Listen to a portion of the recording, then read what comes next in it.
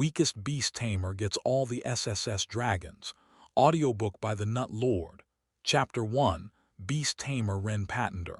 Today was their 10th birthday. Today, luck would decide their fate at this tender age. Their future hinged on this moment. Today, they would contract their beast. The ceremony master stood at the altar, his robust frame imposing in the temple's light. His beast, evolved to silver rank level 2, pulsed with a subtle argentine glow. The beast had matured after reaching the 5th rank, an achievement few could match and even fewer could surpass. He struck his staff against the floor, the sound echoing through the ancient halls. The ceremony of 10 years begins now. The beasts will take the mana poisoning your young bodies and save you, he announced, his voice carrying the weight of tradition. Remember, your beast's rank determines your place in our society. Iron for the slaves, bronze for the workers, silver for the privileged. He didn't mention the higher ranks. He didn't need to. The 7th rank, gold, won. Throughout the entire city, only 5 families possessed gold-rank beasts, and the only living human with a platinum creature was the king himself. The only one with a beast of the 10th rank. A red egg rested on the altar. The boy who had placed it there positioned himself in the center of the circle. The egg cracked. It began to glow, and then a crimson salamander. The ceremony master's announcement pierced through the temple as Ron Blackfire's red egg burst into flames. From the ashes emerged a scarlet creature, its scales gleaming like living embers. Whispers of amazement turned to cheers as the tiny salamander opened its mouth and spat a perfect sphere of fire that danced above Ron's outstretched palm. An iron-rank beast at its lowest, but with vast potential. Not only could it easily rise to bronze rank, but with proper cultivation, it could even reach silver. The kind of creature that opened doors, that with proper investment could transform a mere student into someone destined for comfort and privilege. Ron's smile widened, already tasting his future among the elite. With his family's proper cultivation techniques, his salamander would undoubtedly reach silver rank, guaranteeing him a place among the upper middle class. Even now, freshly hatched, it granted him great strength and the power to conjure fireballs at will. Next, the ceremony master announced. Ren's heart stopped beating for an instant. It was his turn. The metallic taste of fear flooded Ren's mouth as he stared at his gray egg on the stone altar. Around him, dozens of eggs glowed in other children's hands with promises of better futures, deep blues, vibrant greens, intense reds. Most guaranteed at least a bronze-rank beast at maturity, and the most expensive ones promised creatures with evolution potential up to silver level 3. Only his was gray. The gray egg barely pulsed in Ren's trembling hands, a pathetic heartbeat so weak he had to hold his breath to feel it. Today, this miserable egg, the cheapest available, would chart his destiny, decide his place in the world. All his parents had been able to get him after selling their last sellable possessions was this gray egg. Not white, not black, not even brown, gray, the color of failure. Laughter and congratulations for Jin still echoed in the temple as Ren approached the altar. His gray egg looked even smaller now, following the magnificent display of the crimson salamander. Ren mentally reviewed the possibilities for the 1000th time, clinging to hope. There was a 5% chance of getting a marsh frog. It wouldn't be as impressive as a fire salamander, but with the right cultivation technique, a frog could reach the highest bronze rank, a mature, level 2 marsh frog. But he knew it was asking too much. The probability was too low. He had resigned himself. Ren would get the common plant. Yet even the common plant with its 95% probability wouldn't be the end of the world. An iron-rank beast that, well cultivated, could reach the lowest bronze rank, and by avoiding maturity with a secret technique, some people had even managed to take it to bronze level 2. It wouldn't be easy. He'd need to invest every coin earned to buy the secret cultivation technique, work twice as hard as others, but at least he could earn an honest living in the end. It would mean a decent life, the chance to repay his parents even a fraction of what they had sacrificed for him. But the egg had three options. People called it the failures egg not because it usually gave a mediocre and weak plant. They called it that because of those who had the misfortune of drawing the third option. First option, the plant of the mediocre poor people, 94.99% probability. Second option, the frog of the lucky poor people, 5% probability. And then there was that tiny, terrifying 0.01% possibility, a spore, the spore of the unlucky poor people, the weakest creature ever recorded, incapable of even maturing completely within the iron rank. In other eggs, the lowest possibility, that 0.01%, that 1 in 10,000 chance was a magnificent creature with silver or gold potential. In this one it was hell, practically a death sentence in a world where power was everything. Look at the failures egg. Klein Goldcrest's mocking voice cut through the air like a whip. I bet it can't even summon a decent frog. All the children laughed. Wren kept his gaze fixed on his egg. He wouldn't give them the satisfaction of seeing how worried he was. Silence! The ceremony master's voice resonated beneath the ancient stone arches. Remember, this is the most sacred moment of your lives, the instant you cease being mere children to become tamers. Wren closed his eyes, trying to ignore the pitying looks and barely contained laughter. His gray egg rested on the altar like fate's mockery, its weak pulse barely perceptible under his trembling fingers. The patenter's son, the boy with the gray egg. The morning's first sunbeam pierced through the temple's stained glass, and his egg began to glow. Or at least that's what Wren wished he could say. His egg barely emitted a dim glow, so weak that several children had to squint to confirm it was really glowing at all. Please, he begged silently, anything but the spore. The egg cracked. It didn't explode into flames like Ron's. It didn't open in petals of light like this morning's blue egg from which a water horse had emerged. It simply cracked, a dry, pathetic sound like a twig snapping. And from the crack emerged a small cloud of gray spores. The laughter began before the creature finished materializing. A spore, the weakest beast ever recorded in the history of summonings. A being so insignificant it didn't even qualify as a complete iron rank monster. "Silence," ordered the ceremony master, but there was poorly disguised amusement in his voice. "Wren Patender, extend your hand and receive your companion into your body for the first time.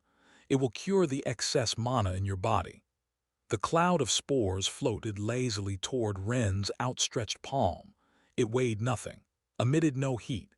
There was no sign of the mystical bond that was supposed to form between beast and tamer. It just floated there, gray, useless. "The 0.01%, someone murmured in the crowd. "He really got the 0.01%. Wren kept his head high as he descended from the altar.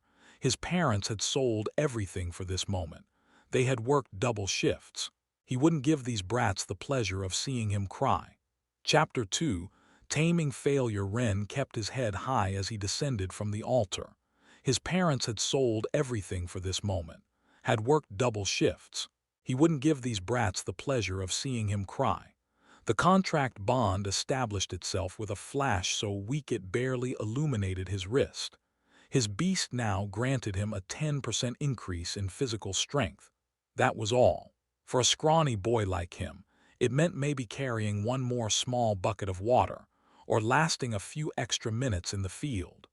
Other children received the ability to manipulate elements, massive increases in speed or endurance, or even healing abilities. Every creature, from the most common to the rarest, granted power to its summoner. It was a fundamental law of the contract. Ron growled as crimson scales erupted along his arms, his nails hardening into reddish claws. His canines lengthened into sharp fangs, and a golden gleam appeared in his pupils. The salamander hadn't just granted him control over fire and a 40% increase to his strength. His entire body was adapting. His endurance, speed, and reflexes would increase by 20%, and with each evolution, these numbers would double. By the time the salamander reached silver rank 2, Ron would have tripled the strength of a normal human, a 200% increase, 100% in all attributes plus increased resistance and his fire powers. Even a simple plant, what Ren had hoped to get, would have provided a 20% increase to vitality as its primary effect, plus a 10% boost to all attributes that could reach 30% or 40% with proper cultivation. But the spore, pathetic, someone murmured in the crowd. It's the only known beast that grants no base power, just that miserable 10% physical strength boost. Ren remained in place, bound by protocol to witness the rest of the ceremony. Each new summoning was another reminder of his failure. A wind eagle that enhanced its master's reflexes, an earth bear that doubled physical resistance, a mystic fox that improved perception and senses. And then the final summoner ascended to the altar, Luna Starweaver. Her blue hair cascaded over her shoulders like a waterfall as she placed her black egg on the pedestal, one of the most expensive. The entire temple held its breath. The crack that appeared in the egg was like lightning in the night. From within emerged a shadow wolf, its eyes gleaming with ancestral power.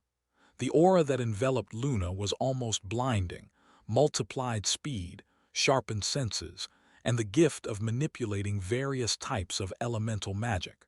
Increases of 500% or 1,000% weren't impossible with that creature. A beast with gold potential. The ceremony master's voice trembled with excitement. Extraordinary. Less than 1% probability even in a high-quality black egg. Ren watched as the wolf bowed before Luna, sealing a contract that would elevate her above almost everyone in the city. Throughout the temple, the changes manifested. Almost all children received them happily. It was the moment they'd waited for their entire lives. The weakness they'd felt in recent years due to mana poisoning transformed into a sensation of ecstasy and power. The eagle boy developed silver markings on his skin, and his eyes grew sharper. The girl with the mystic fox saw her senses amplify while reddish marks appeared on her cheeks. Each transformation was unique, powerful, a symbol of their new status.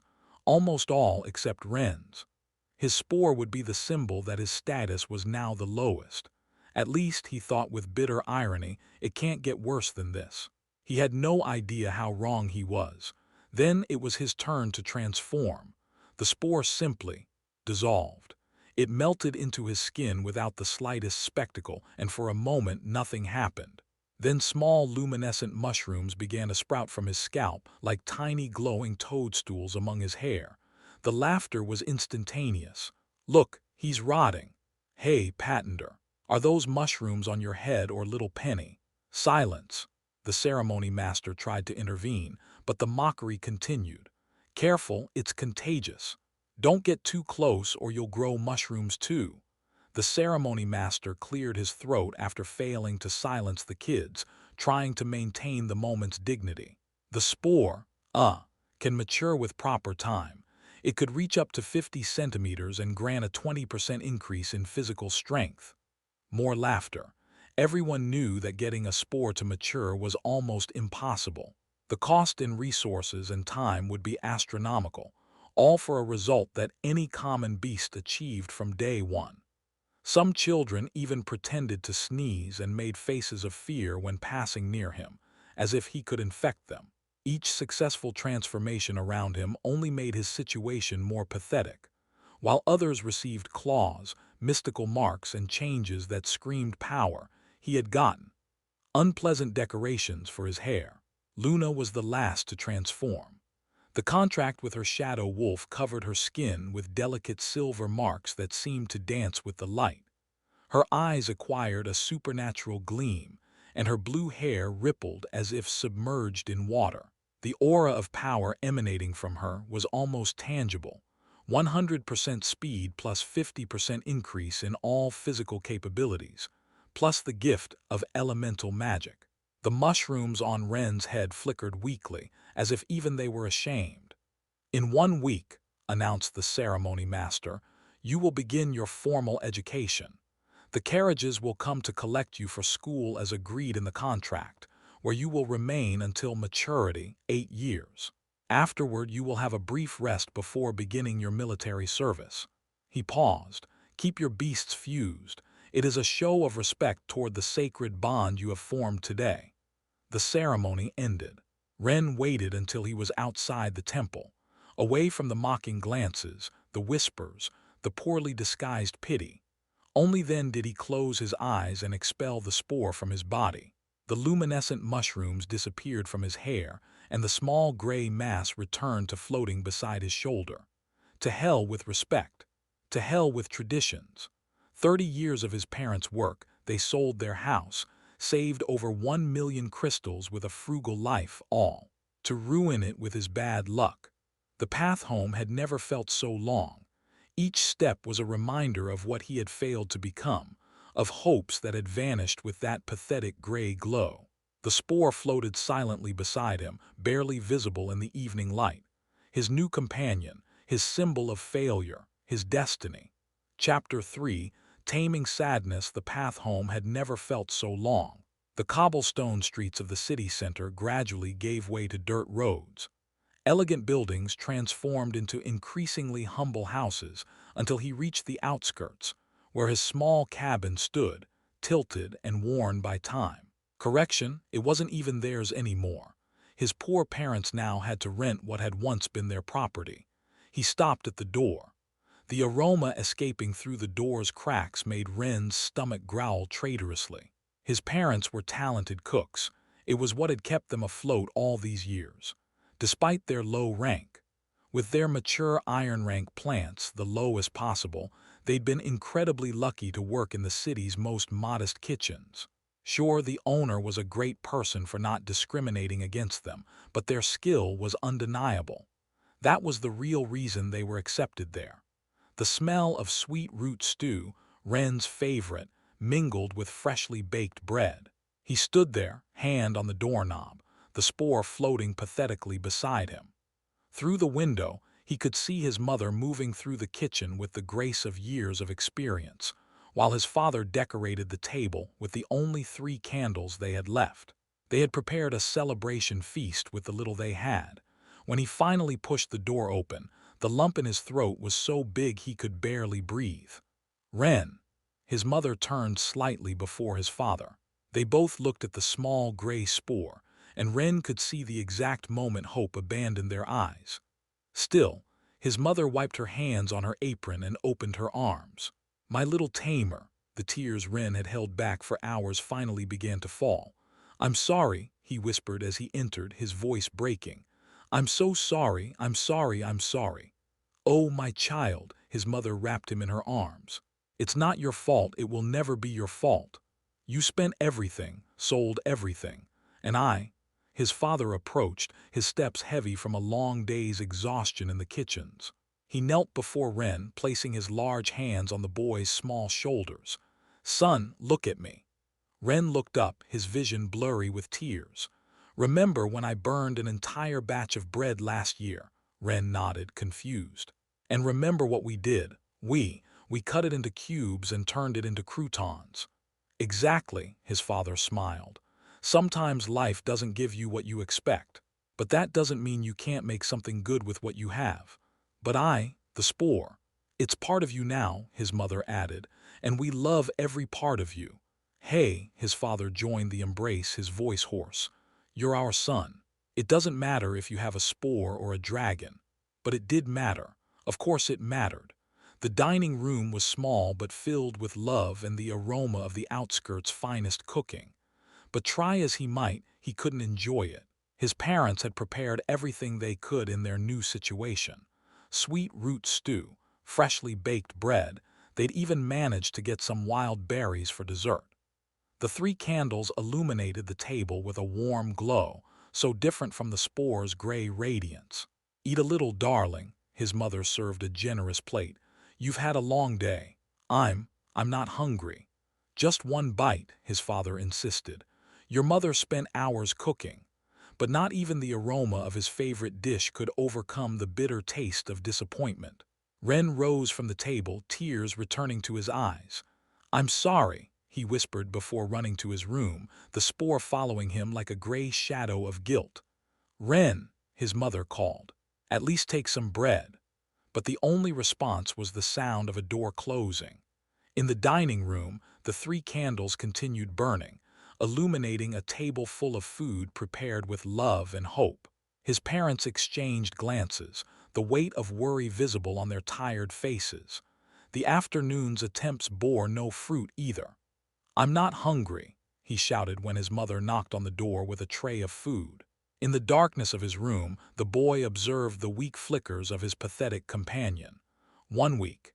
In 1 week, he would have to face school, the mockery, the contempt. 1 week to accept that his life would be exactly what everyone expected from someone with the worst possible beast. A gray life. In the small dining room, the candles illuminated the exhausted faces of 2 people who had just watched their last hopes turn into gray spores, and the school contract lay on the table. It was mandatory. Once signed, he had to attend the School of Cultivation and Evolution for 8 years.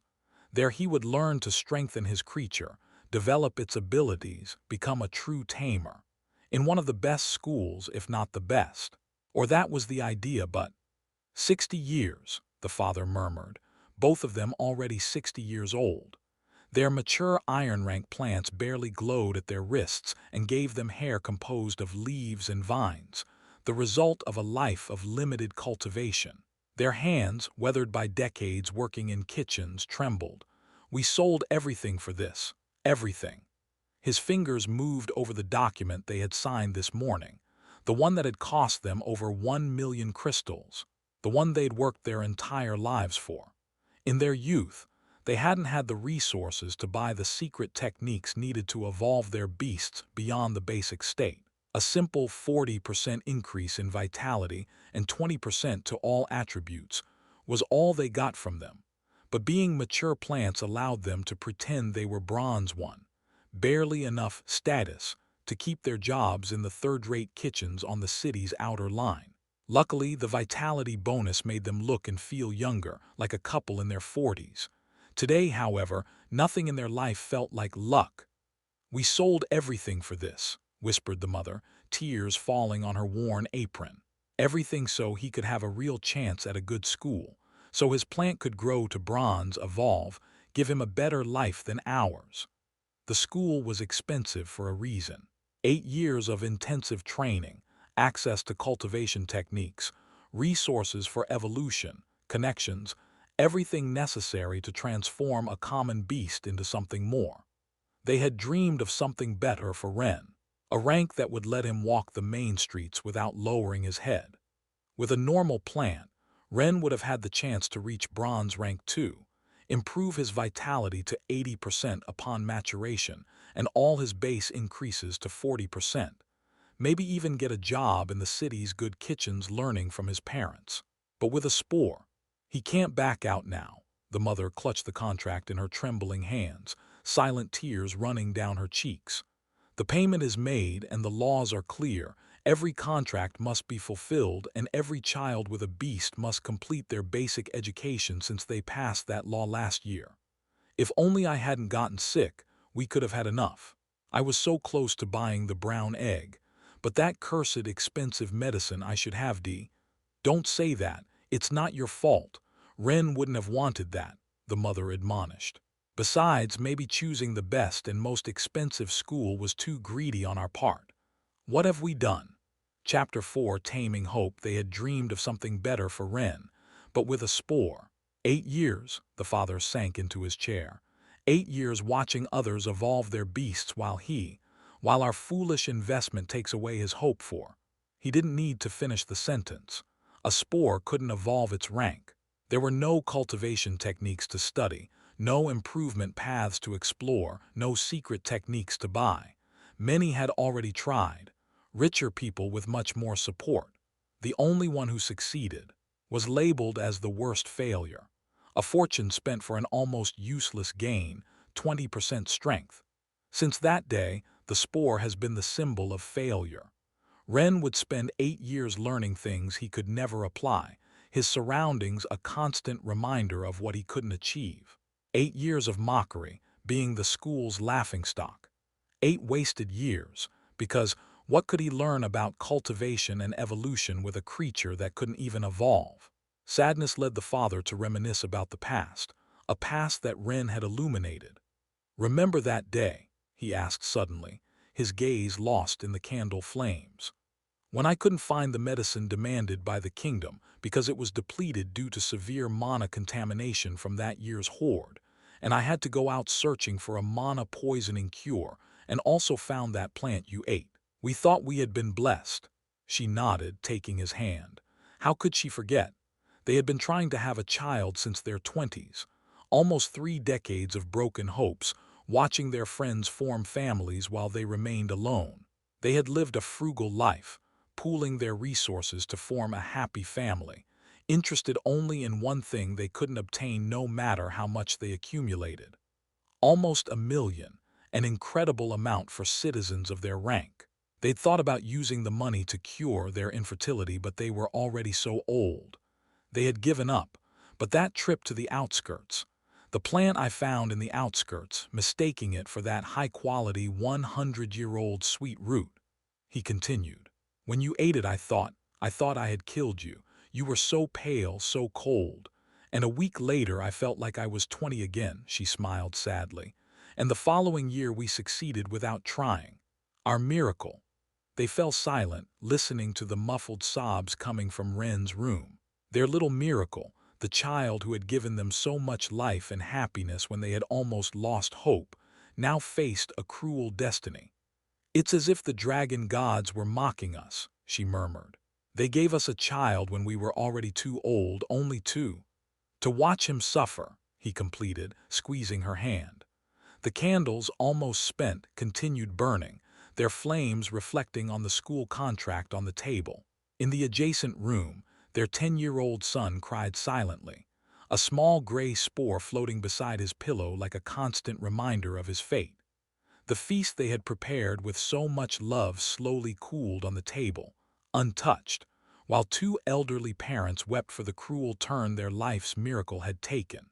Ren lay on his bed, tears drying on his cheeks while rage gradually replaced sadness. The spore floated nearby, its weak gray glow only serving to enrage him more. Go to school like this? It was a cruel joke.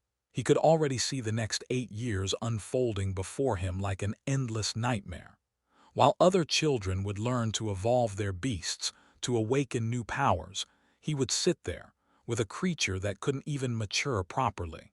Maybe it would be better to do what other unfortunate, rotting ones did and... No, he couldn't. He loved his parents and they loved him too much too. He needed to find something to distract himself. He turned to the small bookshelf beside his bed, where he kept his favorite book, worn from countless readings, The Second Contract of the Wandering King. His fingers traced the worn cover, following the image of a legendary warrior who had achieved the impossible. According to the story, the hero had found a mystical medicine deep in the forest, something that had allowed him to form a second contract with a beast. It was just a tale, of course, in all recorded history. Only the current king and a dozen legendary warriors had managed to obtain a second creature contracted, and none of them would reveal the way to achieve it to the masses. But Ren was still a child, still naive. Ren looked through his window toward the dark forest stretching beyond the outskirts, the medicine from the story. What if? But the thought died as quickly as it arose. His father, with his mature iron-rank plant, had returned half-dead the only time he ventured there, and he had real advantages. A great 40% extra vitality, an adult's strength and speed increased by 20%, along with all his other attributes, a modest control over plants that allowed him to detect dangers and defend against some monsters, plus years of experience. And what did Ren have? A useless spore and a miserable 10% increase to his childish strength. He couldn't even lift the heavier flour sacks in the kitchen. How did he expect to survive in a forest full of monsters? The spore flickered weakly as if sensing his desperation. "Why you?" he whispered bitterly toward the creature. "With such low chances, why did it have to be you?"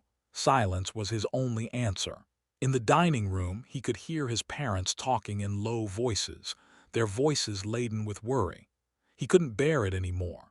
He couldn't be the cause of their pain, the pathetic end to all their hopes and sacrifices. But he couldn't change anything either. Once the contract was formed, it was for life. The spore would be his companion until the day he died, a constant reminder of his failure. Unless, his eyes fixed again on the dark forest beyond his window, even considering it was suicidal. The mana poisoning would kill him in less than 3 days with such a weak creature in his body. But as he thought about the school contract, about the years of torment awaiting him, what was worse? Dying while trying to change his destiny or living 8 years as the school's laughingstock? His parents, maybe he could make them happy too. Ren opened his worn book once more, his fingers tracing the illustrations of the dragons. It was believed that all creatures could become dragons by finding the right path of cultivation. According to the book, the Wandering King found much information alongside his medicine. It wasn't just any medicine he wanted. It was in the heart of dragon territory, where mana flowed so densely it could be seen in the air. Chapter 5. Taming the Decision. Ren opened his worn book once more, his fingers tracing the illustrations of the dragons. According to the book, the Wandering King had found lots of information alongside his medicine. It wasn't just any medicine that Ren wanted. It was in the heart of dragon territory, where mana flowed so densely it could be seen in the air. The Wandering King had traveled for months, crossing the lands of each dragon lord. The red dragon, whose scales burned like the desert sun, ruled over all fire beasts and reptiles. Under his domain, even tiny lizards could breathe flames. The blue dragon reigned in the ocean depths with his majestic fins and gleaming horns, where every marine creature swore loyalty.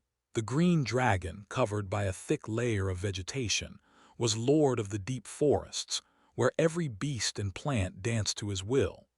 In the eternal skies, the white dragon commanded all flying creatures, while the black dragon governed the beasts of night and shadow. The book showed a particularly detailed illustration of the articulated dragon, whose domains were filled with giant insects and creatures with exoskeletons. Each evolutionary line, each egg color, was represented by a dragon. Scholars denied the correlation between dragons and egg colors due to variations diverging from logical branches in egg outcomes. But that wasn't relevant knowledge for the child.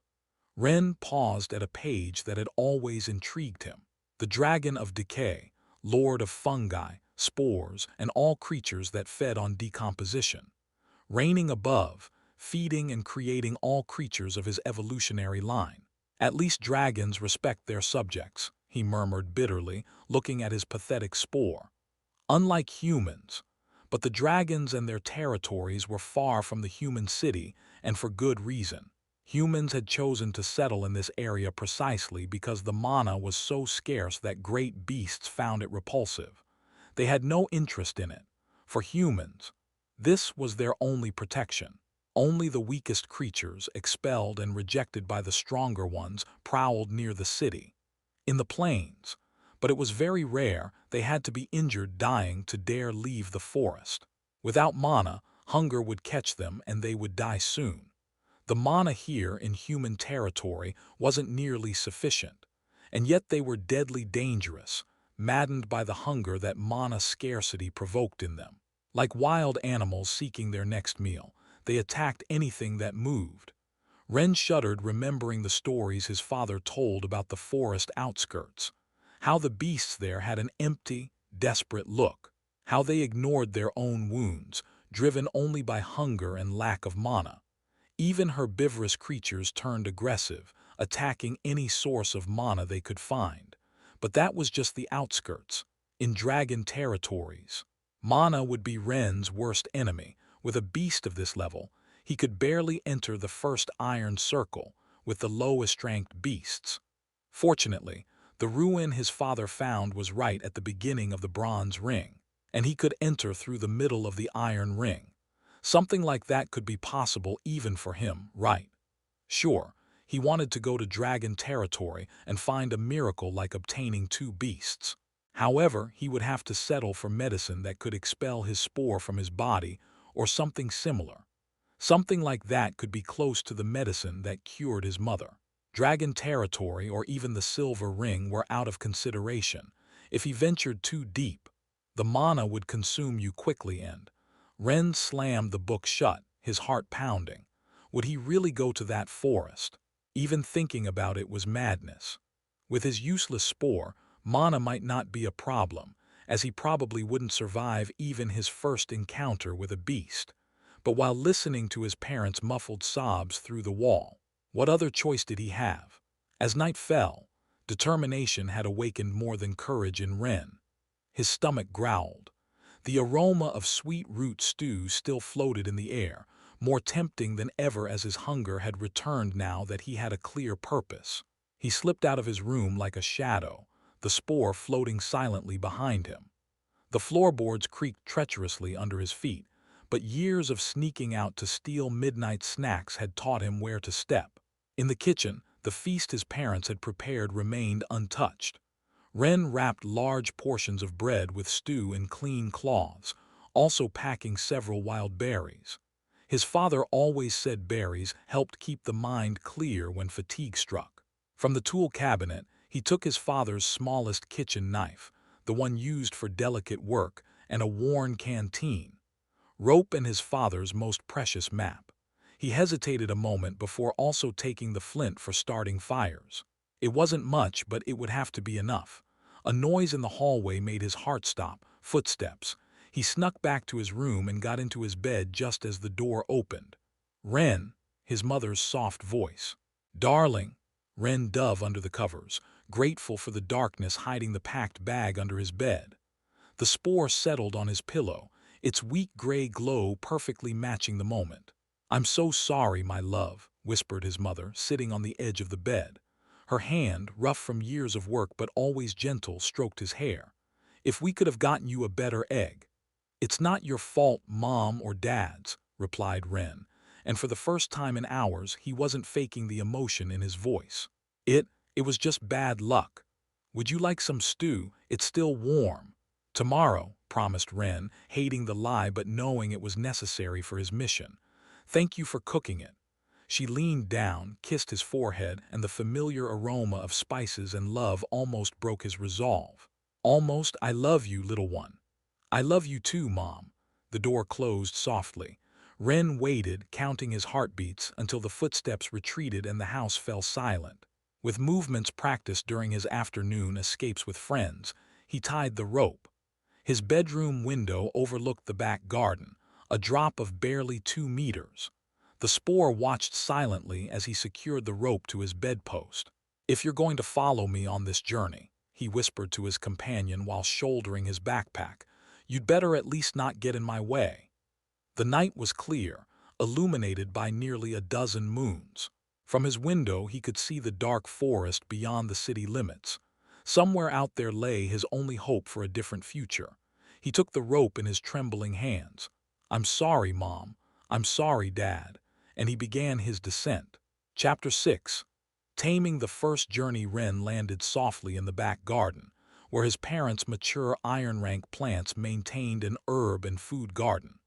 Though it wasn't theirs anymore, they could still use it to pay part of the house rent and cover some basic food for the family. Beyond the garden's wooden fence, just a few meters away, the terrain began to descend.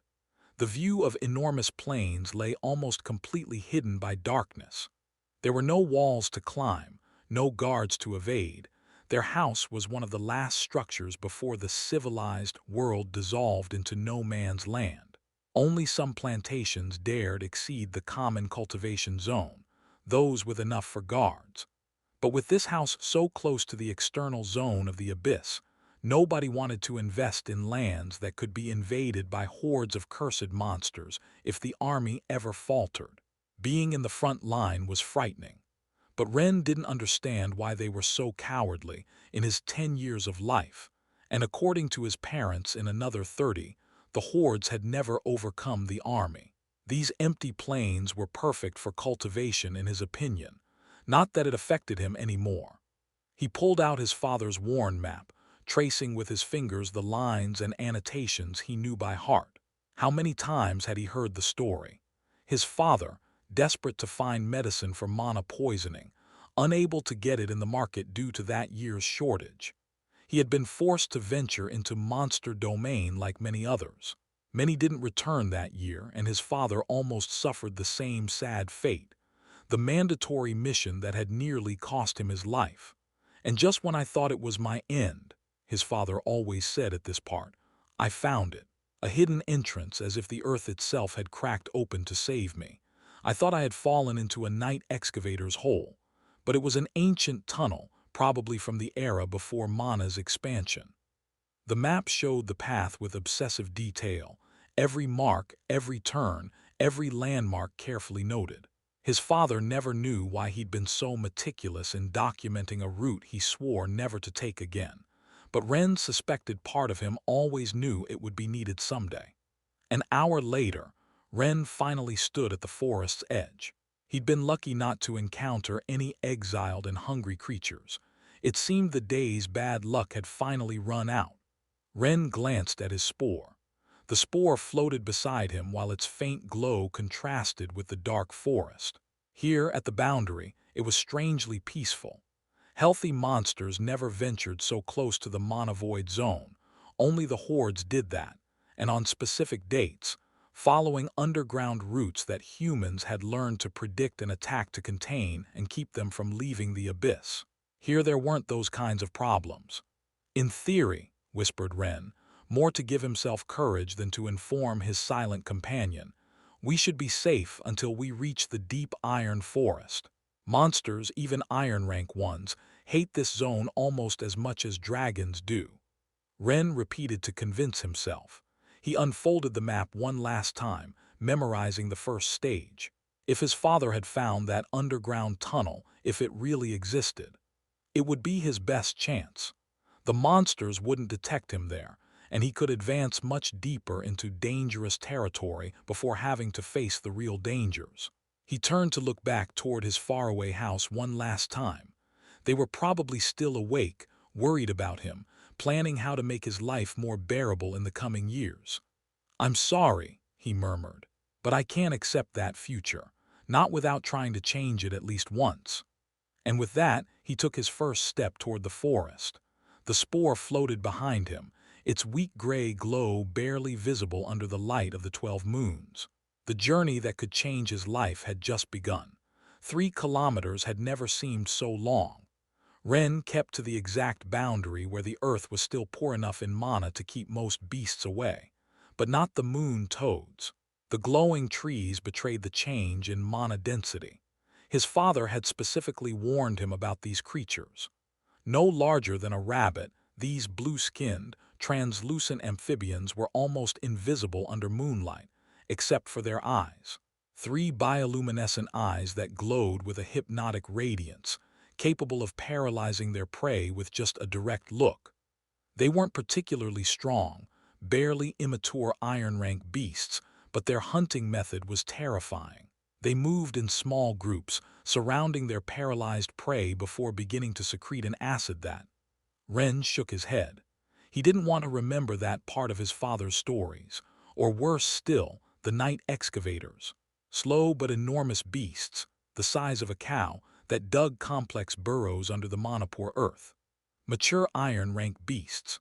Their long arms ending in massive claws could split a man in half, and though they were lazy and generally solitary, their territories were full of natural traps, hidden holes that led directly to their jaws. Both creatures depended on traps to complement the poor mana in their environment. The spore floated calmly beside him while Ren tested each step carefully. The ground here was treacherous. A network of excavator tunnels could collapse under his weight at any moment. The huge dead tree had to be close. His father had drawn it in detail on the map, an ancient oak, twisted like a claw emerging from the earth, marking the entrance to the secret tunnel. If he could reach it. A bluish flash caught his attention from the corner of his eye. Had that been? No, he mustn't look directly. If they were moon toads, a direct look would be his end. Another blue flash closer this time. Wren kept his eyes fixed on the ground, his heart hammering against his chest. Moon toads always hunted in groups of 3 to 5. If he'd seen one, a soft, melodious croak came from his left, then another from the right. They were surrounding him. "Don't look at their eyes, don't look at their eyes," he murmured to himself, repeating the words his father had etched into his memory. Moon toads were slow, clumsy even. If he could keep his composure and keep moving. The ground creaked beneath his foot. Wren froze. That hadn't been the sound of an amphibian. That had been the unmistakable groan of earth giving way over a night excavator's tunnel. He was trapped between two deadly threats. If he retreated, the toads would catch him. If he advanced, he would fall into an excavator's den. And he couldn't stay still, the toads were all ready. A blue flash appeared right in front of him. So close he could see the details of its translucent skin, the pulse of internal organs glowing with bioluminescence. Wren closed his eyes instinctively, but it was too late. For a fraction of a second, he had seen the toad's 3 hypnotic eyes. His muscles began to go numb.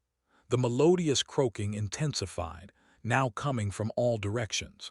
He could hear the soft padding of their feet approaching, the wet sound of their skins secreting acid. Chapter 7. Taming Danger. Wren closed his eyes instinctively, but it was too late. For a fraction of a second, he had seen the toad's 3 hypnotic eyes. His muscles began to go numb. The melodious croaking intensified, now coming from all directions. He could hear the soft padding of their feet approaching, the wet sound of their skins secreting acid. The paralysis was spreading through his limbs when the spore, without warning, fused with his body. Wren wanted to scream in frustration. "Now's not the time to be stubborn. A miserable strength increase won't help me here." The weak glow of the mushrooms in his hair would only serve to attract more predators, making him a more visible target in the night. The moon toads were getting closer. He could hear the rhythmic padding of their feet, the wet sound of their skins secreting acid. The acrid smell already reached his nose like rotting fruit and hot metal, but something was strange. The toad in front of him, the one that had paralyzed him, tilted its head. Its 3 eyes blinked in an erratic sequence, breaking the hypnotic pattern. The melodious croaking turned to discordant, confused notes. The mushrooms in Wren's hair pulsed with bioluminescence similar to the toad's, creating patterns that mimicked the glow of their internal organs. It was as if his head had become a distorted version of his predators. The leader toad jumped forward, its 3 eyes now fixed on the glowing mushrooms. The confusion broke its concentration, and with it, the paralyzing spell. Wren felt control of his body return just as the ground beneath the toad began to give way. Everything happened in an instant. The toad, disoriented by the luminescent mushrooms, didn't notice it had landed on the edge of an excavator tunnel. The earth crumbled beneath its weight with an ominous crunch. Its bright eyes widened in surprise as it fell, its melodious croak transforming into a shriek of panic. A deep roar rose from the tunnel's darkness, followed by the unmistakable sound of jaws snapping shut. The other moon toads froze, their bioluminescent patterns becoming erratic with fear. The acid smell intensified, an involuntary defensive reaction. Wren didn't stop to think. His legs, newly freed from paralysis, moved by instinct. A jump to the right, away from the formerly invisible tunnel edge he could now see thanks to the freshly collapsed earth. "The tunnels," he gasped as he ran. "They form a pattern." Night excavators were methodical, territorial. Their tunnels always followed the same design, a main entrance with traps in a semicircle around it. If the toad had fallen into one, another crunch to his left confirmed his theory. 2 of the remaining toads, in their rush to chase him, had jumped directly onto another weak section. The earth opened beneath them like a hungry mouth. More roars from the depths, more abruptly interrupted shrieks. The last moon toad, perhaps wiser than its companions, disappeared into the night with a terrified croak. Wren stopped, panting, his heart threatening to burst. The mushrooms in his hair still pulsed weakly, but now they seemed more like a reminder of his luck than a curse. "You," he whispered to his spore, still fused with it, "are still the weakest beast that exists, but thanks, I guess." A distant crunch reminded him this was no time to celebrate. Somewhere beneath his feet, a night excavator had just enjoyed an unexpected dinner of moon toads, and he didn't want to be dessert. The dead tree. He had to find the dead tree before. A deep roar made the earth tremble beneath his feet.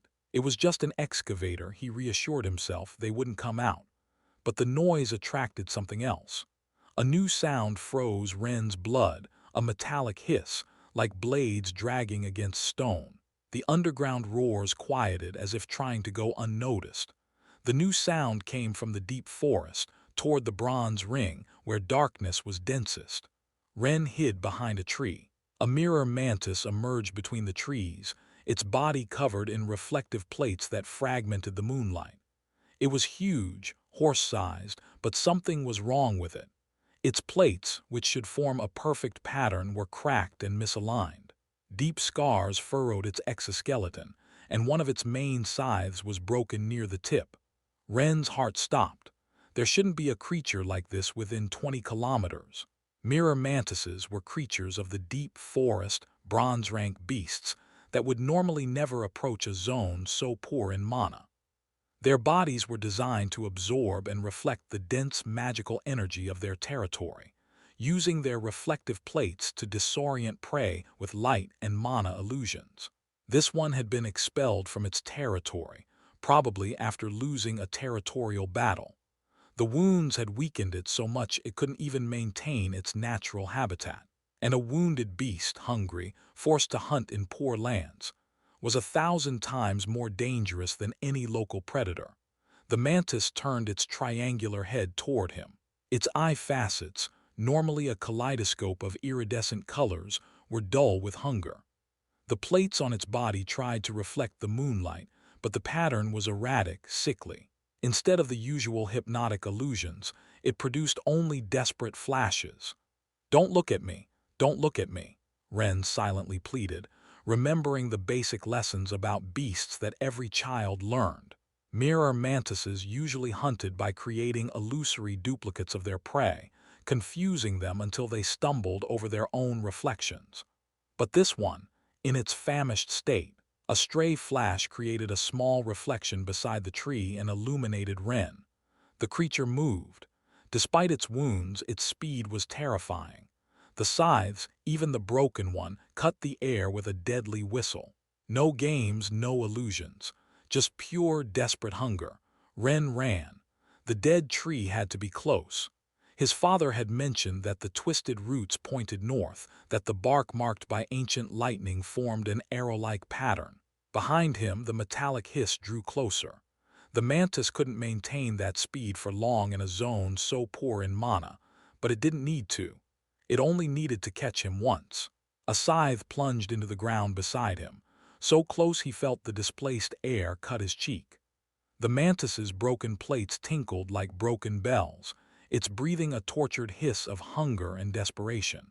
And then Ren saw it, the dead tree, its twisted silhouette cut against the night sky. But the mirror mantis was getting closer, and the sound of its broken plates was like a promise of death. Chapter 8, Taming the Tunnels. Ren saw it, the dead tree, its twisted silhouette cut against the night sky. The mirror mantis was getting closer, and the sound of its broken plates was like a promise of death. The dead tree was less than 50 meters away when the ground gave way beneath Ren's feet. Hope had got him distracted. For one terrible moment, Ren floated in darkness, his stomach lurching as gravity claimed its prey. His father's kitchen knife flew from his belt. In an act of pure instinct, Ren grabbed it. The blade plunged into the tunnel wall, slowing his fall with strength he didn't know he had. Earth and stones rained around him, striking his face, getting in his eyes. Above, the mirror mantis stopped at the hole's edge. Its broken plates created a sickly kaleidoscope of fragmented moons. The creature tilted its triangular head, calculating hungry. "No, no, no," Ren kicked at the wall, searching for a foothold. The knife was slipping. The earth gave way and Ren fell. The mantis jumped. Its scythes gleamed in the darkness as it fell, the metal of its broken exoskeleton singing a death song. Ren saw his life flash before his eyes, 10 short years that would end in darkness, far from his parents, without even the chance to. A deafening roar shook the tunnel. The image of the excavator catching him made him drive the knife back in, and in his desperation, he saw a small tunnel beside him. The parallel tunnel was narrow, barely wide enough for Ren to crawl through. Without thinking, Ren pushed himself toward the tunnel, but the mantis caught up. However, just before it could grab Ren as he entered the tunnel, the wall beneath the mantis opened, revealing the monstrous head of a night excavator. The beast had been hibernating, storing what little mana was available when the collapse had awakened it. And now it was hungry.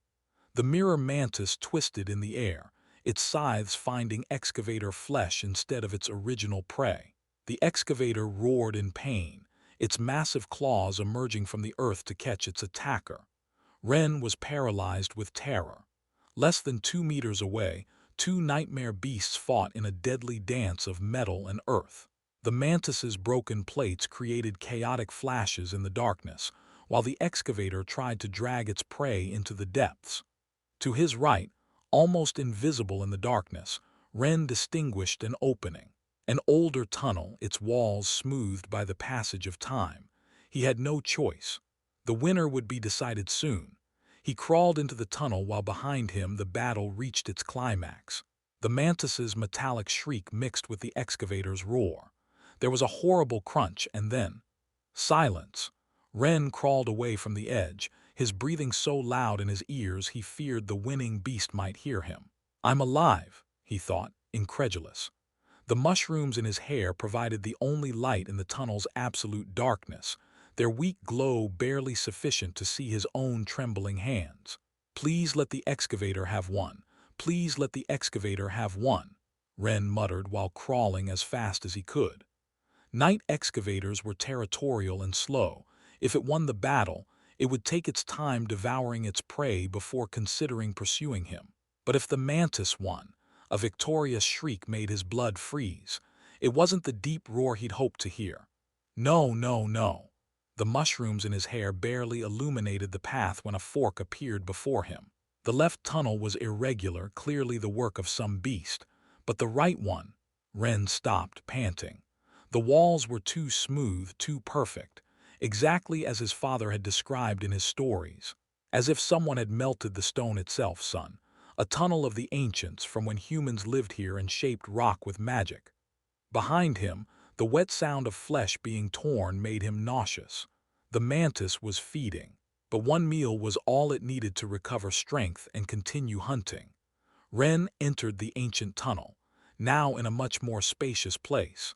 The mushrooms in his hair revealed marks on the walls, symbols he couldn't understand but that were definitely not natural. This had to be the path his father had found. The tunnel seemed to stretch eternally into darkness. Ren had maintained a quick pace for what felt like hours, driven by fear and adrenaline, but now his legs trembled from the effort and his breathing was heavy. He stopped, leaning against the smooth wall of the ancient tunnel. Remembering what his father said about berries helping recover energy and maintaining a clear mind, he ate some of the ones he'd brought. He thought about lighting a torch with the flint, but he'd forgotten to collect wood and his mushrooms provided enough light. With a clearer mind, he began to analyze his situation. According to his father's map, he should have found the exit by now. Had he taken a wrong turn, chosen the wrong tunnel? The mushrooms in his hair provided light in the absolute darkness, but their glow was barely enough to see a few meters ahead. Though they were better than a torch, they had saved him too. Ren had been cursing them since he'd invoked them, but now, "At least you're good for something," he murmured to the spore, still fused with him. "Even if just as a lamp." He let himself drop to the ground, his legs grateful for the rest. The water from his canteen was lukewarm, but had never tasted better. While catching his breath, he studied the mysterious symbols on the walls. Some seemed to respond weakly to his mushroom's light, as if they recognized something in their faint glow. "I suppose I should thank you for the thing with the toads too," he continued, surprising himself by talking to the world's weakest creature. Though it was pure luck, you probably didn't even know what you were. A distant echo interrupted his words. The unmistakable sound of metal against stone, followed by that blood-freezing hungry hiss. The mantis had finished feeding, and this time there would be no more excavators to distract it. This time he would be alone, and now it was coming for him. No, no, no. Ren jumped up when the metallic hiss resonated in the distance, but closer. The mushrooms in his hair now pulsed with a strange yellowish glow, but he barely had time to wonder why. The tunnel stretched before him like a black throat. There were no side exits, no places to hide. Chapter 9, Taming the Mantis. No, no, no. Ren jumped up when the metallic hiss echoed closer. The mushrooms in his hair now pulsed with a strange yellowish glow, but he barely had time to wonder why. The tunnel stretched before him like a black throat. No side exits, no places to hide. Just smooth, ancient stone and those mysterious symbols that seemed to glow faintly under his mushroom's yellow light. Come on, Ren urged himself. The metallic hiss drew closer. He could hear the scythe scraping against the tunnel walls, the sickly tinkling of broken plates. Another hiss closer. The mantis moved faster now, the excavator's flesh providing it with new energy. The jingling of its damaged exoskeleton was like a death bell approaching in the darkness. Ren ran. His feet struck the ancient floor as he plunged deeper into the tunnel. The air grew colder, denser. His breathing echoed in his ears, mixing with the ever-closer sound of scythes against stone. Screech, screech, screech. The mantis didn't even need to run. Its steady, relentless pace was enough. Sooner or later, the tunnel would end. Sooner or later, he'd run out of places to flee. A flash of its scythes illuminated the tunnel behind him. The beast was close enough now that the mushroom's light revealed the sickly gleam of its eye facets, the irregular pattern of its broken plates. It didn't matter that it was injured. It didn't matter that it had been expelled from its territory. It was still a bronze-rank creature, and he was just a child with the world's weakest beast.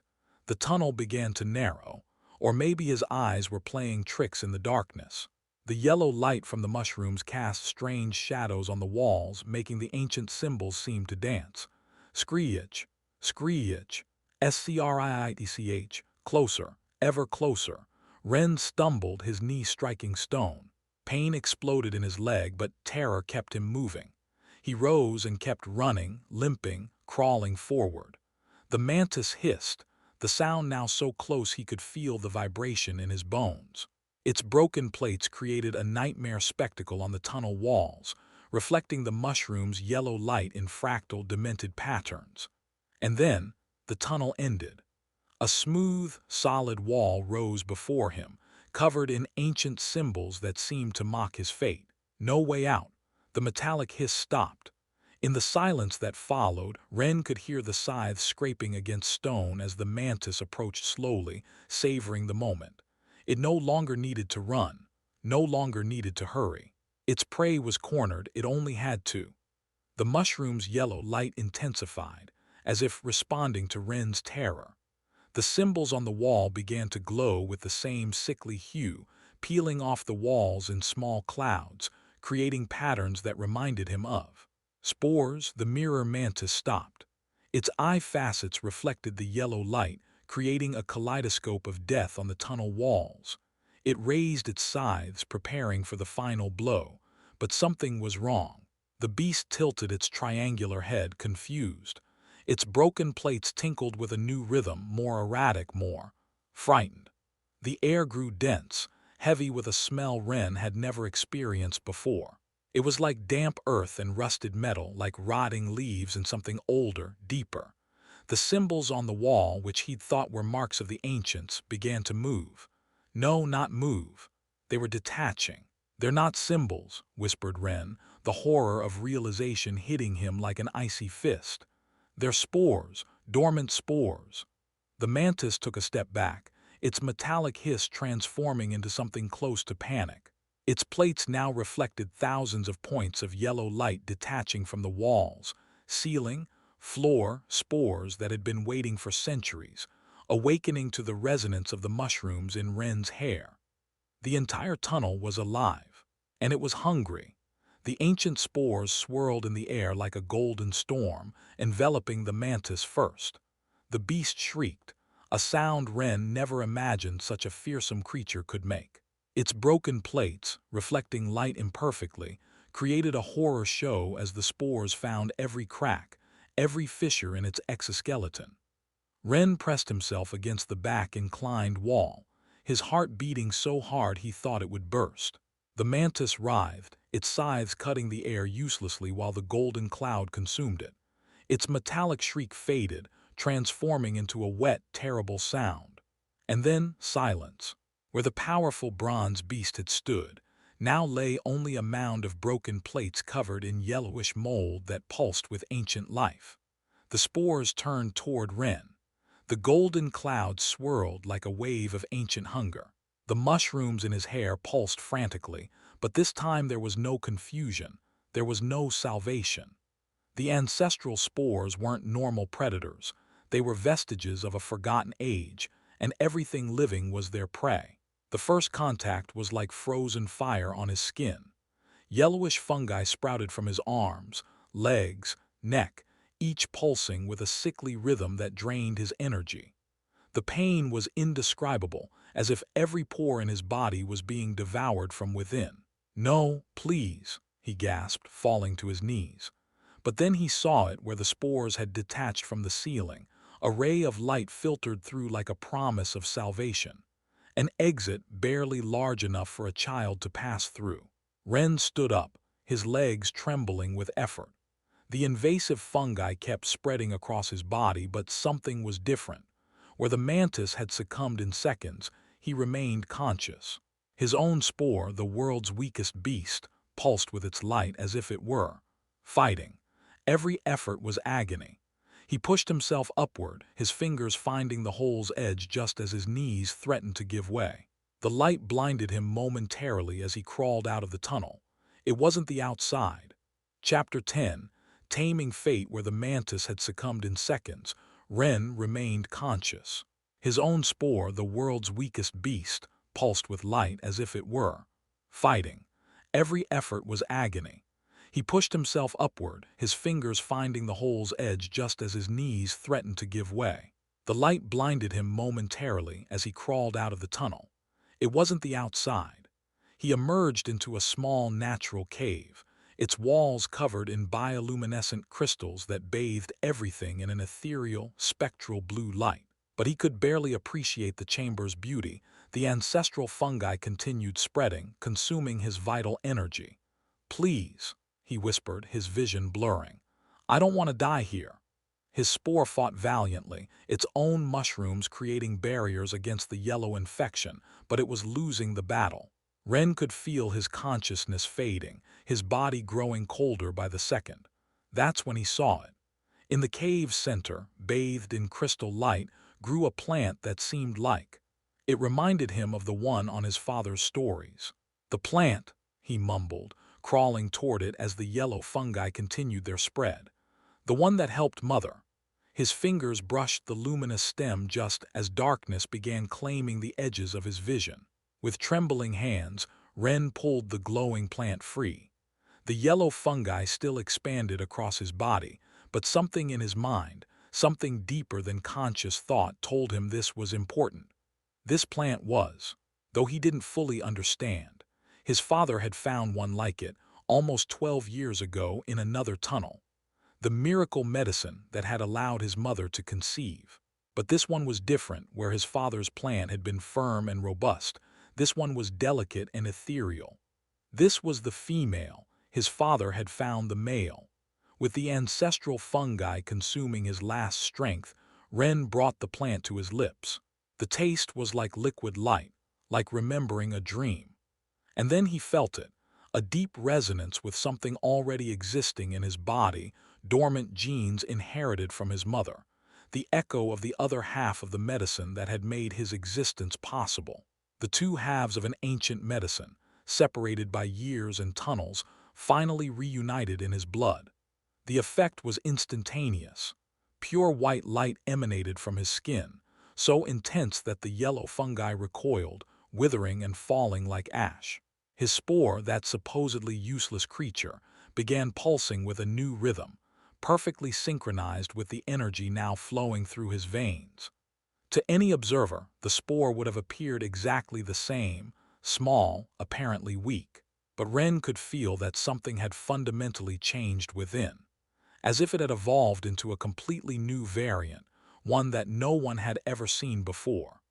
What Ren didn't know, what he couldn't know, was that he had just completed an ancient recipe, a medicine that required 3 specific ingredients: the male plant, the female plant, and something unique, a host born with the first half of the formula.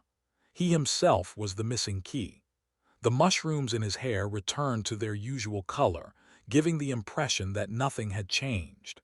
But in the depths of his being, a dormant power had just awakened, a power that would change everything. Hunger awakened him first, a ravenous void that made his hands tremble as he pulled the bread with stew from his backpack. He ate desperately, savoring each bite as if it were the first food he'd ever tasted. The mushrooms in his hair shone with a stronger light than before, illuminating the cave crystals with dancing shadows. Ren noticed, but he'd survived too many horrors that night to worry about such a small change. As he chewed the last piece of bread, the reality of what he'd done began to hit him. He'd been seconds from death, multiple times.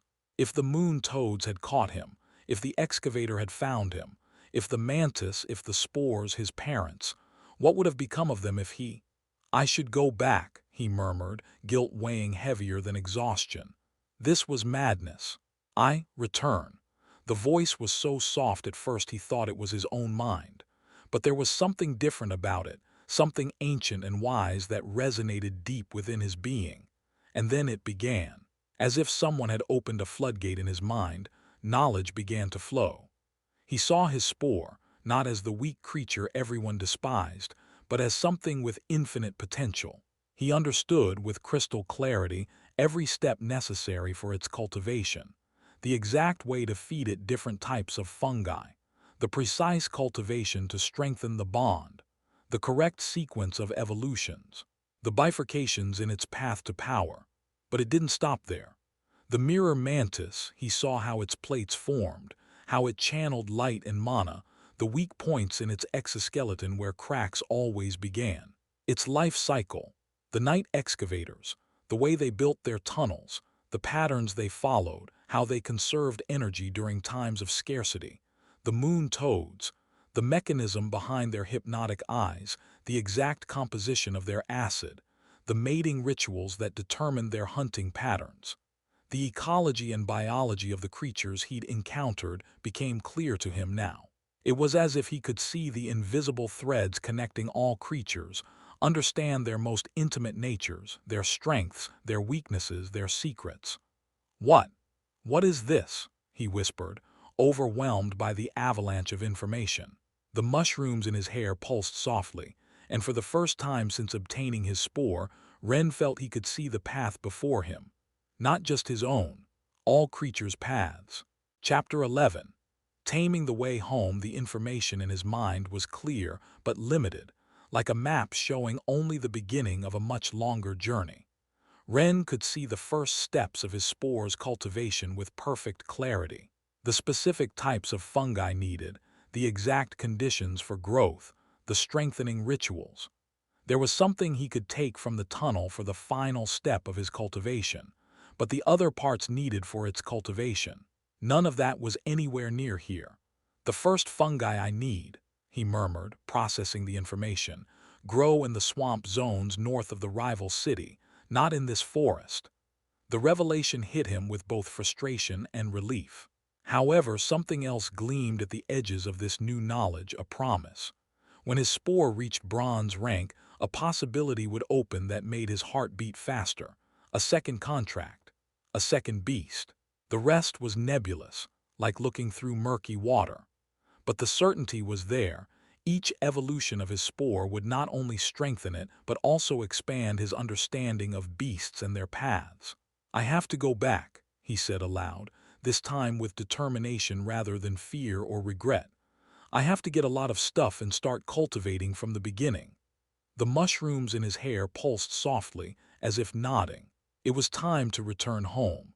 His parents would be worried sick if he arrived too late, and now he had a real plan, not a desperate search but a clear path. Although first he'd have to find a way out of this cave. The mana density in this cave was insane. Ren would be poisoned if he didn't get out soon. How there could be so much mana in a place in the bronze ring was a mystery to him, even with his expanded knowledge. He wanted to take some of the enormous mana crystals from the cave, but none were loose. It was a great joint formation, as if it were someone's work from the past rather than something natural. Since it was impossible to break the incredibly hard formations, perhaps he could return to try another time. A mana crystal became much more resistant the larger it grew. He'd need something really powerful to extract it. Much more than a pick, even the bronze-rank mantis probably couldn't have broken it. Decided to retreat. Ren observed the tunnel through which he'd arrived.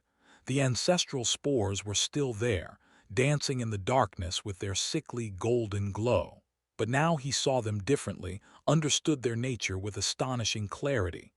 "They're not aggressive by nature," he murmured, processing the knowledge flowing in his mind. "They attack because they're hungry after centuries of hibernation, but their true method is—" He stopped, an idea forming. The ancestral spores, like all fungi, followed basic behavioral patterns. They sought nutrients, yes, but more importantly, they responded to specific chemical signals.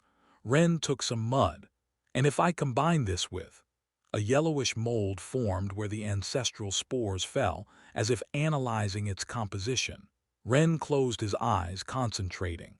The mushrooms in his hair pulsed, releasing gray spores that mixed with his sweat. It was disgusting, but now he understood the purpose of the information pulsing in his head. The spores from his own beast contained chemical markers that identified him as part of the colony. He smeared the mixture on his exposed skin full of spores. "The ancestral spores should recognize me as another fungal colony now," he murmured, "and should keep them at sufficient distance too." Ren knelt beside the mirror mantis's remains. Under the broken plates and yellowish mold, he could see what he was looking for: the crystalline core, a structure of the beasts that acted as their power center. It was the size of his fist. "Beast cores," he whispered, the knowledge unfolding in his mind, "are like concentrated eggs. They contain all the creature's genetic information, its mana patterns, its essence. And there's a way to revive them." He took some of the mantis's plates, those he could carry in his backpack, and the golden fungus from the ancestral spores that had formed while consuming the mantis. He stepped toward the tunnel. The golden spores swirled around him but didn't attack. To them, he was now just another fungal organism of the same species, not prey. "It works," he whispered, amazed by his own knowledge. "It really works." While carefully advancing through the tunnel, Ren couldn't help but smile. A few hours ago, he'd been convinced his spore was useless. Now, that same weakest monster had given him the knowledge to survive where a bronze-rank beast had perished. And the core in his hands. Anyone else would see it as a mere trophy, but Ren could see its true value, an option to obtain the mirror mantis, a creature that someday he might need. The ancestral spores tunnel ended up being the easiest stretch of the return journey. Ren emerged covered in mud, and a mixture of gray and some stray golden spores, but alive and with a valuable treasure in his backpack. He first cleaned the excess mud and golden spores carefully. Now, facing the return path, everything looked different. Where before there was terror and uncertainty, now there was understanding. The night excavator tunnels weren't a random maze as he'd thought. "They always dig in spirals," he murmured to himself, recognizing the patterns in the ceiling. "And they mark their active territories with deeper scratches on the eastern walls." Thanks to this, he could avoid zones where other excavators might be active while looking for a less steep trap to exit through. Emerging into the moon-toad zone, he stopped to listen. The melodious croaking came from the distance, but now he understood its meaning. 3 ascending tones, they're hunting. 4 descending tones would be mating, he whispered. And they always leave one toad watching escape routes while the others chase prey. He waited patiently until the croaking pattern changed, indicating the toads had moved away following some nocturnal prey's trail. Only then did he move, keeping to areas where the ground was more compacted. Moon toads hate hard, dry earth. The knowledge flowed naturally now. Their feet are designed for soft terrain where they can bury themselves quickly. On firm ground, their bodies lose moisture. Even the natural trap zones were obvious now. The excavators always left small signs, stones arranged in certain ways, patterns in soil erosion. To untrained eyes they seemed like coincidences, but to Wren now they were like warning signs glowing in the night. The mushrooms in his hair, still shining with that more intense yellowish tone than before, lit his path as he advanced with renewed confidence. They showed the pattern of the frog's eyes. Wren was no longer worried about being betrayed by their light. Now they even served as camouflage. Every step was calculated, every decision informed by knowledge that just hours ago he didn't even know existed. It's as if I'd been blind my whole life, he thought while skillfully avoiding a zone that showed clear signs of toad activity. And now I can finally see. The night that had begun as a desperate struggle to survive had become a practical lesson about the true nature of beasts. And his supposed curse, the weakest spore, turned out to be the key to understanding all these secrets. The magical forest end finally appeared before him, the last magical trees glowing from frog urine against the night sky. Wren stopped a moment, unconsciously touching the mantis core in his pack. He had set out seeking a second beast, a miracle to change his destiny. What he'd found was something far more valuable: understanding. Chapter 12. Taming gratitude. The edge of the common forest was near. Wren could see in the distance, about 5 kilometers away, the first houses of the outskirts, small lights flickering in the darkness like fallen stars. Soon he would have to face the consequences of his actions. He paused for a moment, adjusting the backpack where he kept his obtained treasures. How would he explain all this? The scratches, the mud, the golden fungus, the plates, the core. Perhaps he could slip in through his window and... A movement in the darkness made him freeze. For a moment he thought they were frogs expelled from their territory. Dangerous, as so hungry and lacking mana they would act differently than normal. But 2 silhouettes moved near the forest's edge, one carrying a dim lamp. Even at this distance, he recognized the way they moved, not monsters but his parents. His father led the way, hoe in one hand and his mature plant ready for combat. His mother followed close behind, her own vines subtly spreading across the ground, prepared for defense. Of course, it would have obviously revealed his path and pointed the exact way he'd gone. The map. As soon as they realized Wren wasn't in his room, his father would have noticed the map's absence immediately. How many times had he seen Wren studying it, asking details about that desperate adventure in search of medicine? It was obvious where a child who had just received the weakest spore would look for hope. Wren watched them move in the darkness. Despite their basic beasts, they moved with the coordination that only years of working together could give. He had seen them like this before in the kitchen, working in perfect synchronization. But now, his new knowledge let him see more of it. How his father's plant extended in specific ways to detect movement, how his mother's vines created precise defensive patterns with the surrounding roots. Even with only mature iron-rank beasts, they had developed effective techniques. The mushrooms in his hair glowed more intensely. He was tired, covered in mud and gray spores, but alive. And now he would have to face what was coming. He had no choice. He took a step toward the light. Just one. The yellowish glow of the mushrooms in his hair betrayed him. "There," his father whispered. A frog so close to the prairie could have attacked Wren. The vines moved with surprising speed, and Wren felt the familiar grip of his mother's plants wrapping around him. For a moment he considered explaining how mature iron-rank vines had a growth pattern that... "Ren!" His mother's cry cut through his thoughts. The vines loosened instantly. Ren prepared for the worst. He now knew the biology of dozens of beasts, understood the most complex behavioral patterns, but had no idea how to handle what was coming.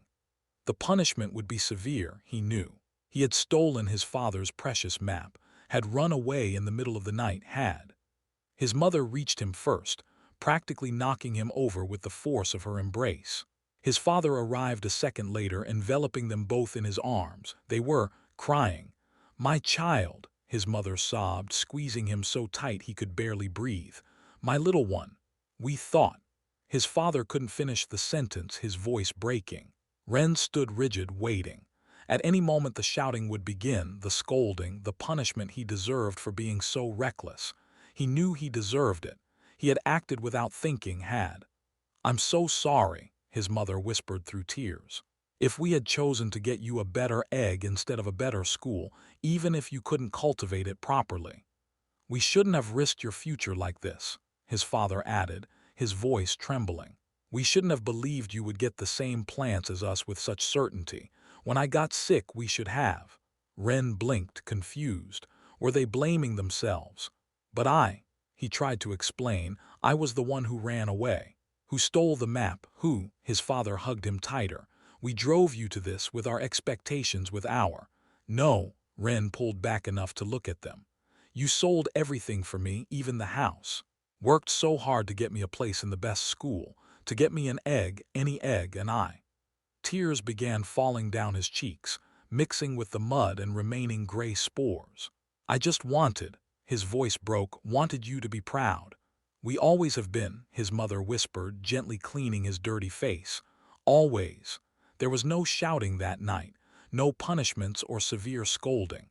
Just three people embracing under the light of the 12 moons, crying together while the mushrooms in Ren's hair glowed softly, like fallen stars. And for the first time since the invocation ceremony, Ren understood something that no knowledge about beasts could have taught him. His parents' love was stronger than any disappointment, deeper than any failure. It was unconditional. The walk back across the prairies was silent, interrupted only by his mother's small, contained sobs as she held his hand, as if afraid he might disappear if she let go. At home, the feast they had prepared to celebrate his invocation was still on the table, now cold. His mother immediately began reheating it. "It's not necessary," Ren began, but she was already in the kitchen. "You must be hungry," she insisted, wiping away tears while she worked. "You've been outside in the night so long." To his own surprise, when the aroma of reheated stew filled the room, his stomach growled fiercely. He ate as if he hadn't tasted food in days, each bite awakening a deeper hunger. His body seemed to cry out for energy, as if the transformation had awakened a voracious appetite. "I'm so sorry, son," his father broke the silence, his voice breaking. "If we weren't so poor, if we had worked harder, if we could have gotten you a better egg. We shouldn't have pressured you so much with our own worry," his mother added, serving another plate of stew that Ren immediately attacked. "You must have felt so. If something had happened to you," his father interrupted, "we couldn't, the sorrow would have." "Don't pressure him with emotional blackmail," his mother scolded his father. "Can't you see he's suffered enough? Being alone in the forest so long, hiding from frogs in the mud." She approached Ren, stroking his dirty hair tenderly. "Would you like a hot bath, darling?" "Forgive me." His father covered his face with his hands. "I'm useless. I couldn't even get you a decent beast. But I promise, I'll go to the forest myself. I'll find a miracle medicine, something to replace that spore or to give you a second beast like in the legends. Anything for you, son. Don't misunderstand me. I love you even if you only have that fungus, but for you I—" "No." The vehemence in Ren's voice surprised everyone, even himself. He stood from the table, fresh tears in his eyes. "Please don't say that. Don't apologize. I was foolish." His voice trembled but was full of conviction. "This fungus, your gift, is the best gift in the world. I was stupid not to see it before." Chapter 13, Taming Knowledge. "No." The vehemence in Ren's voice surprised everyone, even himself. He stood from the table, fresh tears in his eyes. Please don't say that, don't apologize, I was foolish. His voice trembled but was full of conviction. That egg, this fungus, your gift, is the best gift in the world. I was stupid not to see it before. He bowed deeply to his parents, tears falling to the floor. Forgive me for not thanking you properly, for all your sacrifices, for everything you've done for me. I will triumph at school and make you proud. I promise. The mushrooms in his hair glowed softly, as if nodding to his words. We already are, his mother whispered, lifting him up and embracing him. We always have been. His father joined the embrace, and for a moment, under the light of the 9 moons filtering through the window, the small family remained united, stronger than ever. Ren smiled through his tears. He had much to tell them, much to explain. But for now, this was enough. He was home. In the bathtub, while hot water washed away the mud and spores from his skin, Ren reflected on his new knowledge. The mushrooms in his hair glowed softly, reflecting in the water like tiny stars. His parents' plants. Now he could clearly see what had happened. The knowledge flowed in his mind like a perfectly detailed manual. Basic plant development. 1 iron rank. Provide 100 correct development points to rise in rank 2. If 1,000 points accumulate without specific direction. Premature maturation 3. Result. Weak seedling intermediate maturation. Only path available in iron rank. His parents hadn't had a choice. Without knowledge of evolution routes, without resources to buy proper cultivation techniques in their youth, their plants had accumulated development points randomly until reaching the limit. Once they reached 1,000 points, maturation was inevitable. Unrealized potential paths, bronze rank. Bronze 1, common seedling bronze 2, strong seedling silver rank. Silver 1, weak plant silver 2, common plant silver 3.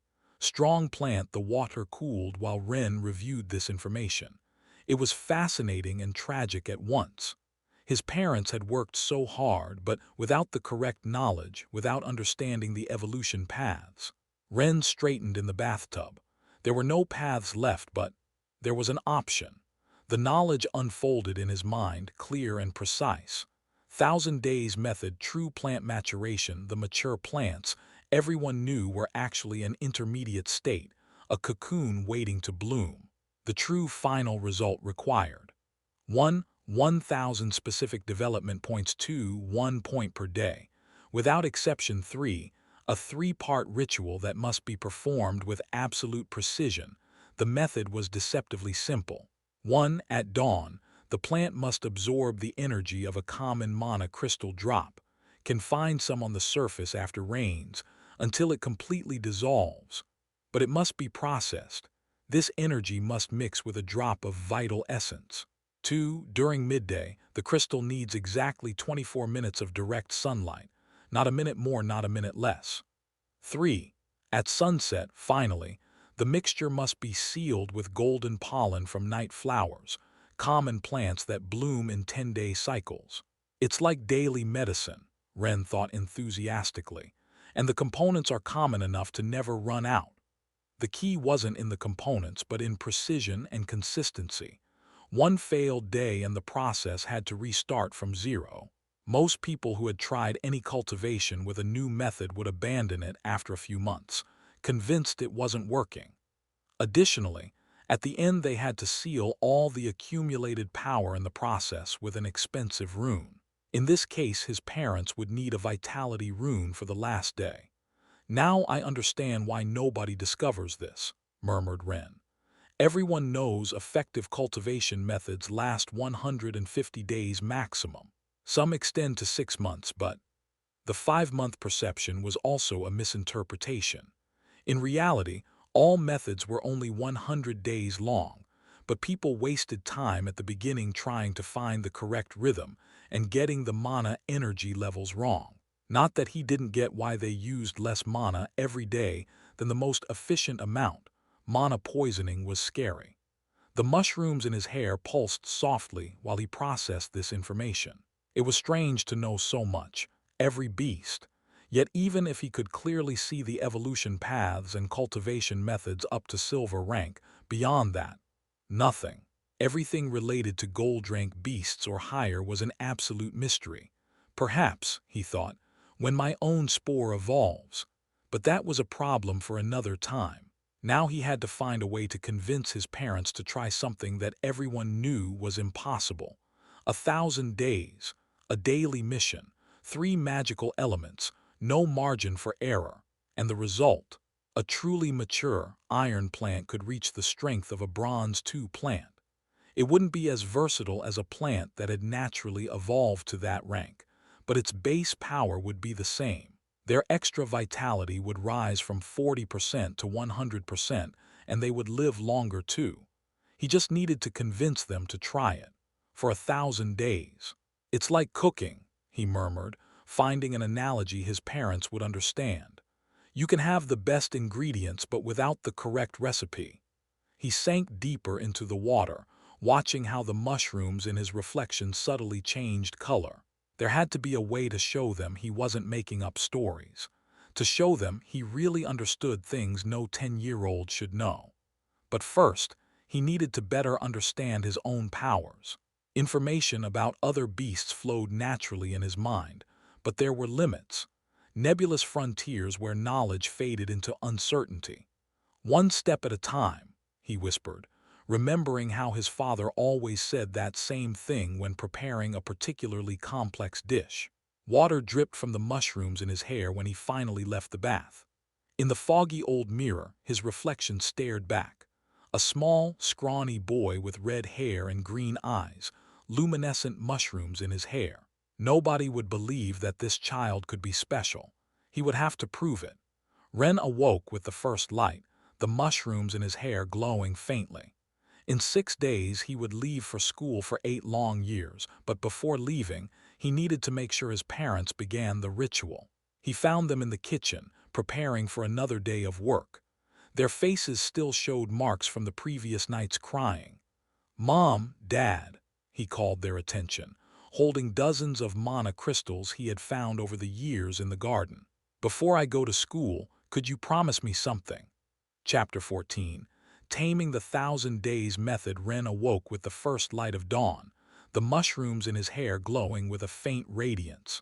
He had dreamed of evolution routes and paths of power, but among all that knowledge, one simple idea had crystallized. His parents were cooks. He dressed quickly and went down to the kitchen. As expected, his parents were already there preparing the day's bread. "Dad," he called softly, "can I ask you something about cooking?" His father turned, surprised. Ren had never shown much interest in the technical details of cooking, and though he always helped, he didn't do it to learn. "When you make bread," Ren continued, "why do you let the dough rest for exactly 12 hours? "Well," his father smiled, always happy to share his knowledge with his son, "that's the time natural yeast needs to. And if someone told you that you only need 2 hours, his father frowned. "It wouldn't work the same. Fermentation needs." "How do you know?" "Because I've tried it. All bakers have tried it. We look for shortcuts at first, but with time you learn that some processes simply need their time." Ren smiled. "And if someone told you you're wasting your time, that 12 hours is too much, that nobody waits that long?" "Then," his father crossed his arms, "I'd show them 2 loaves, one with 2 hours of rest and one with 12. The proof is in the result. Even if everyone says you're crazy for waiting so long." A spark of understanding appeared in his father's eyes. "This isn't about bread, is it?" "Mom, Dad," Ren called their attention, holding hundreds of small mana crystals he had collected over the years. "Before I go to school, could you promise me something?" Mana crystals this small weren't very valuable. You needed about 5 to buy a decent loaf of bread. But Ren was offering them around 500, about $50 before you feel the need to ask. A rather significant amount for a child. His parents exchanged glances. The kind of glances adults share when a child is about to say something that will break their hearts. I found a way to make your plants stronger," Ren continued, trying to sound confident despite the lump in his throat. "It's a ritual that takes 1,000 days, but I promise," Ren said firmly, "that if you trust me and follow exactly what I tell you for 1,000 days, your plants will reach the power of a bronze rank 2 beast. Son, his father began skeptically. Like bread, Dad, the proof will be in the result. Oh, darling, his mother knelt before him, her eyes moistening again. I know it sounds impossible, Ren continued quickly, but you only need to absorb this each day. With these mana crystals and... He understood what they were thinking, their little son, desperately trying to convince himself and them that everything would be all right, that his weak fungus and their mature plants didn't mean a future of misery. Please, he whispered, just promise me you'll try it for 1,000 days. His father wiped tears with the back of his hand. Son, even if you don't believe me, even if you think it's foolish, just do it. Please? His parents looked at each other again, this time with a mixture of pain and love so deep that Ren felt his heart breaking. Of course we'll do it. His mother hugged him, her voice trembling. Every day without fail. 1,000 days, his father nodded, joining the embrace. We promise. His father looked at one mana crystal, then at his plant. What do we need to do? Ren knew they were just playing along, that they thought this was his way of coping with the trauma of having the weakest beast, of having to leave for school where he would be mocked for years. But they had promised to try. They never had broken a promise with him. And for now, that was enough. The last 6 days had passed in a blur of detailed instructions and practices on how to process the crystal. His parents followed each step with a dedication that broke Ren's heart, not because they believed it would work, but because they couldn't bear to see the hope in their son's eyes fade. Now Ren had 2 years to get them 2 vitality runes. He would have to pay about 20,000 crystals or find a way to. He would see how to achieve it. If the school was as they said, maybe it wouldn't be so difficult. Or maybe it would. Now, while packing his last belongings, Ren mentally reviewed the requirements for his own spore's evolution. The components were significantly more demanding than the mana crystals and pollen his parents needed. Fortunately, the Imperial Academy of Cultivation and Evolution wasn't just any school. It was one of the city's 3 most prestigious institutions, if not the most prestigious, with extensive laboratories, thousands of specialized cultivation techniques, and according to rumors, even ancient ruins on its grounds. Do you have everything ready? His mother asked from the door, holding a food package she had prepared for his journey.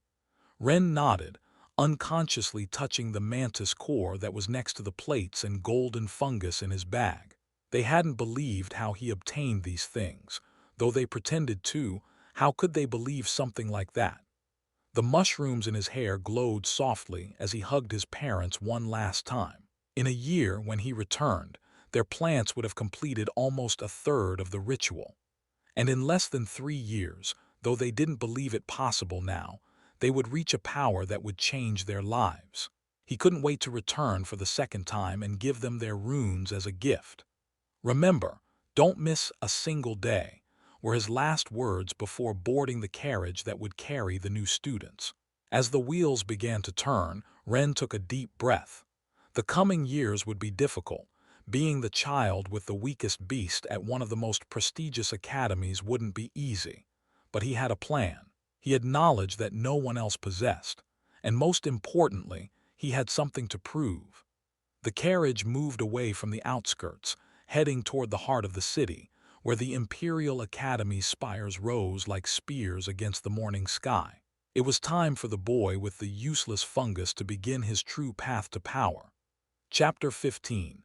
Taming mockery. As the carriage pulled away, Ren couldn't help worrying about his parents. Though they wouldn't tell him, Ren's new knowledge had shown him subtle details in their bodies and invocations that were beginning to show signs of mana poisoning. His father particularly, that's why he had fallen ill, living in the outskirts for so many years. That poor house didn't have a great location, but its land wasn't small at all. They had sold it for about 500,000 crystals. The house they'd sold to pay for his education they would now have to rent. And with their mature iron-rank plants, they would barely earn enough in the kitchens to keep themselves fed. At 60 years old, they were already close to normal life expectancy.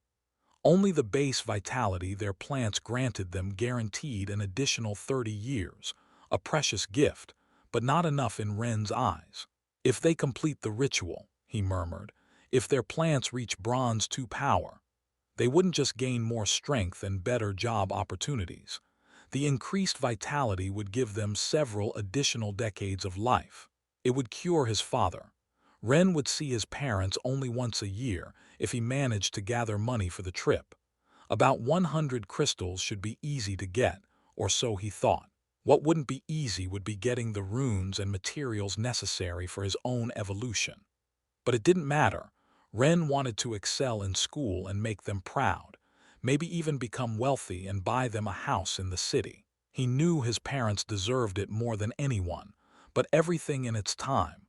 He would have 2 years to achieve his first goal, 8 years for the second, 8 visits total before graduating, 8 opportunities to verify their progress with the ritual, to ensure they followed each step correctly. In the best case, by the 3rd visit already. The carriage crossed through city streets, taking him further and further from the outskirts where his parents would begin another day of hard work, always believing they were following a meaningless ritual just to make their son happy. Ren's fingers unconsciously traced the mantis core in his bag, knowledge about his own spore flowing through his mind. But before he could contract it, he would need to turn it into an egg and evolve his fungus to bronze rank. To evolve, he would need 1. First, absorb the essence of death. Charge a bronze rank crystal with the moss that grows on discarded bodies of bronze beasts. 2. Then, mix it with venomous spores from bronze rank fungi. 3. Finally, seal the process with the mold that forms on some magical runes when they absorb too much mana. He had to absorb those expensive process crystals for 100 days before consuming the final piece. The piece for the final day was the golden fungus in his backpack. The mushrooms in his hair pulsed softly, as if responding to his thoughts about cultivation. "I'll show them," whispered Ren, his mushrooms glowing with determination. "I'll show them that their faith in me, even if pretended, wasn't in vain." The carriage stopped to pick up more students in the commercial district. Ren sank into his seat, conscious of the glowing mushrooms in his hair.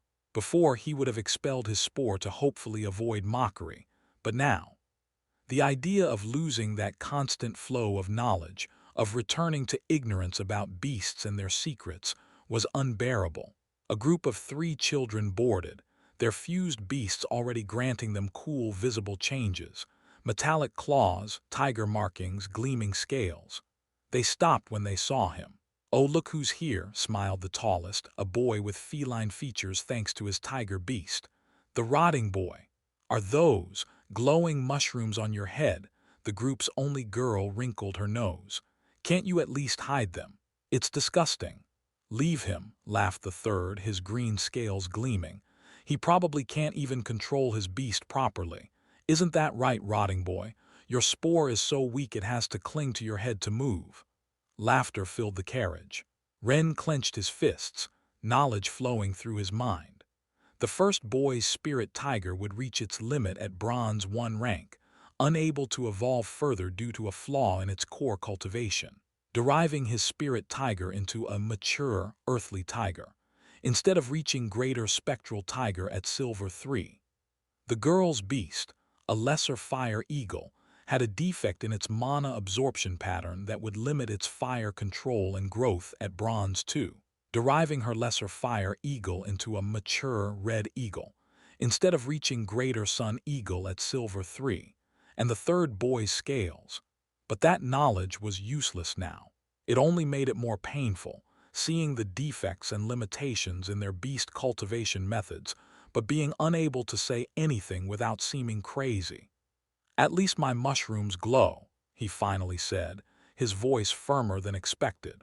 "Your spirit tiger has a cultivation defect that makes its fur opaque." Silence fell in the carriage. The tiger boy looked at him with both surprise and fury. "What did you say?" "Nothing." Ren turned back to the window. "Just that maybe you should worry more about your own beast than my mushrooms." "What do you know about cultivation, rotting boy?" he growled, his feline features intensifying with anger. Your pathetic spore doesn't even have true development, doesn't even qualify as a beast.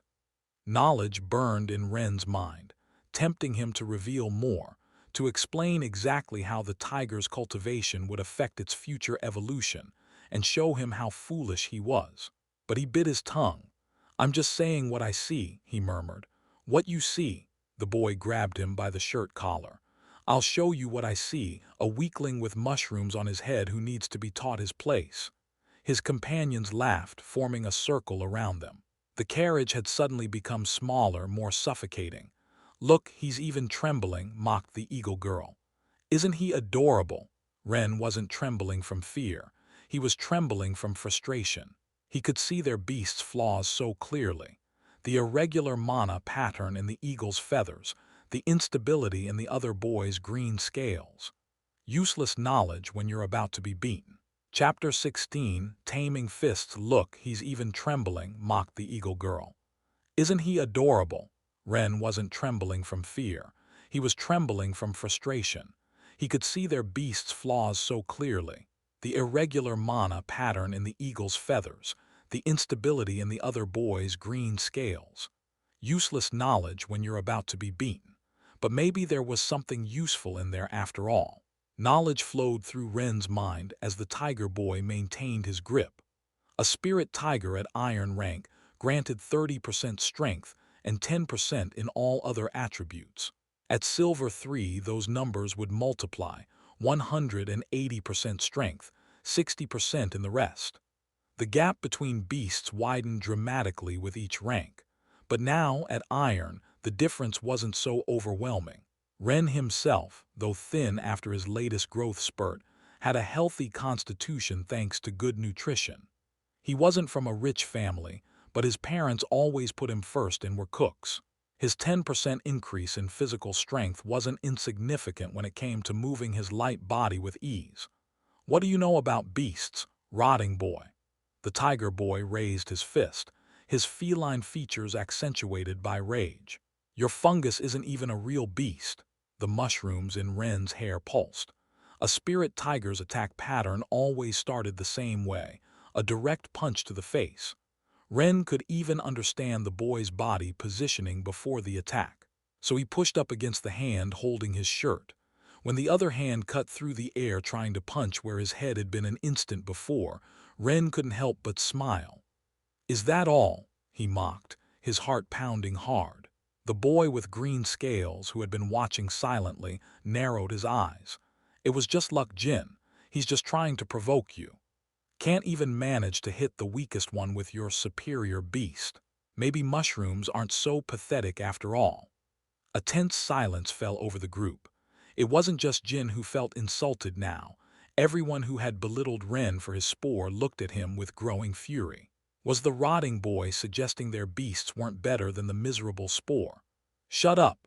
Jin finally roared, his wounded pride transforming into rage.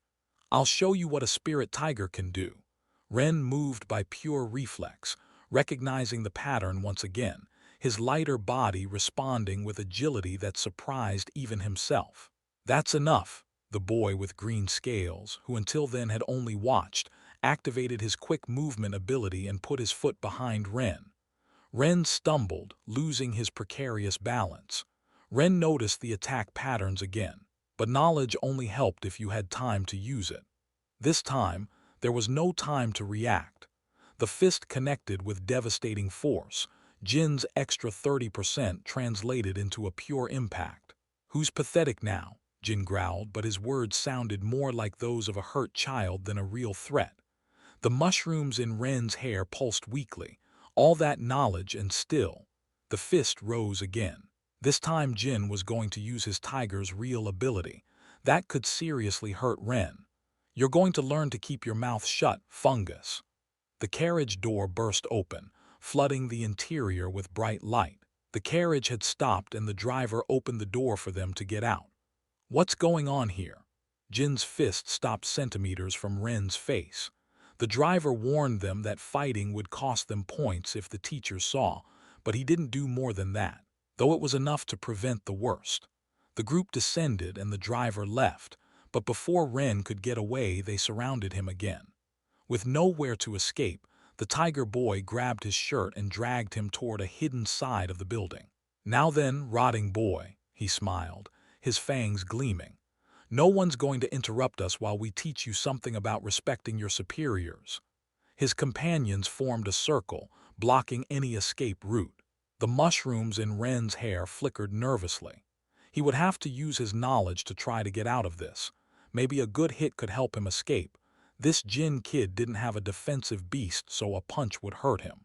The problem was the lizard boy. "Look how his little mushrooms are trembling again," mocked the eagle girl. "Are they as scared as he is?" Ren wasn't trembling from fear still. He was trembling from excitement. Could he prove he wasn't so far below them? The fist rose again.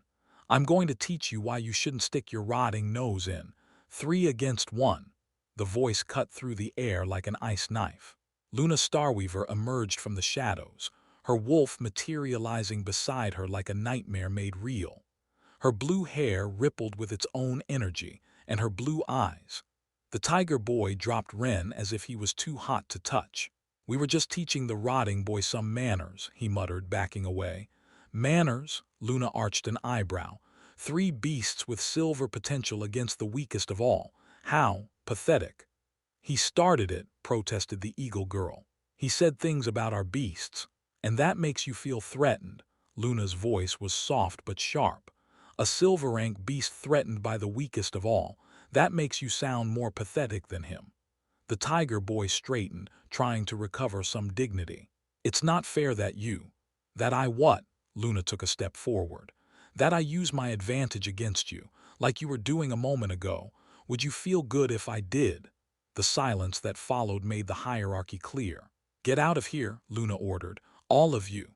Chapter 17, Taming the Entrance Ceremony. "Get out," Luna ordered. "All of you." "This isn't over, rotting boy," Jin growled. "We'll see you later." While the bullies fled from Luna, Ren gently touched the mushrooms in his hair. The knowledge they provided was worth every taunt, every threat, though that didn't make things easier. As the others hurried to obey, Luna looked at Ren for a moment. There was no sympathy in her gaze, only a kind of calculating curiosity. Or so Ren thought still. "Thank you," Ren said when the others had left. "For helping me." Luna looked at him as if he were a particularly annoying equation she needed to solve. "I didn't do it for you." Her voice was cold, practical. "I did it because I dislike those who abuse their power." 3 silver beasts against the weakest of all. She shook her head. "It's pathetic."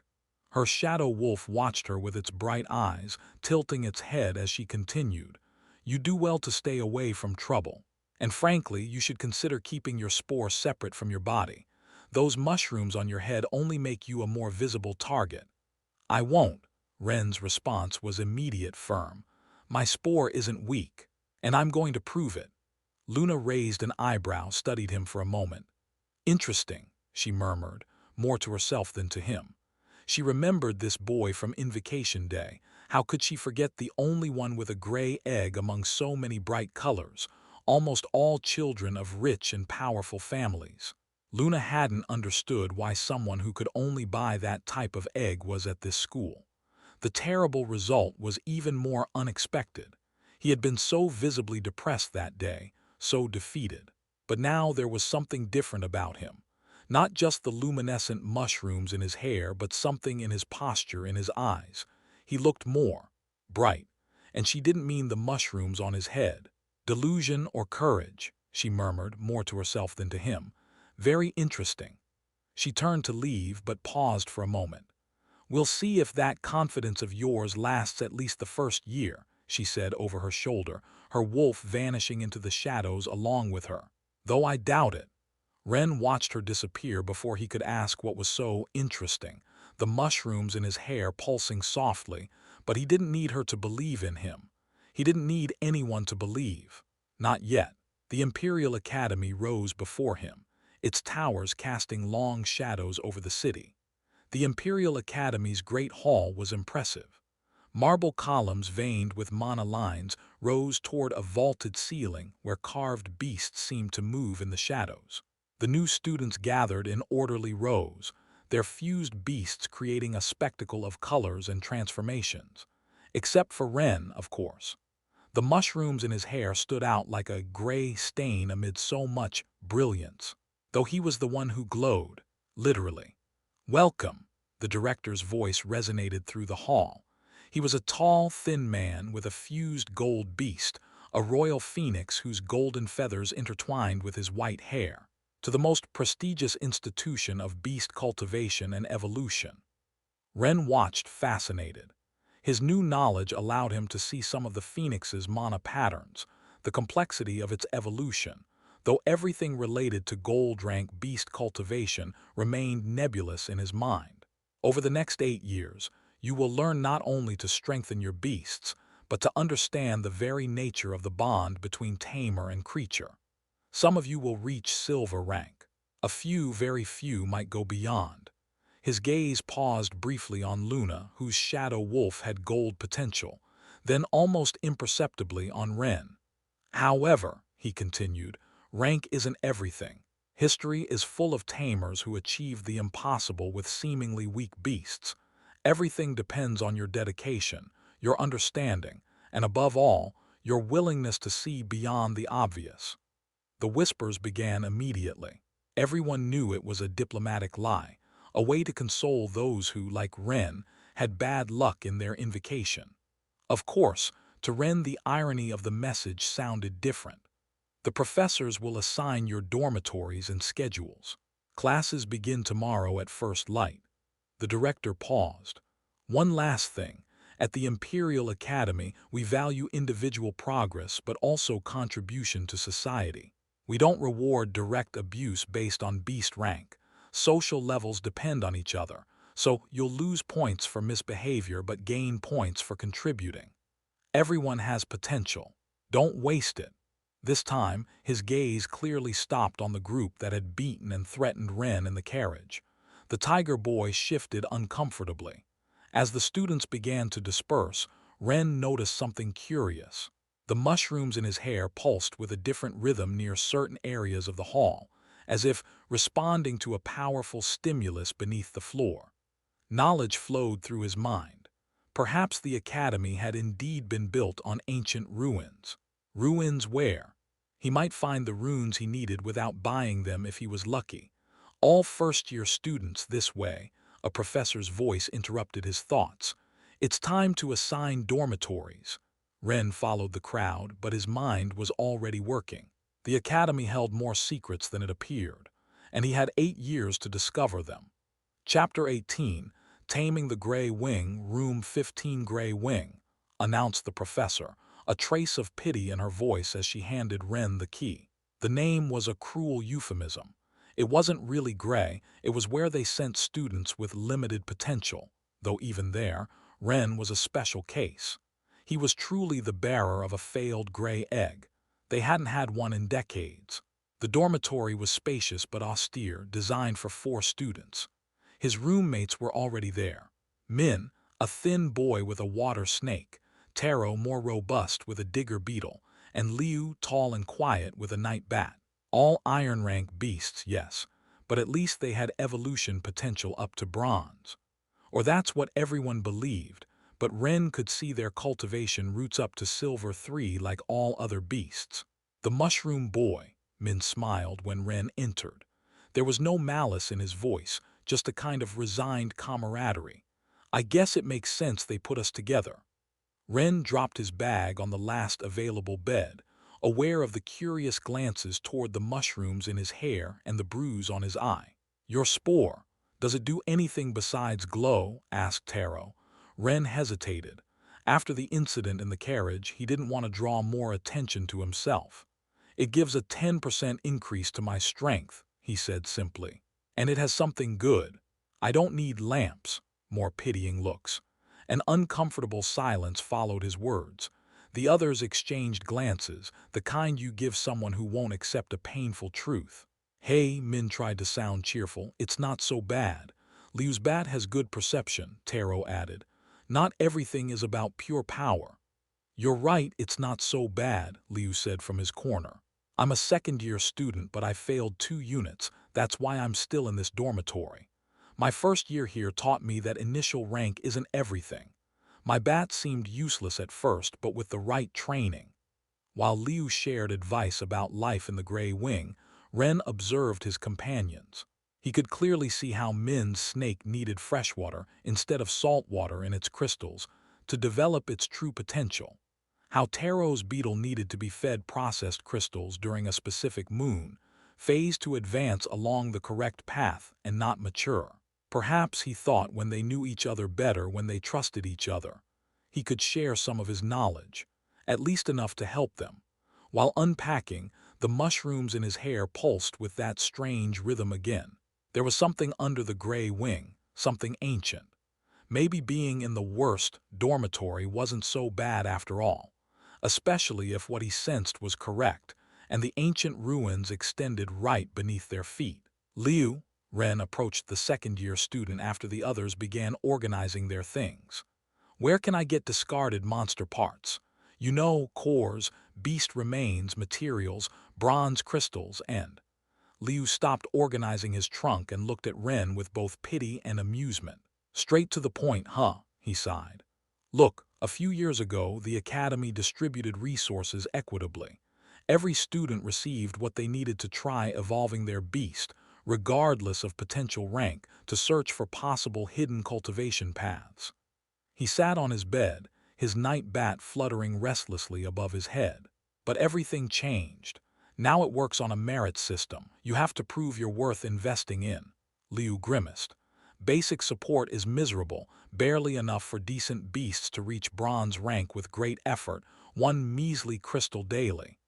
But I need those materials, Ren insisted. Especially venomous fungi, bronze parts, and runes with... Runes, Liu let out a dry laugh. Those are extremely expensive. They only give them to elite beasts, ones with real potential, and only for passing from silver to gold. The rest have to earn them with results. He looked at the mushrooms in Ren's hair. No offense, but nobody's going to waste resources like that on a spore. Why not? Because experiments with fungi always fail. Always. The school keeps records of every attempt. The best result was a mature fungus that gave a 20% strength increase, and it cost more resources than evolving 3 normal beasts to silver. Ren clenched his fists. If Liu knew what he knew now, if he could explain the true evolution paths. But there are other ways to get resources, Liu murmured. There's the teaching unit system, he continued. If you manage to pass all 5 units this semester, they'll promote you from iron to bronze 1. Instead of 1 crystal daily, you'd receive 10. 10 times more. Ren's eyes widened.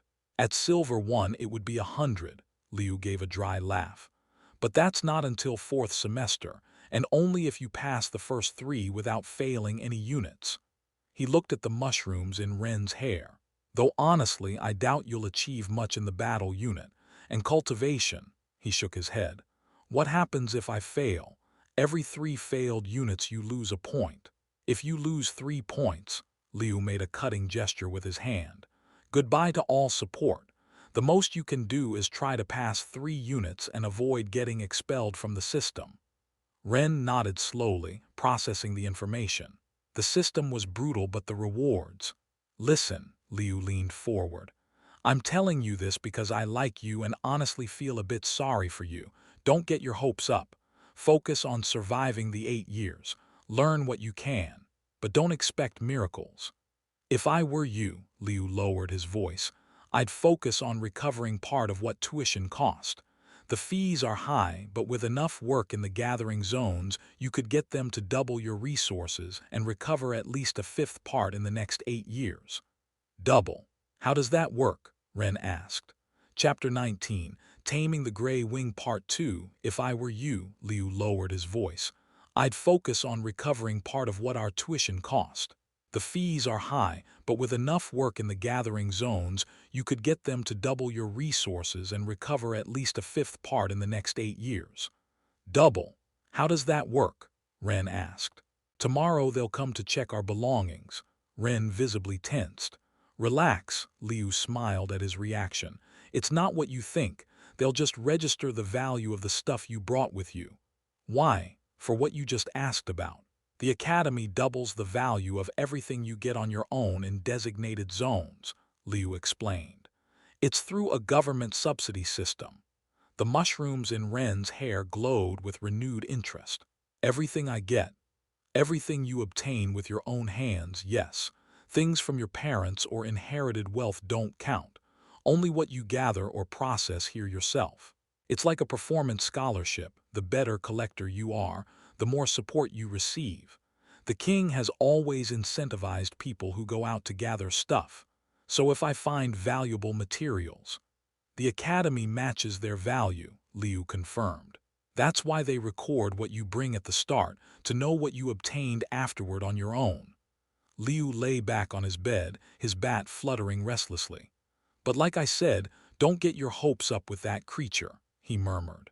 The mushrooms in Ren's hair pulsed softly, as if responding to his growing determination. What if you're wrong? He asked. What if there's more to spores than everyone believes? Liu looked at him for a long moment. Then, he said finally, you'll have to find a way to prove it. But I warn you, the Academy doesn't waste resources on empty hopes and promises. They aren't empty promises, thought Ren. I just need a chance to prove it. And as that thought took shape, the mushrooms in his hair pulsed again, reminding him of the secret that lay beneath their feet. Perhaps there was a way to achieve both things.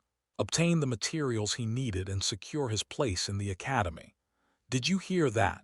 Min flopped onto his bed, his water snake materializing like a blue ribbon around his neck. They double what we find and 100 crystals daily at silver. With that I could. Don't get your hopes up, Taro muttered. First you have to get there. Oh, come on, Min smiled, turning toward Taro, who was quietly organizing his things. Don't tell me you haven't dreamed about it. Imagine what you could do with your beetle in the mines. Taro just mumbled something inaudible and continued meticulously arranging his tools. Min has a point, Ren intervened, noticing how Taro's shoulders tensed whenever someone mentioned his beast. Even beasts that everyone thinks are weak could. Exactly. Min sat up suddenly, his snake undulating with enthusiasm. My water snake is iron rank, but I can study a ton and break the mold like the director said. The point is we all have a chance, right? He got up and walked to Taro, putting an arm around his shoulders. Even Mr. Silent here. His digger beetle will be the sensation when it evolves, right, Taro? Taro blushed slightly, but a small smile appeared on his lips. If it evolves, he murmured, but there was a touch of hope in his voice. Of course it will, Min turned to Ren. And your spore, well, at least it glows pretty. Min, Liu sighed from his bed, stop bothering everyone and finish unpacking. Tomorrow's the belongings check and your area looks like a disaster zone. It's an organized disaster, Min protested, but started tidying anyway, his snake helping move things with its tail. Taro returned to his silent organizing, but Ren noticed his movements were more relaxed now. Min's enthusiasm seemed to have that effect on people. The mushrooms in Ren's hair glowed softly as he watched his roommates. Maybe the gray wing was perfect for him after all. That night, while his roommates slept, Ren reviewed his options in the darkness, the mushrooms in his hair providing a faint glow, dimmed to avoid disturbing his companions. Getting materials on his own would be difficult. Even knowing exactly what he needed, if they were as expensive as Liu said, obtaining them without Academy support could take years. And meanwhile, he murmured to himself, my parents will continue with the ritual day after day. Get their runes first and then. No, he needed to be more efficient. The Academy had a merit system, and though everyone expected him to fail, that could play to his advantage. Nobody expected anything from a spore, so any progress, however small, would draw attention. If he could demonstrate even a fraction of his spore's potential, if he could win even moderate Academy support with the systems Liu mentioned. Limited resources are better than no resources, he whispered, remembering how his father always said that in the kitchen, even leftovers could become a feast if you knew how to use them. He would have to do both. Meet the Academy's expectations to gain some support, while searching on his own for the rest of what he needed and doubling it. It would be slower than having full access to resources, but faster than trying to do everything alone. The mushrooms pulsed softly, and Ren felt again that strange resonance with something under the dormitory. One step at a time, he reminded himself. First, prove this student is worth at least the support.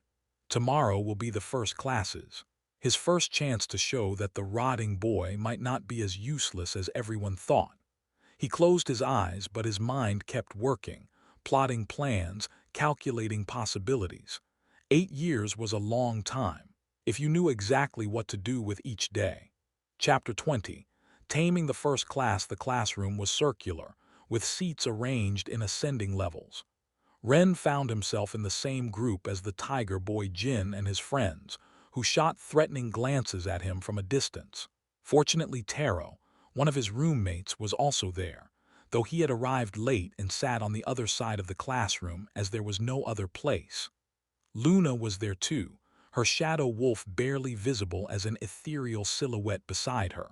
In this first semester, announced Professor Wei, a robust man with a silver rank 2 manticore manifesting in silver patterns across his skin. Student groups are random. Afterward, you'll be reorganized according to your performance, so pay attention if you don't want to lose your place. I'll begin the class. Ren observed the patterns on the professor's skin. The manticore had been cultivated primarily with random daylight. There were details suggesting other unused techniques. Wei began drawing a diagram on the board. The basic principles of cultivation have been studied for hundreds of years, Professor Wei began. Every successful method follows 3 fundamental phases and has a proven maximum duration. He drew 3 circles on the board. First, mana absorption. The beast must receive energy appropriate to its nature. Second, processing, how that energy is transformed in the crystal so the mana is suitable. And finally, fixation, how that power is stabilized and made permanent. Wei made a significant pause. Something crucial you must understand. No effective cultivation method lasts more than 6 months. This is a fact proven through countless studies.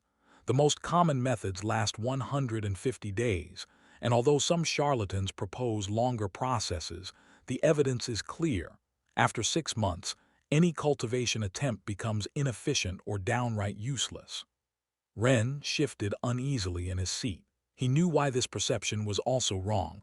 All methods without exception were 100 days, but Luna Starweaver, Wei pointed. Could you explain how these phases apply in practice? In practice, Luna stood, her shadow wolf manifesting in her like a dark silhouette with its own life. First, we must obtain the appropriate mana crystals. These are processed, in the case of shadow beasts like mine, under moonlight. Then they're sealed with specific techniques before the beast can absorb them. Correct, Wei nodded. The type of crystal, the processing method, in your case moonlight, and the sealing determine the final effectiveness when the beast absorbs it and lead it to the correct path of its potential. Excuse me, Professor. Ren couldn't contain himself. But that's not entirely accurate. About crystal processing. Silence fell like a slab. Even the tiger boy seemed to forget his hostility, too surprised by the rotting boy's audacity. Oh, Wei turned slowly and looked at him with evident annoyance. The student with the spore has something to contribute about cultivation, contained laughter. Mana crystals must be processed differently than broad cases like moonlight. They need to be more specific. For example, Luna's wolf crystals shouldn't just be at night, but on a night with 7 moons. Another example would be your manticore, which could have benefited from crystals processed under the first light of dawn. It would have reached silver 3 instead of. Enough, Wei cut him off. I see we have another expert who thinks he knows more than generations of research. Young man, I studied for 30 years before cultivating this manticore. We reached silver rank 2 following methods proven by generations. To suggest that, Wei straightened, his golden patterns glowing with irritation. 5 points less for the student. What's your name? Ren Patender, sir. More laughter, now open. Not that it matters much, Wei smiled maliciously. I doubt a spore will obtain many resources from the academy anyway. But Enough, Wei cut him off again. I understand some students try to compensate for their limitations with extravagant theories. But in this class we'll stick to proven methods. The texts have been proven by generations, Wei frowned. To suggest they're wrong based on what exactly? Readings in a story. Laughter filled the classroom. The tiger boy and his friends practically glowed with satisfaction. Luna, however, watched the scene with intense interest. Ren clenched his fists under his desk. Not only had he lost points he didn't even have yet, he could lose the opportunity to gain the support he so desperately needed. Reaching 100 points in this class by the end of the semester would now be a bit more difficult. I need a way to prove I'm right, he thought while the mushrooms in his hair pulsed softly. Something irrefutable. Something not even Professor Wei can deny. The answer had to be somewhere, and he had to find it before his opportunity to obtain resources vanished completely. Ren sank in his seat. He hadn't expected wrong knowledge to be so deeply rooted. How could he prove he was right when everything they knew contradicted the truth? Let's continue. Wei returned to the board. As I was saying, basic cultivation follows simple rules. This was going to be harder than Ren thought. The rest of the class was torture. Every time Wei asked a question, he deliberately ignored Ren's raised hand. When he finally did call on him, it was only to say, "See, this is how you answer, with established facts, not absurd theories." As we can see in historical records, Wei continued, pointing to Taro, the digger beetle is a classic example of a beast with mediocre natural limits. None has surpassed bronze rank in the more than 500 years we have of species documentation.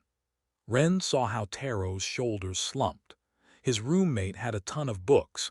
He seemed to have been studying cultivation methods at home, hoping to find some exception. He had thought about telling him what he knew but decided to wait until he knew him better. However, now, Ren straightened in his seat. This was his opportunity. Chapter 21, Taming the Bet. Ren straightened in his seat. This was his opportunity. His classmate's beetle was perfect, a beast common enough that everyone knew its supposed limit, but with hidden potential that could manifest quickly with the correct method. If he could demonstrate visible results in a few months, he would have more than enough time to achieve it within the semester. Of course, he murmured to himself, first I'd have to convince the owner to try it. And that was the real challenge. Who would trust the boy with the useless spore? Who would risk their beast's cultivation following the rotting boy's advice? Still, did he have another choice? That's not true, Ren stood up. The digger beetle can reach silver rank 3 like any other beast. Laughter erupted. Wei looked at him as if he were a particularly annoying fly. First he questions established methods, and now he contradicts historical records. Another 5 points less, Mr. Patender. The records you mention about beetle cultivation, Ren continued, ignoring the laughter, only have one error, the timing of processing. If we process the crystals following the correct specific method. More theories about strange specific timings.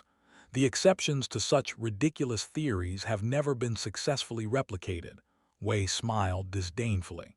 According to your expert opinion, what would happen if we follow the documented method but change only that detail? The beetle won't evolve into a greater excavator at bronze as your texts say. It will become a living tunnel instead. Silence fell in the classroom. Taro looked at Ren with hope and confusion. A very specific prediction. Wei leaned forward. What if we put it to the test? If you're so sure, let's make a real bet. If you're right, I'll give you 1 bronze rank material, whatever you want regardless of cost, and 100 points from my teaching unit in my 2 classes.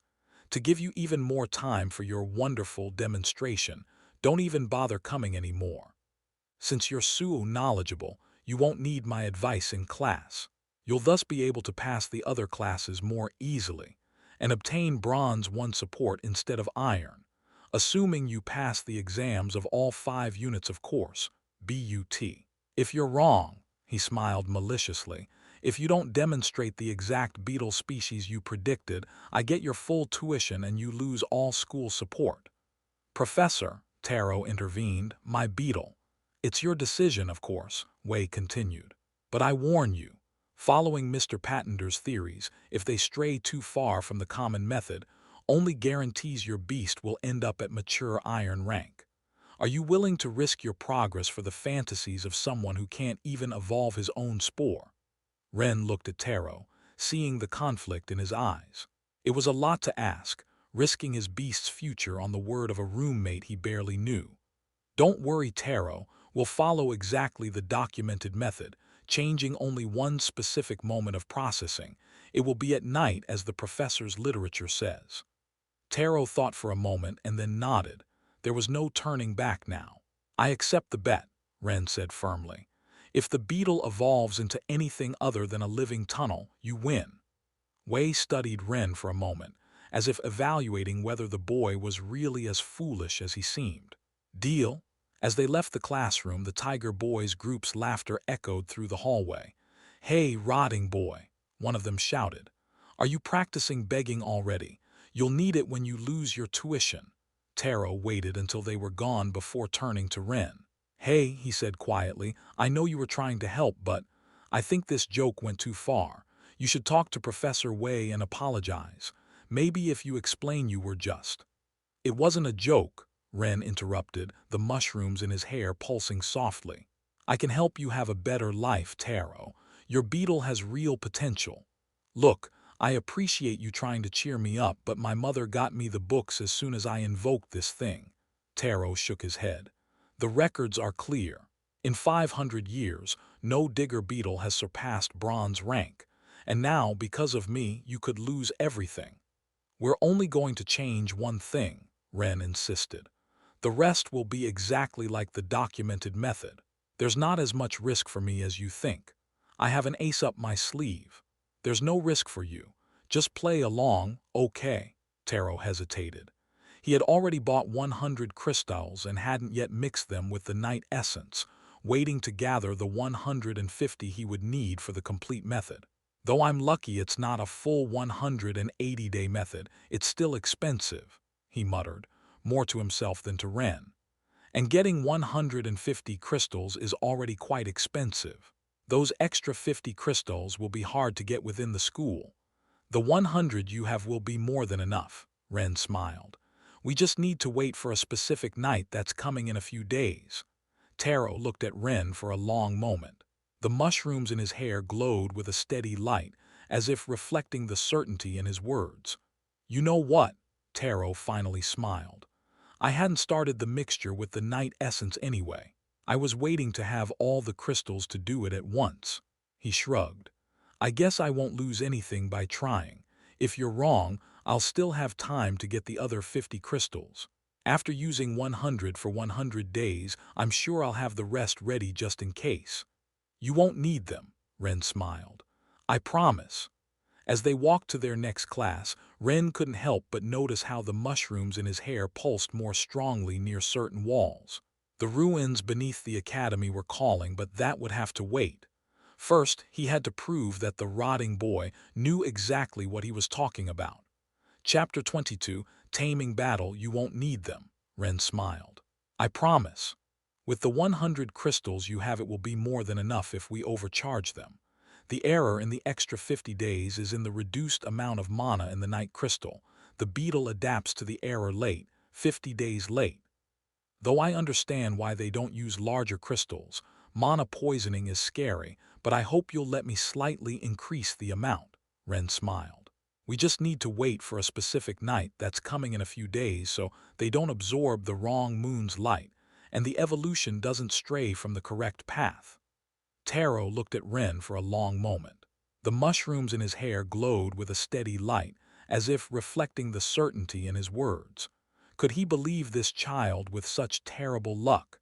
Actually, his logic told him no. But subconsciously, Ren's overwhelming confidence gave him tiny hopes. You know what? Taro finally smiled. I hadn't started the mixture with the night essence anyway. I was waiting to have all the crystals to do it at once, so. He shrugged. I guess I lose nothing by doing it your way. 500 years of records won't change to give my beetle another option if the professor was so sure there wasn't. And if you're wrong about the amount when overcharging the crystal, the school will give me the potion for poisoning once. At least that support is universal. I'm telling you, you won't need any of that, Ren repeated and laughed at Taro's worried monologue. Yes, yes. But if you're wrong, nothing will happen to me anyway. That's why I'm calm. And I'd still have time to collect the other 50 crystals to finish the common method, though we'll have to dig. They'll only give us one iron rank crystal daily, and it's not an earth attribute. Though after using 100 for 100 days, I'm sure I'll already have another 50 just in case. Ha ha ha, you talk and worry too much. As they walked to their next class, Ren noticed something. By the way, why didn't you collect rain crystals? They're cheaper, but you could have exchanged them. I had 500 before coming. I even got 15 in the last few weeks thanks to the rains. In the city, Taro laughed without humor. It's almost impossible to find them here. Besides, my beetle needs earth crystals, which are much more expensive. Plant users are lucky. They can use that basic and super cheap crystal in their first rank. Ren nodded, thoughtful. He would also need earth crystals for his evolution, though of a higher rank than Taro's. As they walked toward combat class, Ren and Taro met Min in the hallway. Did you hear? Min smiled, his water snake undulating around his neck. Professor Yang has a stone behemoth. A behemoth. There are only 3 in the whole city. Ren, Min, and Taro had reached the end of the hallway to the next class.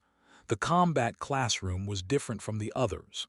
A circular amphitheater with an arena in the center, surrounded by ascending stands. The walls were marked with scars from past battles. Silence! Professor Yang's voice thundered in the amphitheater. He was a tall, muscular man, with scars that spoke of years of real experience. The stone behemoth in Professor Yang's skin gleamed under the amphitheater lights. The rocky lines covering his muscles made him look carved from living granite, a perfect manifestation for a combat instructor. Welcome to the real reason the government has you in school, Professor Yang smiled. Though before we begin with the important stuff, Yang approached the board, I see in your faces that no one has explained how this school really works. Typical of old way. Since my colleague was probably too busy with theories to explain the basics to you, let me simplify your 5 teaching units. He drew 5 circles on the board. The academy divides its teaching into 5 units. Each is worth 1 point, and you need at least 3 to maintain your support here. Losing 3 points 3 times in a row means you're a failure not worth cultivating. He pointed to the first circle. First, basic knowledge, history, economics, and life. 3 boring but necessary subjects. Without them, you wouldn't even know how to pay your taxes. Several students laughed. Passing all 3 counts as 1 unit. Several students were taking notes frantically. He pointed to the second section. Then there's Professor Wei's theoretical classes, cultivation and crystal processing. Another unit. Yes, they're important, he rolled his eyes, but theory alone won't keep you alive. His tone suggested he considered this barely more useful than the basic classes. The third unit is exterior gathering, where you'll learn something useful. They'll teach you to survive while searching for cultivation materials. 2 weeks every 2 months, we'll go to designated zones. You'll learn to identify materials, detect monsters, and most importantly, when to fight and when to flee. The mushrooms in Ren's hair glowed with interest as Yang continued. 4th unit, practical crystals. Not endless theories, but real identification and gathering in the caves. Also, a respectable unit. You'll learn to distinguish qualities, purity, and most importantly, not to poison yourselves too often by exposing yourself too much to concentrated mana. He straightened. And finally, combat. My specialty is battle against monsters. A young woman entered the classroom, her light step contrasting with Yang's imposing presence. My assistant, Professor Lin, is expert in combat against other tamers. His eyes swept the class. And do you know why this is the most important unit? Because no matter how much theory you memorize, how many crystals you identify, or how many materials you collect, If you can't defend yourself, all that knowledge will die with you. The rock in his skin crackled, as if emphasizing his words. Outside, monsters won't wait for you to process your crystals correctly, and in the rival city, some humans can be just as dangerous. Ren sank a bit in his seat. With only a 10% increase in strength, this unit would be a brutal unit. This class, his voice was rough as the stone covering him, will determine your baseline. He walked to the center of the arena. The final exam is simple. You'll have to eliminate a real monster. Not one of those weak ones that prowl near the city, but a genuine beast from the outer zones. Murmurs filled the amphitheater. That's why I need to know where you stand. Professor Lin and I will design a specific training program for each of you, based on your performance today. Professor Lin began unrolling a scroll. We'll pair you according to your beasts and attributes. The goal is to show your current capabilities. Yang nodded. Some of you have strength increases, others speed. Some have beasts with special abilities. But now, before cultivating them is when your individualities as people can matter more than your beasts. We want to see how you use them, how you think in combat. Ah, and one more thing, Yang smiled. In my class, theory is learned through bruises. The mushrooms in Ren's hair pulsed nervously. His 10% increase in strength seemed insignificant compared to his classmates' beasts, even in the early stages. First pair, Lin read from the scroll, Jin and... The tiger boy straightened, his eyes fixed on Ren, waiting for his opportunity. Chapter 23, Taming Battle 2, First Pair, Lin read from the scroll, Jin and... The tiger boy straightened, his eyes fixed on Ren, waiting for his opportunity like a predator spotting wounded prey. Taro, Ren could see the disappointment flash across Jin's face. The tiger boy had been hoping for a different prey. However, as he watched both students descend to the arena, the mushrooms in Ren's hair pulsed softly, revealing the patterns of both beasts with startling clarity. Knowledge flowed through his mind like a crystal-clear stream. The spirit tiger versus the digger beetle. It would be an interesting combination for Ren to study. Each beast's strengths and weaknesses became apparent to him, like reading an intricate map of their capabilities. The digger beetle has a natural ability, Ren thought, the information unfolding in his mind. Earth's shield, a mana layer that reinforces the exoskeleton using earth energy. And the tiger, its spirit claws follow a pattern of 5 strikes before needing to recharge energy. The knowledge felt both foreign and familiar, like remembering something he'd always known but never realized. Enter the circle, Yang ordered, his voice echoing in the amphitheater. Show us what you can do. Taro descended nervously into the arena, his digger beetle fusing with him and manifesting as a brown exoskeleton that covered his skin like living armor. Jin followed with a predatory smile, tiger markings becoming more pronounced on his face, his movements fluid and confident. Begin. Jin attacked immediately, his movements flowing like water. Taro instinctively activated his earth shield, his exoskeleton glowing with a deep brown hue. Jin's fists, enhanced by the spirit tiger's 30% strength bonus, hammered against Taro's exoskeleton. The impacts resonated through the amphitheater like war drums, but barely left marks on the beetle's defense. Not bad, Jin smiled, backing away with predatory grace. But how about this? His eyes blazed with golden light as the spirit tiger manifested its fangs, covering Jin's fists with ethereal energy that seemed to bend the very air around them. Spiritual Fang, Ren murmured, recognizing the tiger's basic technique, seeing the intricate patterns of mana that made it possible. The next blow partially penetrated Taro's defenses, drawing a cry of pain that echoed in the arena. The spiritual energy had found a weakness in the physical armor, exploiting it with cruel efficiency. What's wrong, cockroach? Only know how to hide. The exoskeleton had held, but the spirit energy had penetrated like water through stone. Each new blow seemed to find another crack in the seemingly impervious defense. Counterattack, Yang shouted from the sidelines, his voice carrying an annoyed tone. The best defense is worthless if you never strike back.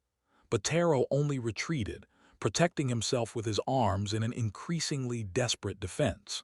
Each new spiritual fang found a different weak point in his armor, like a predator testing its prey's defenses. The problem isn't the defense, Ren observed, seeing the pattern with perfect clarity. It's that Taro isn't using the shield's rebound to counterattack. Each time he absorbs a blow, he could. After the fifth spirit strike, Jin had to pull back momentarily to recharge. It was just an instant, but Ren saw the opportunity Taro was missing, a perfect moment for a counterattack that never came. The fight continued with the same pattern until the Earth Shield finally gave way before a last spiritual fang, cracking like ancient pottery under too much pressure. Pathetic, Jin taunted between blows, his confidence growing with each successful strike. Is this the level of the rotting boy's friends? I guess trash attracts trash. The fight ended shortly after, with Taro on the ground and Jin barely winded, his tiger markings still glowing with unused power. Enough, Yang declared, his voice cutting through the tension like a knife. Jin, good attack rhythm, though you need to manage your spirit energy better.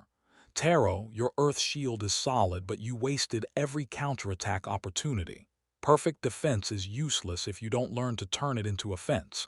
In a real fight, passivity will kill you. A win is a win, Jin smiled as he climbed the stands, satisfaction radiating from every movement. As he passed by Ren, he added in a low voice, "Tell your friend to find better company next time. Though I guess cockroaches understand each other, but practicing with a rotting boy will only make him weaker." Ren clenched his fists, the mushrooms in his hair pulsing softly. He could see clearly now the spirit tiger's attack patterns, its limitations, its weak points. But that knowledge would have to wait for a different time to be used. The matches continued, each pair showcasing different styles and abilities. Min used his water snake with surprising creativity, though he lost to a boy with an earth bear. "Ren," Lin finally called, though she winced at the pairing she read. Ren stood up, acutely aware of every eye in the amphitheater turning to him. Against Kai. The boy with green scales smiled predatorily, his scales gleaming under the lights as he stood. It was the same one who had tripped him earlier, his confidence evident in every movement. "The rotting boy against Kai," Jin laughed from his seat, voice dripping with mockery. "What a waste! I could have crushed him faster." "On the contrary," interrupted Cass, the eagle girl, her eyes sharp with interest. "Kai's stone scales are perfect for this. I want to see how the rotting one handles an opponent practically immune to his level of strength." Ren swallowed hard. The stone scales granted natural protection. His blows, even with the 10% increase, would barely be mosquito bites against such defense. As he descended toward the arena, the mushrooms in his hair pulsed with knowledge. The scales had a specific pattern, zones where the protection was weaker, but even so. "Scared rotting boy." Kai flexed his arms covered in green scales, each one catching the light like polished jade. "You should be." This wouldn't be a normal fight, it would be a demonstration of just how useless the weakest beast really was against a proper defense. Or at least, that's what everyone expected to see. Whispers about the unfairness and how easy it would be for Kai began to circulate through the stands. "It's not fair," someone complained through laughter. "It won't even be fun to watch." "What did you expect?" someone murmured. "With that pathetic 10% increase." "His mushrooms could glow brighter," suggested another, prompting more laughter. "The pairings were random," Lin announced firmly. "So I don't want to hear anyone complaining about favoritism." Professor Yang nodded, the stone lines in his skin gleaming. "Though with some," his gaze lingered on Ren, "it doesn't really matter who they fight." The laughter was immediate and cruel. "Finish him quickly, Kai," Jin shouted from the stands. "So we can move on to the real fights." Yang watched with bored indifference. It was obvious he considered this a waste of time. What could the weakest beast do against stone scales? And he knew a lot about stone defense. Lin, on the other hand, seemed a bit more interested. The mushrooms in Ren's hair pulsed as he analyzed Kai's scales, seeking any pattern, any weakness he could exploit. "Begin," Yang ordered. Chapter 24, Taming Battle Part 3. "Begin," Yang ordered. Kai launched forward, confident. Why wouldn't he be? His stone lizard scales not only increased his resistance and protected him, but his beast also enhanced his other attributes, including strength by 20%. Ren dodged the first blow, but not through skill. Despite Kai being faster, knowledge showed him how the scales limited certain movements. Kai couldn't raise his right arm beyond a certain angle without exposing a weak point between his ribs. "Stop running, rotting boy. The scales on your right arm," Ren spoke while backing away. "Doesn't it bother you how they limit your movement?" Kai stopped for a fraction of a second, surprised. That moment of doubt cost him. His next blow was slower, more self-conscious. "Shut up. It's because of the growth pattern," Ren continued, dodging another blow. "Scales from other beasts follow the natural muscle line, but in your case—" "I said shut up." Kai attacked with more force, but now his movements were less fluid. The doubt had been planted. He was thinking about his own scales, about the small rigidities he had always ignored. The mushrooms glowed more intensely. The knowledge showed more. How the green scales indicated a minor deviation in cultivation, how this affected their distribution. "Your scales should be almost blue." Ren dodged another blow. "The green means they absorb too much earth mana. That's why they're denser on your right side." "You know nothing," Kai roared, but his voice betrayed uncertainty. In the stands, silence had replaced laughter. Even Yang was watching more intently. "Excess earth mana makes the scales grow irregularly," Ren continued while moving. "It's subtle, but your right side is heavier. That's why you always turn left when you attack." The next time Kai attacked, everyone could see it, the slight imbalance in his turn, the way he unconsciously compensated for the extra weight on his right side. "Shut up!" Rage made Kai commit the mistake Ren was waiting for. He lunged forward with all his might, turning left as he always did. Ren didn't dodge this time. At the last moment, when Kai was fully committed to his attack, Ren stepped forward. His hands found Kai's arm at the exact angle where the scales couldn't protect the joint. A precise pull, using Kai's own weight. The scaled boy fell heavily to the ground. "Impossible!" Jin rose from his seat. "How could the rotting boy?" The whispers and laughter that had accompanied the fight's beginning had transformed into tense silence. No one expected the mushroom boy to even touch Kai, much less throw him down. Humiliation was reflected in the faces of those who moments before had been mocking him, especially in Jin's group. Kai rose slowly, his green scales gleaming with a threatening glow. The amusement had vanished from his face, replaced by cold fury. One thing was playing with the rotting boy, but being thrown down by him in front of the whole class. The atmosphere in the amphitheater had changed. It was no longer a comic spectacle. Now there was real tension. Even Professor Yang had leaned forward in his seat, his expression of boredom replaced by genuine interest. Lin and Luna showing even more interest. The way Kai clenched his fists, how the scales on his neck bristled. Everyone could see the game was over. The rotting boy had made the mistake of humiliating him, and now he would pay for it. "Damn you!" Kai stood up, his scales glowing more intensely. Speed mode. The scales on his legs changed pattern, channeling more mana. Suddenly, Kai was 50% faster. The next minute was a nightmare for Ren. Kai's first blow was brutal.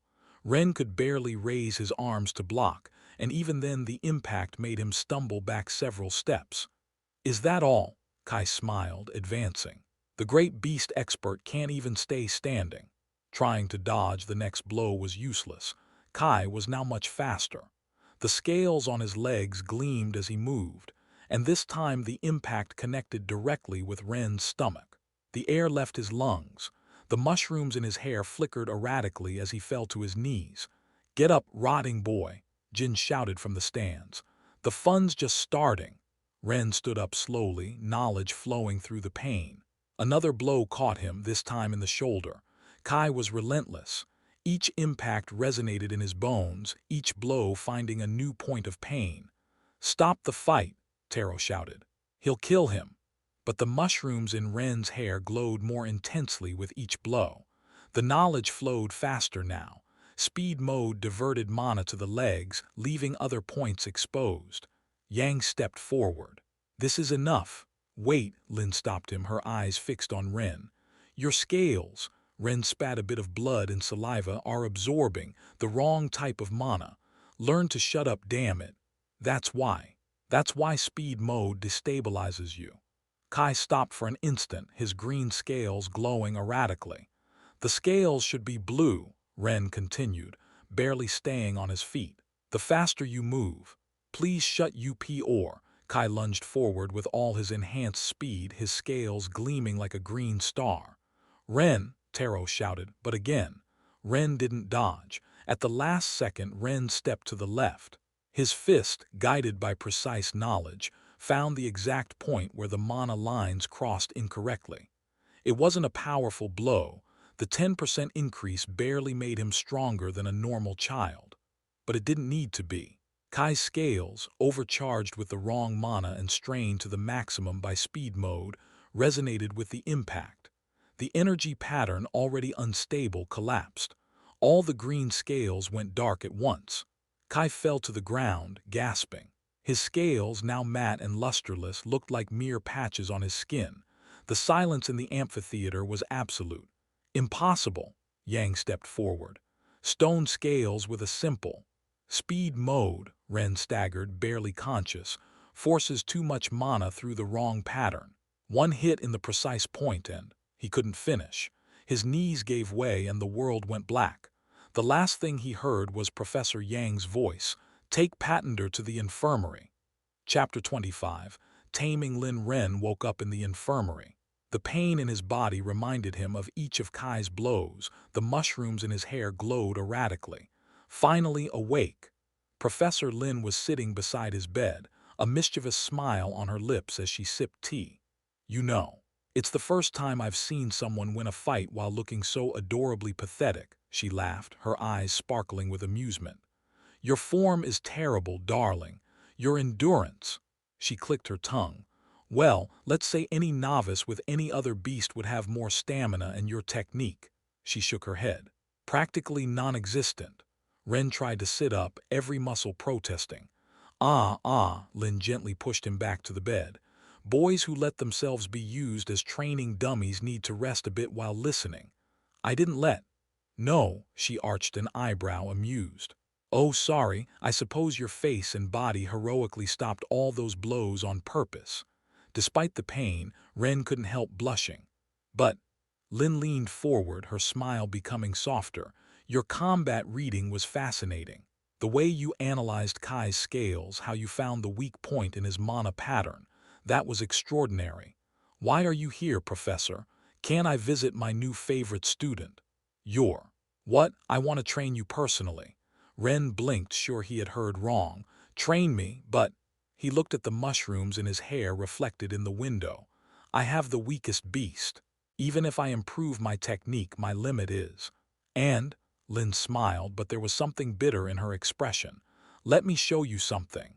Lin rolled up her sleeve with a theatrical flourish. "Look at this." On her arm, white and red feathers gleamed under the light. A swift crane manifested in her skin, its wings forming elegant patterns that ran up to her shoulder. "A swift crane," Ren observed, the mushrooms in his hair pulsing with knowledge. "But the feather pattern—" Lin traced the feathers with a finger. "Most cranes can reach silver easily. They're creatures naturally gifted for cultivation, with a clear path to higher ranks." She sat on the edge of the bed, her eyes lost in the feather patterns.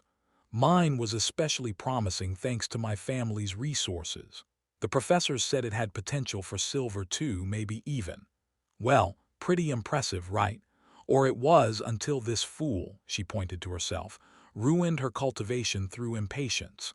The mushrooms in Ren's hair pulsed as he analyzed. The pattern clearly showed where the cultivation had deviated. "Now it's permanently at bronze 1, having reached maturity," Lin continued, pinching Ren's cheek. So let's say I have a weakness for special cases. Why me? Because. She leaned in so close their noses almost touched. I saw a little genius today.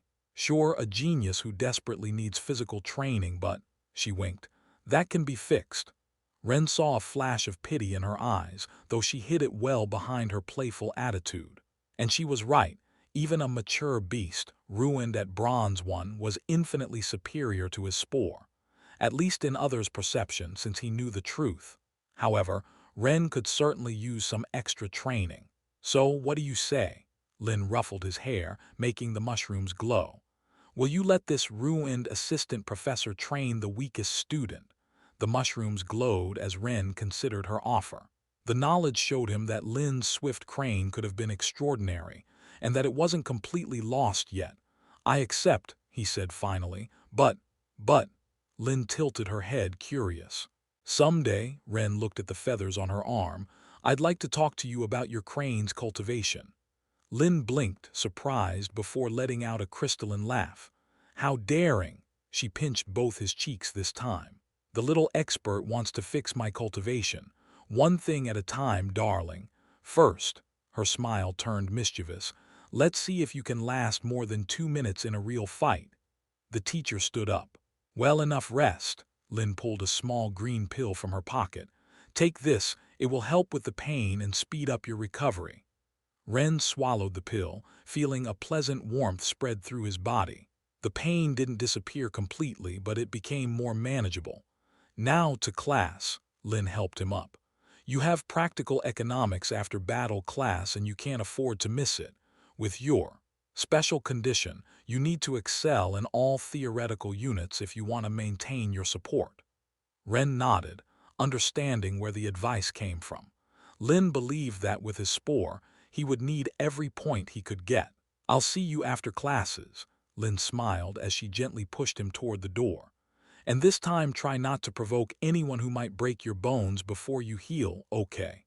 The mushrooms in his hair pulsed softly as Ren headed to his next class. The lingering pain reminded him that, despite his victory, he still had a long way to go.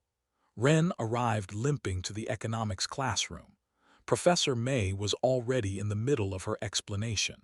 That's why understanding crystal economy cycles is crucial, she was saying while drawing graphs on the board. The value fluctuates according to the season. Rain crystals, for example, are cheaper during the wet season. Taro waved to him from his seat, pointing to an empty space beside him. Smart merchants, May continued, buy when prices are low and store, but they must consider storage costs and degradation risk. Mr. Pattender, May stopped, her voice sharp. Is punctuality not important for? Professor, Luna interrupted from her seat, her voice cold and precise. Chapter 26, Taming Crystals, Mr. Pattender, May stopped, her voice sharp. Is punctuality not important for? Professor, Luna interrupted from her seat, her voice cold and precise. Professor Yang sent him to the infirmary. There should be a note I left on your desk. Please continue the class. May checked her desk, finding a paper she had ignored. Ah, her expression didn't change. Take your seat, Mr. Pattender.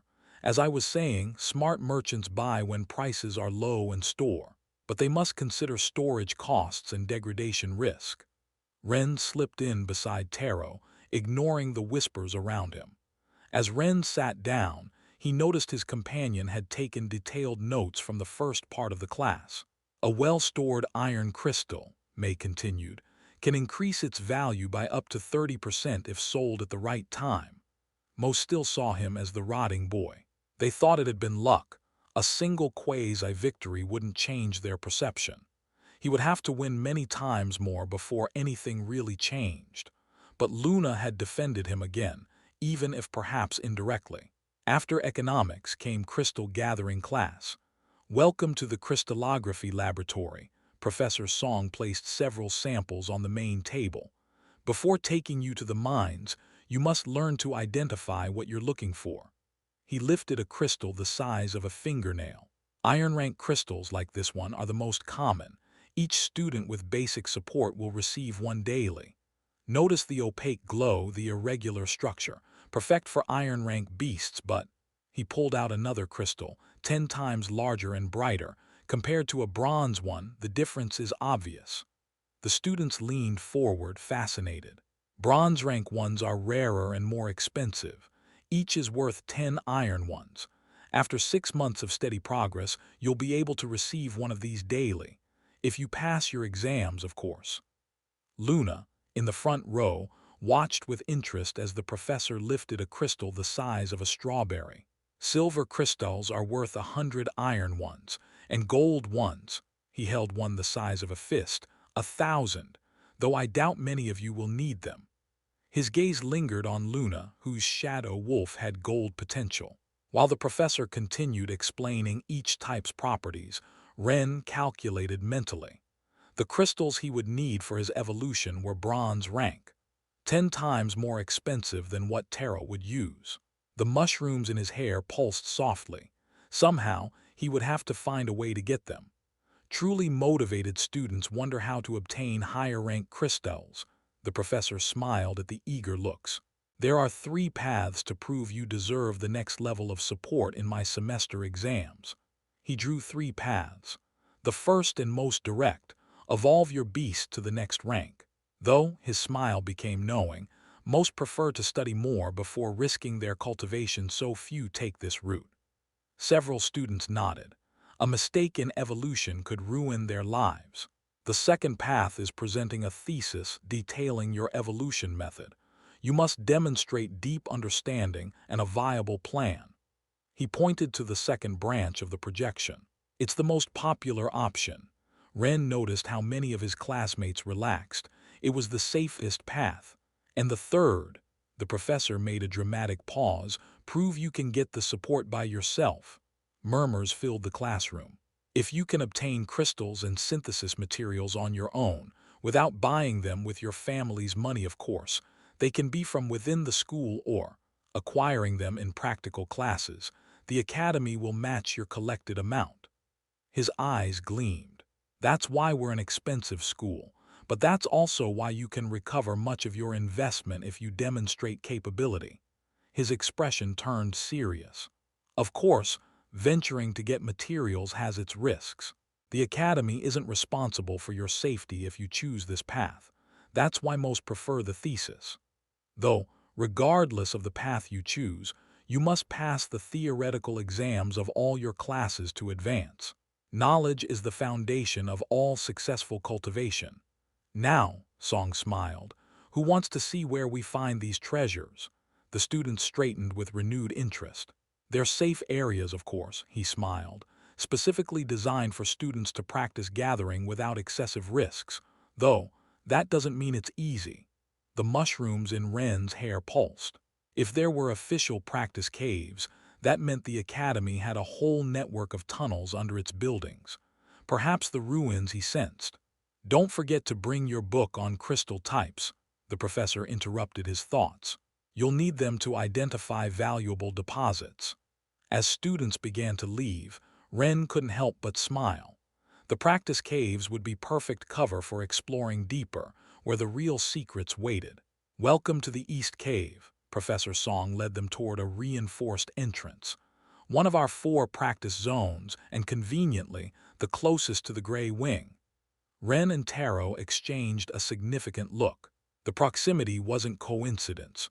Poorer students tended to spend more time in the mines.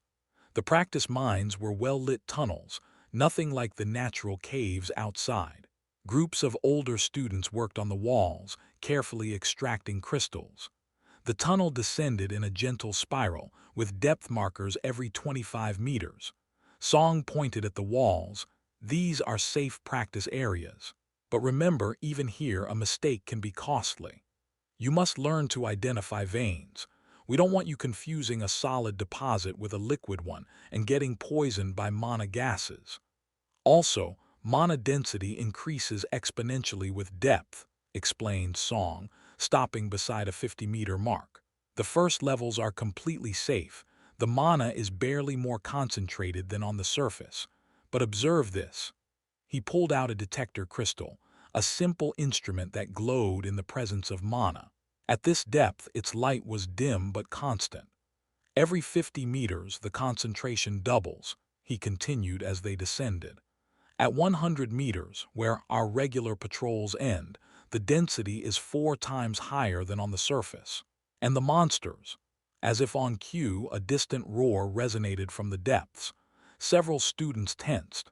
Chapter 27, Taming the Academy's Depths. Every 50 meters, the concentration doubles. Song continued as they descended. At 100 meters, where our regular patrols end, the density is 4 times higher than here on the surface. And the monsters. As if on cue, a distant roar resonated from the depths. Several students tensed. Beasts are attracted to crystal deposits. Song smiled at their reaction. The deeper you go, the stronger the mana density, and the more dangerous the visitors it attracts. And remember, these aren't normal monsters. They're the abyssals from the hordes the army fights. Several students tensed again. But don't worry, Song smiled.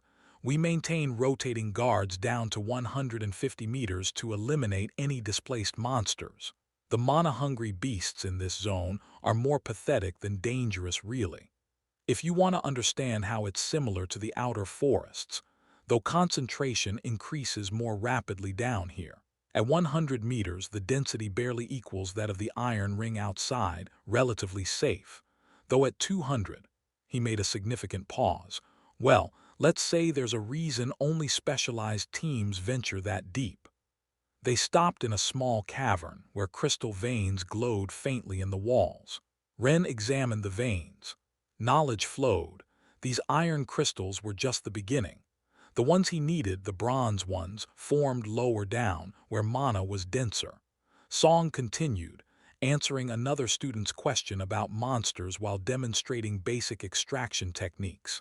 The monsters in the depths are in many ways similar to those outside. When they lack mana, they become hungry and aggressive. The difference is that here they have nowhere to run. There's only one way out when hunger drives them mad. Another roar, deeper than the previous one, emphasized his words. But Ren barely listened. The mushrooms in his hair pulsed ever stronger, as if detecting something in the depths, if the practice caves connected to the ancient ruins. However, Song smiled while storing his pick, not everyone fears them, some particularly. Motivated students sometimes form teams and risk going beyond the safe zone. I don't recommend it, but if someone is foolish enough to try. He looked meaningfully at the Gray Wing students. At least do it in groups. Ren observed Taro working on a nearby vein. His digger beetle, even unevolved, had a natural advantage in tunnels, if he could help him reach his true potential. He needed those bronze crystals for his own evolution too, but more than that, he needed an ally. Song distributed basic mining equipment, small picks, simple detectors, containment bags. Professor, a student raised her hand, is it true we can keep what we find? Absolutely, Song nodded. Any material you obtain by your own means in these mines counts, but remember, only what you extract yourselves and only in designated areas. Though I doubt many of you will need to search so deep. Besides, after the first year, these caves barely provide useful materials. His comment was clearly directed at wealthy students who didn't need to risk themselves for a few extra crystals. Next week, Song concluded as they returned to the surface, we'll begin real excavations. Study your notes on crystallization patterns. Ren calculated. The ruins must be beyond 200 meters where guards didn't patrol. It would be dangerous, but with the right knowledge. He just had to find a way to reach them without being detected. Professor Song led them back to the building and set them free. Having finished crystal gathering class, Ren and his companions found themselves in a flow of students heading in different directions. No more classes? Ren asked, confused. Liu, Taro called to their roommate who was coming down from an upper floor. Where's everyone going? Liu joined them, his night bat barely visible as a shadow on his shoulder. Ah, right, you're new. The day ends early. Early? Min raised an eyebrow. The academy has a particular system. Liu began guiding them through the hallways. After basic classes, students are expected to be proactive. He stopped before some enormous doors. The library doors. The academy library was impressive, shelves rising several stories, sections clearly marked for each beast type. Classes end early, Liu explained while guiding Ren, Taro, and Min through the corridors. They give students time to familiarize themselves with the library and gathering zones. You can study cultivation techniques specific to your beasts, Liu continued as they entered. Or you can go to the gathering zones to start collecting materials. The decision is yours. Most rich family students will go straight to the library. He pointed toward a group already occupying the best tables. They have resources to buy materials, so they focus on theory. And us? Min asked. We, Liu smiled knowingly, usually divide our time, some hours in the library, some gathering. We can't afford to ignore any opportunity. Ren observed the shelves dedicated to fungi and spores. They were considerably smaller than other sections. The library is organized by ranks, Liu explained. Basic techniques below, advanced above. Though, he looked at the mushrooms in Ren's hair, I suppose in your case. I'll only need the basic section, yes. Ren completed the phrase, though the mushrooms in his hair pulsed with deeper knowledge. For today I recommend an hour here. Liu consulted a wall clock. Then we can eat and finally check the gathering zones. Though the first days are the worst, more competition for easy veins. Min was already examining books about water snakes. Taro hesitated between the insect section and the terrestrial beasts one. The academy expects us to be independent, Liu continued while searching for a book for his bat.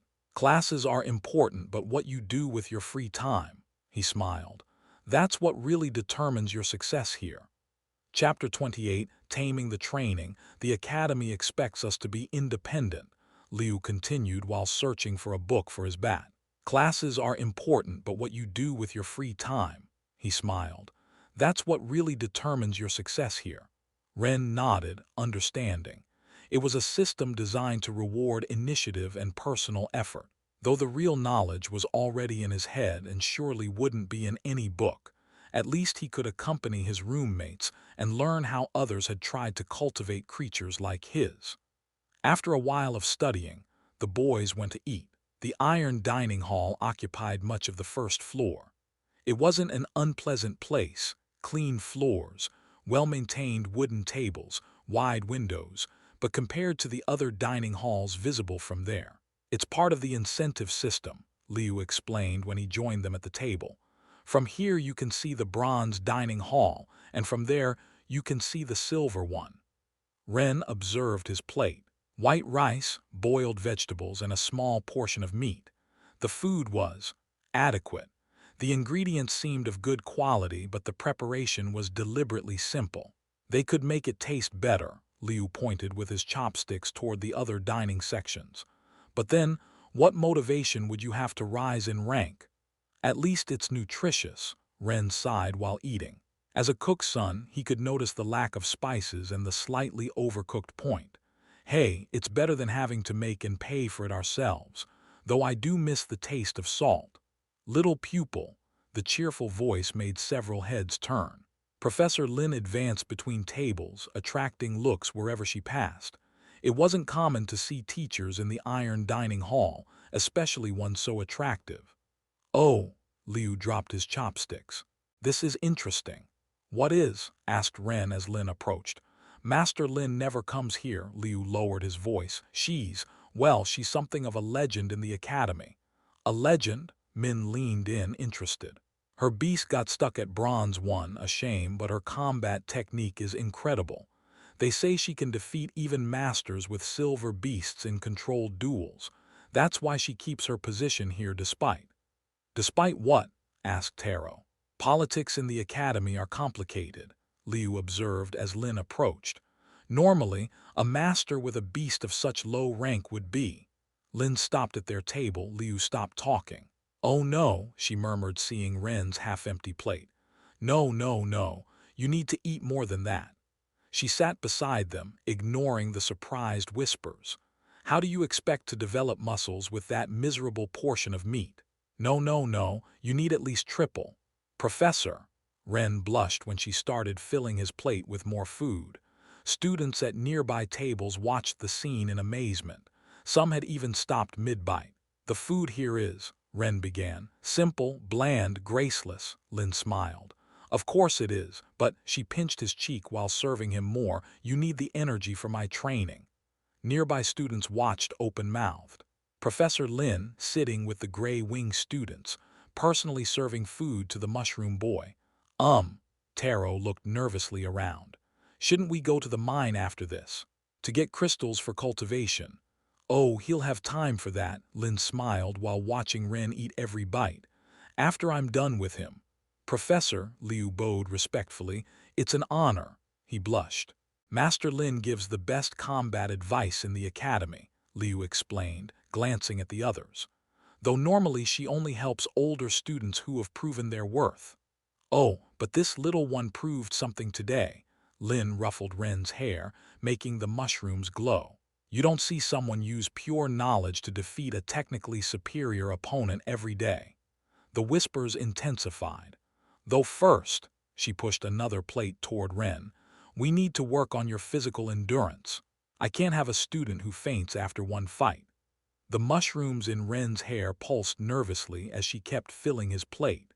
For some reason, her playful smile scared him more than all of Kai's blows. "Professor," Min asked, fascinated by the whole situation, "is it true you once defeated a silver beast master?" "Oh, that old story," Lin sighed theatrically. "Just luck, and the poor man was distracted by." "Well, that doesn't matter. What matters," her smile turned predatory as she looked at Ren, "is that our little expert needs to learn that knowledge without technique is like a knife without an edge." "But first," she pushed a third plate toward Ren, "eat everything. You're going to need the energy for what's coming."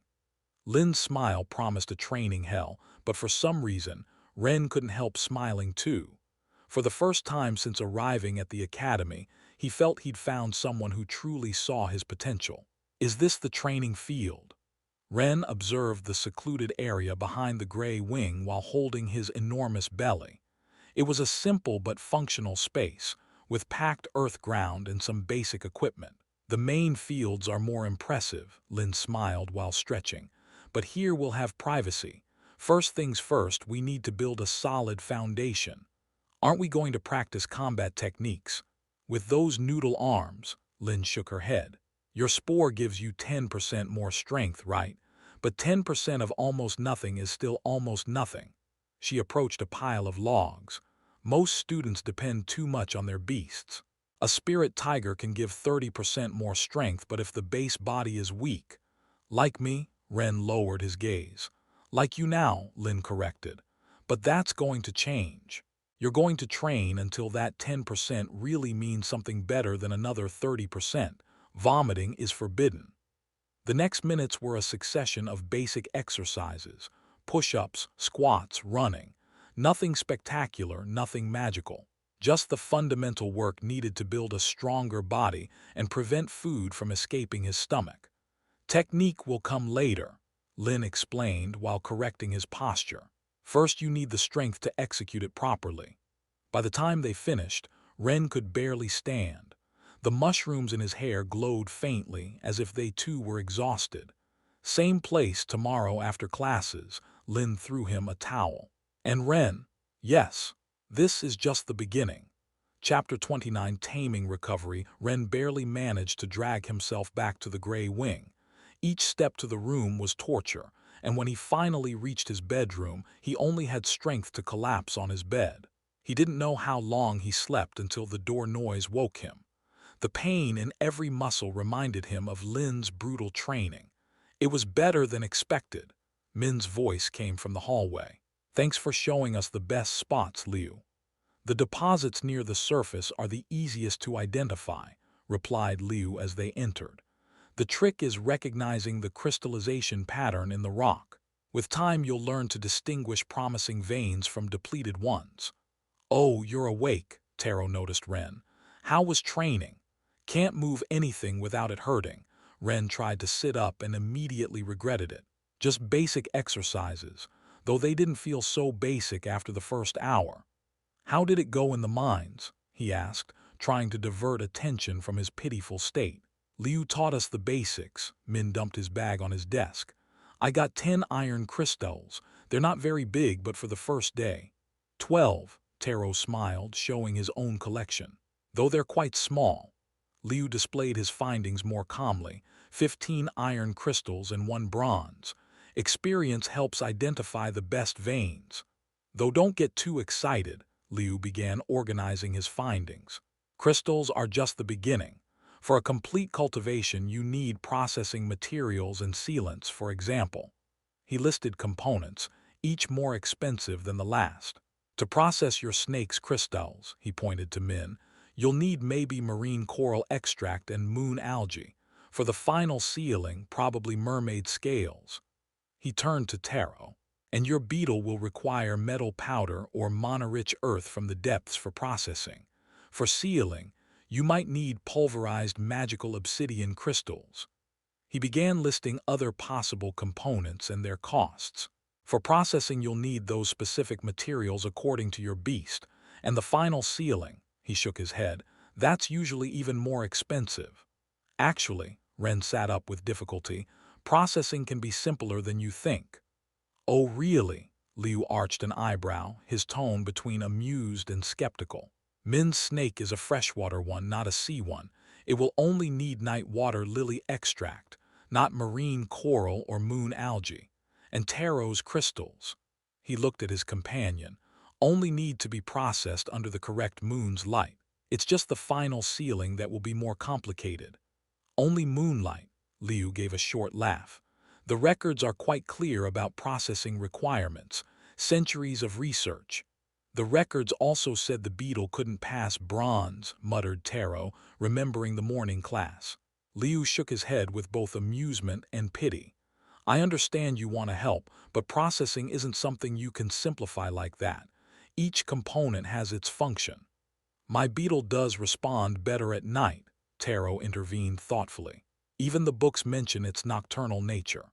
"A beast's nature is one thing," Liu sighed, "and crystal processing is quite another. But I suppose," he looked at the mushrooms in Ren's hair, "that after what the guys told me about your demonstration today and being trained by Professor Lin, you're entitled to some peculiar theories." Ren held back a smile. The real challenge wouldn't be processing. The correct moonlight was free, after all. The real problem would be getting the sealant for the final evolution in 100 days. "As I see things," Liu began storing his crystals, "it will be an interesting semester, though I suggest focusing on proven methods before experimenting with alternative theories." The mushrooms in Ren's hair pulsed softly. He didn't expect them to believe him immediately, especially Liu, who had spent a year studying traditional methods. But when Taro's beetle evolved correctly, Taro looked at his crystals thoughtfully. After seeing Ren defeat Kai using knowledge no one else seemed to have, maybe alternative methods were worth considering. "By the way," Min changed topics while storing his crystals, "what other exercises did Master Lin make you do?" Ren groaned, the mere memory making his muscles protest. "I'd rather not talk about that." The next morning, Ren stopped in front of the crystal processing classroom. Wei taught 2 classes, and although the professor had been clear about the bet, he wasn't sure if he meant both classes. When he entered, the kids' laughter started immediately. "Look who came." Jin smiled from his seat. "Didn't the expert have anything better to do?" Wei stopped his explanation about processing methods, raising an eyebrow at seeing Ren. "Ah, Mr. Patender," Wei smiled with false cordiality. "I didn't expect to see you here. Shouldn't you be busy preparing your demonstration?" His voice dripped with amusement. "I thought I should attend to make sure anyway." "Nonsense," Wei waved a hand dismissively. "The bet included both classes, right?" asked Ren, ignoring the giggles. "Of course. As I said yesterday, you have much to do helping Mr. Taro with his beast and preparing for your other classes." Wei smiled with false kindness. "Don't worry about attendance. You'll have it perfect if you win the bet. And if you lose," his smile turned sharp, "well, attendance will be the least of your problems. So you can go away." He stopped, correcting himself with exaggerated courtesy, retire quietly to work on it. Ren nodded slowly and left the classroom.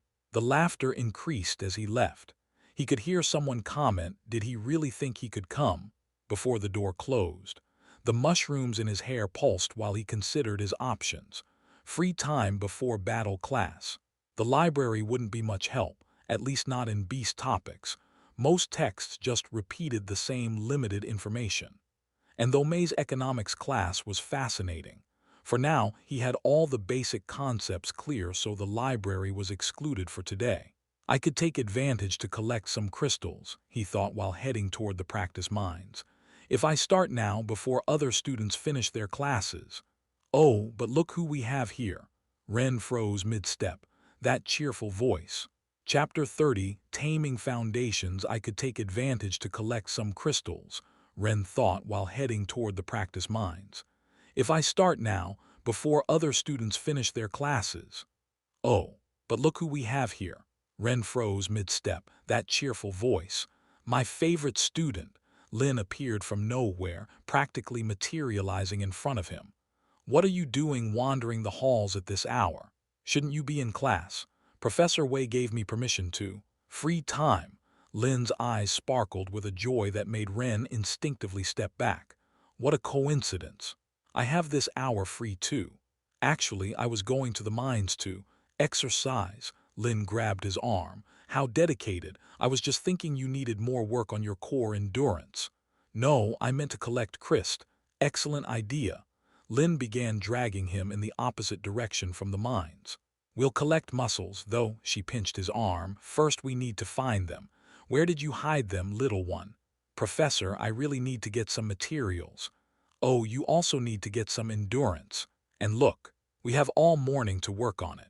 The mushrooms in Ren's hair pulsed with what seemed like resignation while Lin dragged him toward the training field, humming cheerfully. You know, Lin smiled while opening the field door.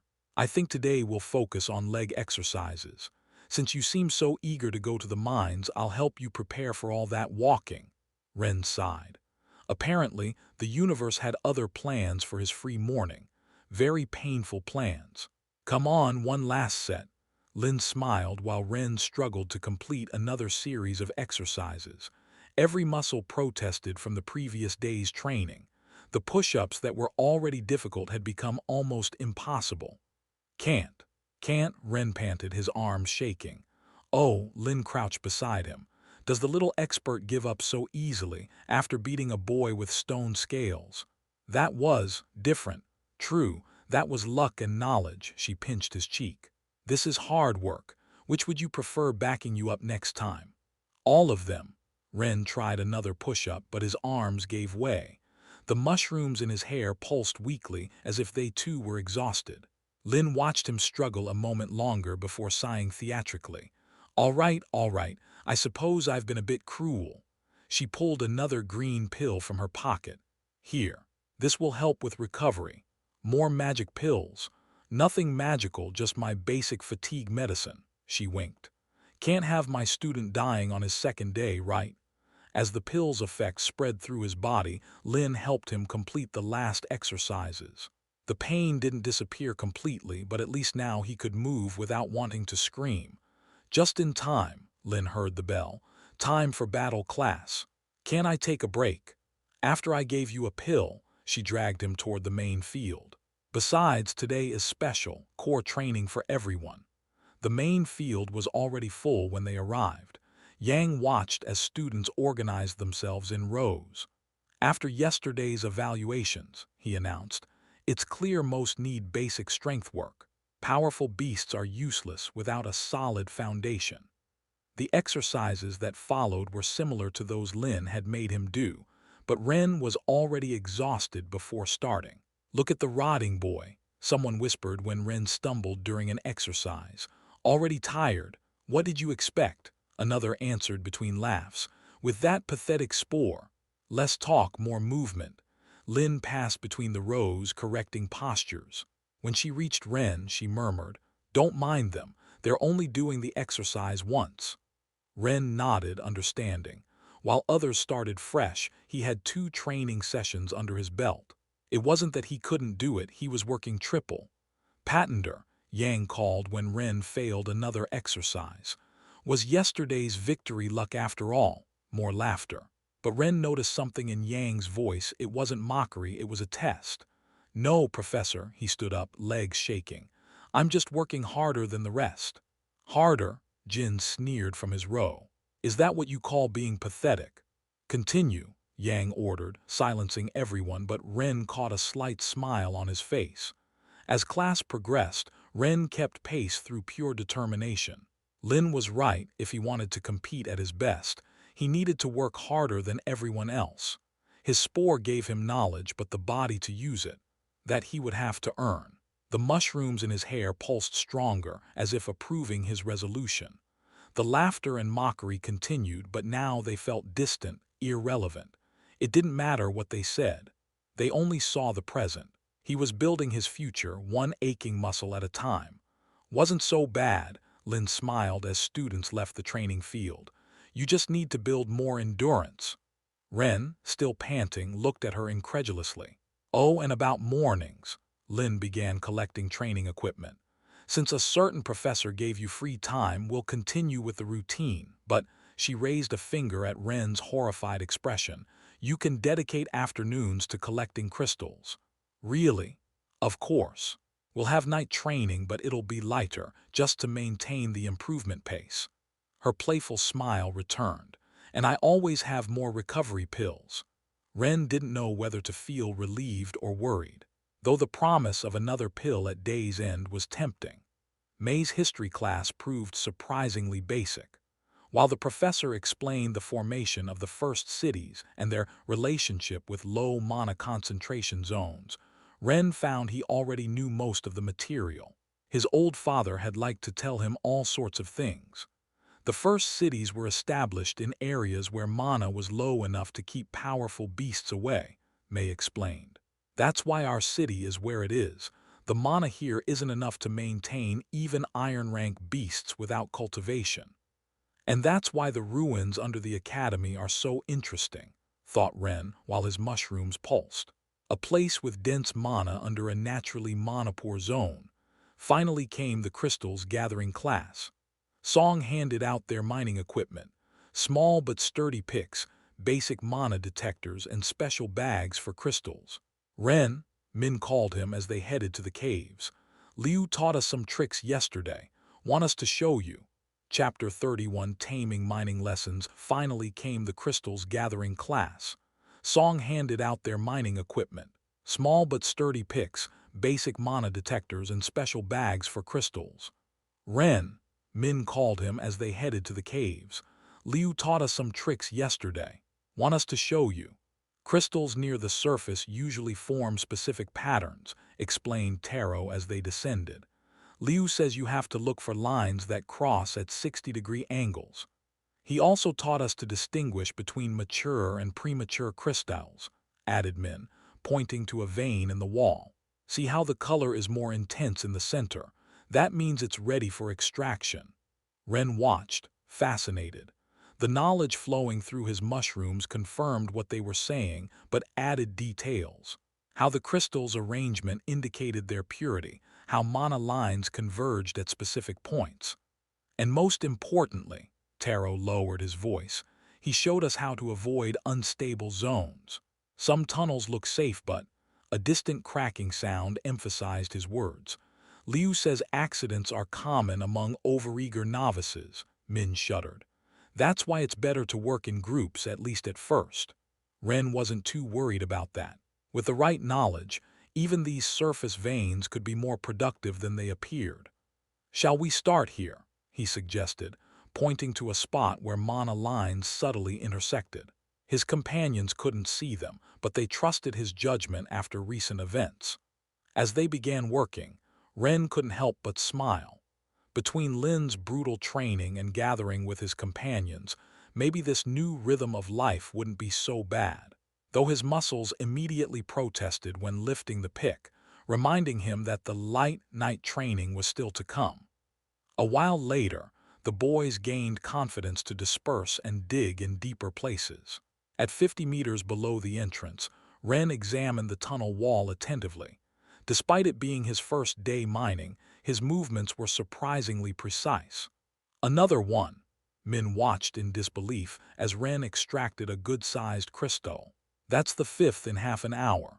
Are you sure you hadn't mined before? Taro set down his pick, frustrated. We were supposed to have the advantage from the extra time yesterday with Liu. It's just observation. Ren pointed to a pattern in the rock. See how the lines cross here? Where energy converges like this, there are usually crystals behind. How do you know all that? Min narrowed his eyes. I can't see anything you're talking about. It's cheating to have so much knowledge.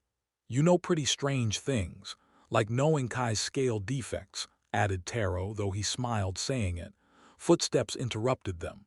Klein Goldcrest passed nearby, his golden lion manifesting in brilliant fur covering his arms. As always, he was heading toward where Luna worked. Luna was in the deepest section of the allowed zone, her shadow wolf making the darkest veins glow with a spectral radiance. Unlike most who worked in groups, she mined alone, each movement precise and elegant even in this mundane task. It's almost unfair, Min murmured as they watched her work. Her wolf can detect mana concentrations we can't even see. It's more than that, Ren observed, the mushrooms in his hair pulsing while analyzing her technique. Look how she strikes at specific angles. She doesn't waste a single movement. Luna, Klein's voice echoed in the tunnel. The Goldcrest family heir approached. Luna, his voice resonated in the tunnel again. I found an exceptional vein over here if you want we could. I'm busy, Luna's sharp response echoed from the darkness. How pathetic, Jin's voice came from another tunnel above Ren's. The Goldcrest heir begging for attention again, Klein turned, furious. Shut up, I don't want to talk to someone with a mediocre beast like yours. Why don't you come up here and we'll discuss it, mained Kitten. Enough, Luna's cold voice cut the tension. Some of us are trying to work. Both retreated, exchanging murderous glances. As I was saying, Ren continued once they'd gone, there are patterns in how mana forms. Crystals are usually found where. Look out, a small avalanche of rocks fell near them. Jin smiled from the upper level. Oops, how clumsy of me, his smile turned cruel. But the rotting boy should know all about things falling to the bottom, right? Is there a problem? Min stepped forward, his water snake materializing. Not for now, Jin shrugged. Just make sure to look up while you work. You never know when there might be another accident. When Jin left, Taro picked up his pick with trembling hands. Maybe we should find another section. No, Ren studied the wall. This vein is too good to abandon. Besides, he smiled slightly, it would be a shame to give that idiot the satisfaction, don't you think? Min and Taro exchanged glances before smiling too. Jin could threaten all he wanted, but they needed those crystals. Besides, the professor wouldn't let them get into too much trouble. Did I hear cave-ins? Is anyone hurt? Professor Song's voice cut through the air. Jin smiled innocently and walked away. When Jin disappeared through the upper tunnel, Ren went back to examining the vein they were working. There's something else that worries me, he began while extracting another crystal. Have you noticed how some tunnels up there had fewer crystals than yesterday? Now that you mention it, Taro observed the upper walls. The areas where Liu taught us yesterday are almost empty. Mana takes time to regenerate veins, explained Ren. That's why most focus on intensive mining at the start of the year. By the time crystals form again after the holidays, most will move on to focus on other classes soon. How long do we have? Asked Min. A month, maybe two, before it becomes significantly harder to find good crystals. Ren stored another crystal in his bag. That's why we need to take advantage of every moment now. Chapter 32, Taming Momentum. How long do we have? Asked Min. A month, maybe two, before it becomes significantly harder to find good crystals. Ren stored another crystal in his bag, feeling the weight of time pressing down on them. That's why we need to take advantage of every moment now. Well, I can take my time, Min shrugged, his water snake coiling lazily around his shoulders. I prefer to study more before trying to evolve my snake. But Taro needs the crystals soon, Ren reminded him, thinking of their upcoming demonstration. And it's not just cultivation crystals. We need enough to buy processing and sealing materials. You'll need them too, and it'll be good to have crystals saved up. At least it will be cheaper for me with your method, Taro smiled, his digger beetle creating faint patterns on his skin. Hope you are right too, after all, you have a bet to win. Ren nodded, though his thoughts went much further. 100 bronze crystals, equivalent to 1,000 of these small ones if exchanged at school, and that was just the beginning. The bronze rank beast parts he'd need for his own evolution would be even more expensive, not to mention the poisonous fungi of the same rank. The numbers were staggering when he really thought about them. Min waved a hand in front of his face, his snake mimicking the motion. We lost you for a moment. Just thinking, Ren refocused on the vein. We should organize better. Work in shifts, take advantage of every free hour. Don't you think you're being a bit? It's not just about the bet, Ren interrupted, his voice carrying the weight of knowledge he couldn't fully share. Sealing materials are expensive, and once these veins are depleted, getting enough crystals to buy them will be much harder. Taro looked worried, his beetle's markings darkening with his mood. How many will we need? For the final sealing, Ren made mental calculations, remembering the precise requirements. Probably equivalent to 10,000 iron rank mine crystals just for the basic materials. Min whistled, his snake curling tighter around his neck. And that's just for Taro's beetle. What about your evolution? Are you thinking of cultivating that expensive fungus they say isn't worth it? Ren pretended to concentrate on mining to avoid the question. That variation they created with strength runes was terrible, but how could he explain that he needed 10 times what Taro needed but for something else? Better to keep that worry to himself for now. Let's focus on one thing at a time, he said finally, watching the mana patterns swirl in the rock. For now, we need to take advantage while the veins are still rich. We should explore deeper tomorrow, he suggested, pointing to another promising pattern that shimmered just at the edge of visibility, where fewer students dare to go. Liu warned us about going too far down. Min looked nervous, his snake scales rippling uneasily. He said tunnels can become unstable, and there are things moving in the darkness. Just a little deeper, Ren insisted, the mushrooms in his hair pulsing with reassurance. Besides, we'll be together.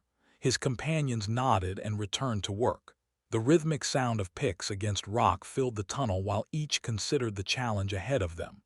To evolve a beast, you needed 3 things: crystals, processing materials, and sealing materials. And getting them all before the veins were depleted. One step at a time, thought Ren while extracting another crystal, watching the mana flow through the stone. First help Taro, then. His gaze drifted toward the deeper tunnels where mana was denser. There, where few dared to go, perhaps he'd find what he needed for his own evolution. But for now, every small crystal counted. Time was running, and the veins wouldn't wait for anyone. 16 crystals today. Min proudly dumped his bag on the desk, the crystals catching the light like trapped stars. 18, Taro smiled, showing his collection arranged in neat rows. 3 bronze and 19 iron. Ren added his to the pile, each crystal carefully extracted from the precise spots where mana lines converged. Not bad for beginners, eh, Liu? Liu observed the crystals with genuine surprise, his night bat fluttering closer to inspect them. Not bad at all, though I don't understand how you found so many bronze crystals. Later, after night training with Lin, Ren barely managed to drag himself to bed. Every muscle ached with the day's efforts, but it was a satisfying kind of pain. You know, Liu spoke from his desk, his bat casting shadows in the lamplight, I admire you. With such a terrible beast, most would have given up by now. But you keep pushing, even harder than the rest. Ren smiled in the darkness. If Liu only knew that his spore wasn't as terrible as everyone thought. The days began to blend into a routine, each one building on the last. The morning's way left free became torture sessions with Lin, each exercise pushing Ren's limits further than he thought possible. Battle classes with Yang were another kind of pain, But Ren could feel his body gradually strengthening, the 10% boost from his spore becoming more meaningful as his base strength increased. Professor May alternated between history, economics, and life. A surprisingly useful class about everything from paying taxes, making fire and etiquette, to negotiating with merchants. Crystal class became more technical, but the real learning came afterward, in the deep parts of the minds where the mana patterns told stories few could read. Liu began joining them after classes, apparently intrigued by their success in finding good deposits. His experience added another layer to their mining expeditions, though he still couldn't quite believe some of Ren's theories. Nights ended with more training with Lin, though now Ren could stay standing a bit longer before collapsing, each day bringing small but noticeable improvements. Thus passed almost a month. The routine was exhausting but productive, his muscles strengthened, his crystal collection grew, and slowly but surely the respect of his companions grew with it. But tomorrow was different. As he prepared for sleep, Ren mentally reviewed the necessary steps. Tomorrow they would process Tarot's crystals. The lunar phase would be perfect, and everything they'd worked for during this month would be put to the test. He just needed to bring the processed bronze-rank crystal he'd gotten from the school's exchange shop and make the most of the time window. Tomorrow would truly begin his demonstration that the knowledge he possessed was real. "Nervous about tomorrow?" asked Taro from his bed. "No," Ren smiled in the darkness, the mushrooms in his hair pulsing softly with certainty. "Everything will go exactly as it should." Liu snorted from his corner but said nothing. Soon he would see that some crazy theories held more truth than he believed. Chapter 33, Taming Progress. Are you finished already? Lin watched in surprise as Ren completed the last series of morning exercises without his usual gasping. The training field was empty except for them, as it had been every morning for the past month. But something was different today. "It seems the pills have helped more than I expected," Lin murmured, studying her student with professional interest. "His recovery is remarkable." It was true. The exercises that once left him on the verge of collapse were now, though still challenging, manageable. A month of constant training and recovery pills had transformed his endurance. "Well," Lin smiled, an expression Ren had learned to fear, "I suppose it's time to move to the next level." "Next level? We can finally begin with some real technique." Lin positioned herself in front of him. "Until now we've just been building your physical foundation. But now that you can move without looking like a newborn kitten." She moved into a stance Ren didn't recognize. "Technique is more than just strength," she explained. "It's understanding how to use your body efficiently. Watch." Her movement was so fluid that Ren could barely follow it. In an instant, she was in front of him. In the next, she had twisted in a way that seemed to defy gravity and appeared behind him. "Your spore only gives you 10% more strength," she continued. "But with proper training and technique, you can make that 10% worth much more." For the next hour, Lin guided him through basic movements. How to position his feet, how to distribute weight, how to use an opponent's momentum. "Most students depend too much on their beasts," she explained while correcting his posture. "They think a 30% or 50% increase in strength makes them invincible. But technique." She moved again, this time more slowly so Ren could observe. "Technique can overcome brute force. It's what's kept me as a teacher here, even with my crane stuck in bronze." Ren tried to replicate the movement, stumbling in the process. "I don't expect you to master it today," Lin laughed while helping him up. "But at least now you have the endurance to practice without hurting yourself so easily." As they continued practicing, Ren noticed that the movements, though somewhat complex, weren't as exhausting as he'd expected. A month ago, simply maintaining the stance would have left him drained. The pills have really worked wonders, though I suppose his determination has helped too. Not everyone gets up every time they fall for a whole month. Ren smiled, grateful for his teacher's support. His knowledge had shown him that the pills used somewhat expensive bronze-level materials that helped with muscle regeneration and energy. As thanks, He would help improve her mature beast further, show that weak beasts weren't weak, that the records were mostly wrong. And soon, with Taro's evolution, he would have the first real proof of that.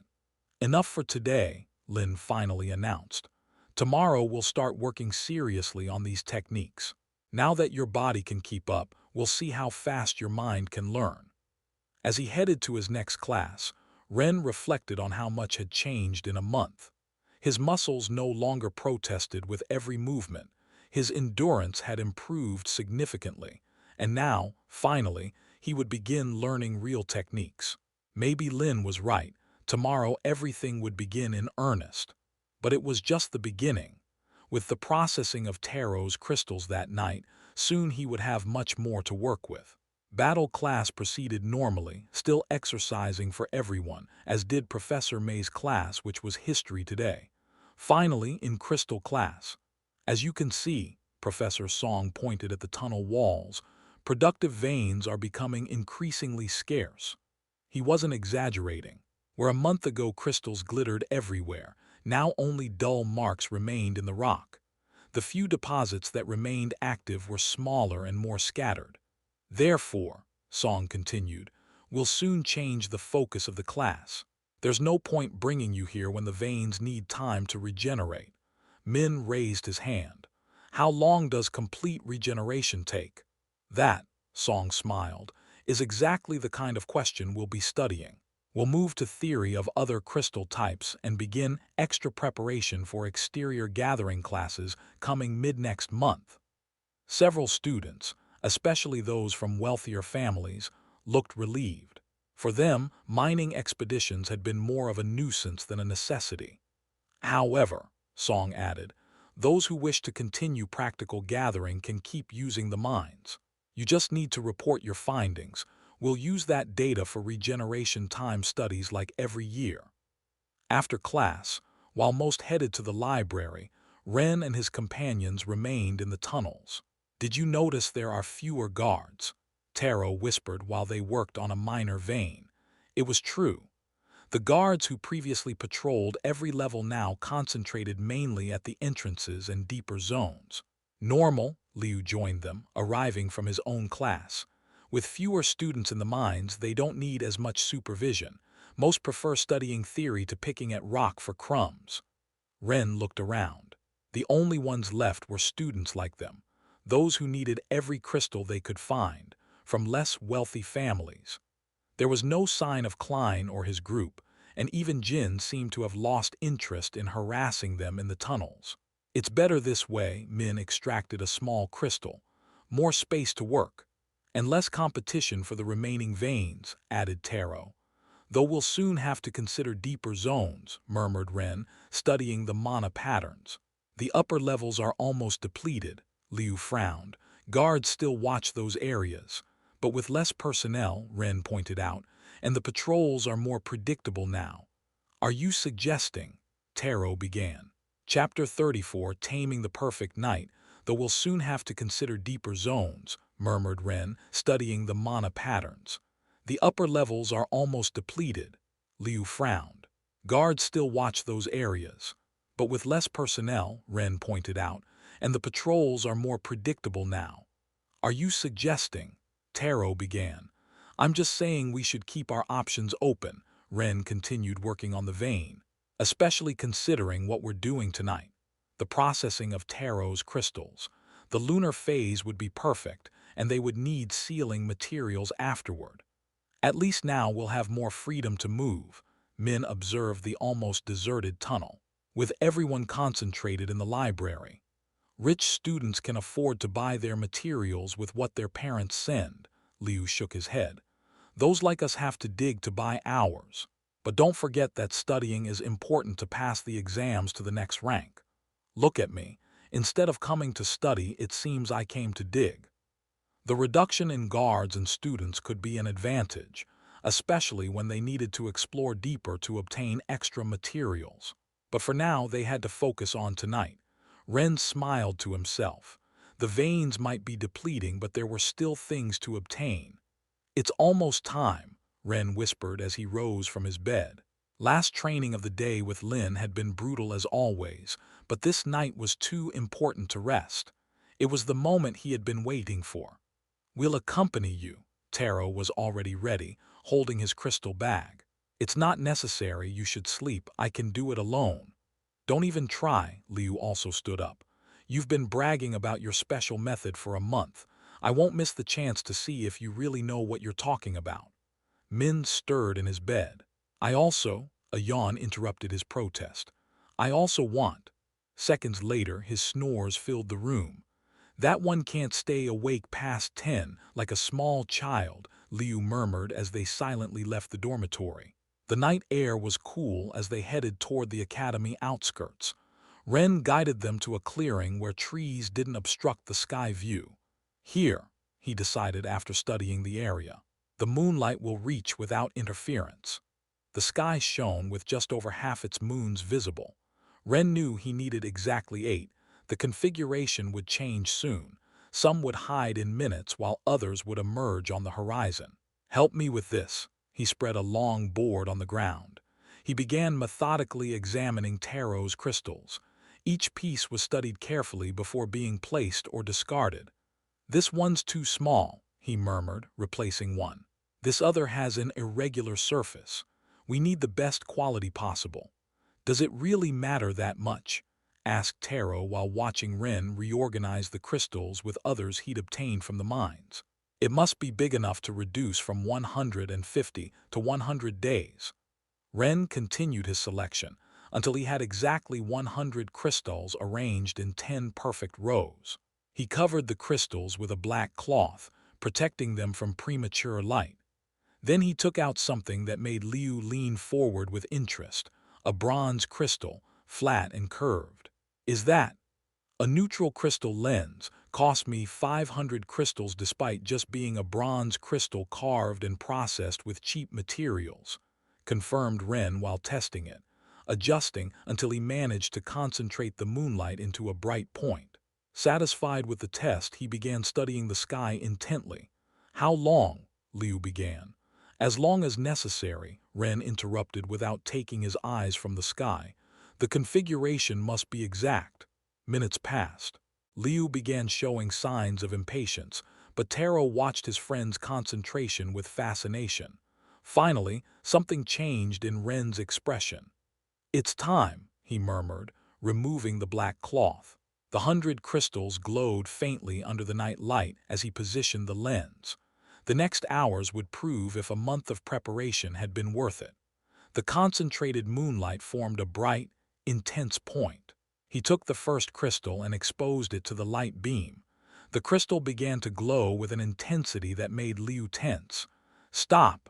Liu stepped forward, alarmed. "Do you see the glow? It's processing too much mana." Ren was already storing the glowing crystal in the black bag and taking the next one. "Ren, this is dangerous," Liu continued while Ren repeated the process with more crystals. "Mana poisoning is no joke. Medicine is expensive, and if Taro has to go to the infirmary 3 days in a row, professors will start asking questions. Maybe even 2 consecutive days would be suspicious," he insisted. "Do you have any idea how much mana they're absorbing?" "They're exactly at the right limit." Ren didn't stop his work, keeping a mental count of exposure time. "And I need to concentrate. This specific lunar configuration will only last 30 minutes before the next moon hides." "Is that why you bought the lens?" Taro watched the process, fascinated. "If we don't concentrate the light, we'd have to wait 2 more months to get the equivalent of 36 minutes of exposure per crystal. We wouldn't have time to start your cultivation and finish before the end of the semester, so." Liu opened his mouth to protest again, but Taro calmed him with a gesture. "I have over 600 crystals saved thanks to this month in the mines," he reasoned. "Most I found following Ren's directions. If something goes wrong, we simply discard the method on the second day, and I lose only 100 crystals." Ren continued working methodically. The first crystals received exactly 36 seconds of exposure, but he gradually reduced the time. "The resonance is already established in the moon group," he explained without stopping work. The next ones need less time because they've been exposed to the same moon's light while waiting, though not concentrated. His movements were precise, each crystal placed exactly at the lens's focal point. The last ones barely needed 6 or 7 seconds of exposure. "How do you know it's enough?" asked Liu, watching the crystals glow with an intensity that still seemed dangerous to him. "Because," Ren paused for a moment, considering how much and how to explain, "the absorption patterns are clear when you know what to look for." Finally, the last crystal went into the bag. Ren began collecting the equipment quickly, aware they'd already spent too much time outside the dormitory. "That's all," he announced, securing the bag. "Let's return before someone notices our absence."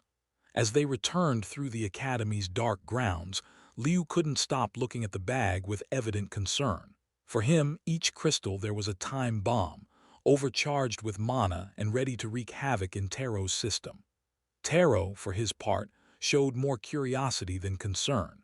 After seeing Ren defeat Kai and find the best veins in the mines for a month, he was willing to trust his strange knowledge once more.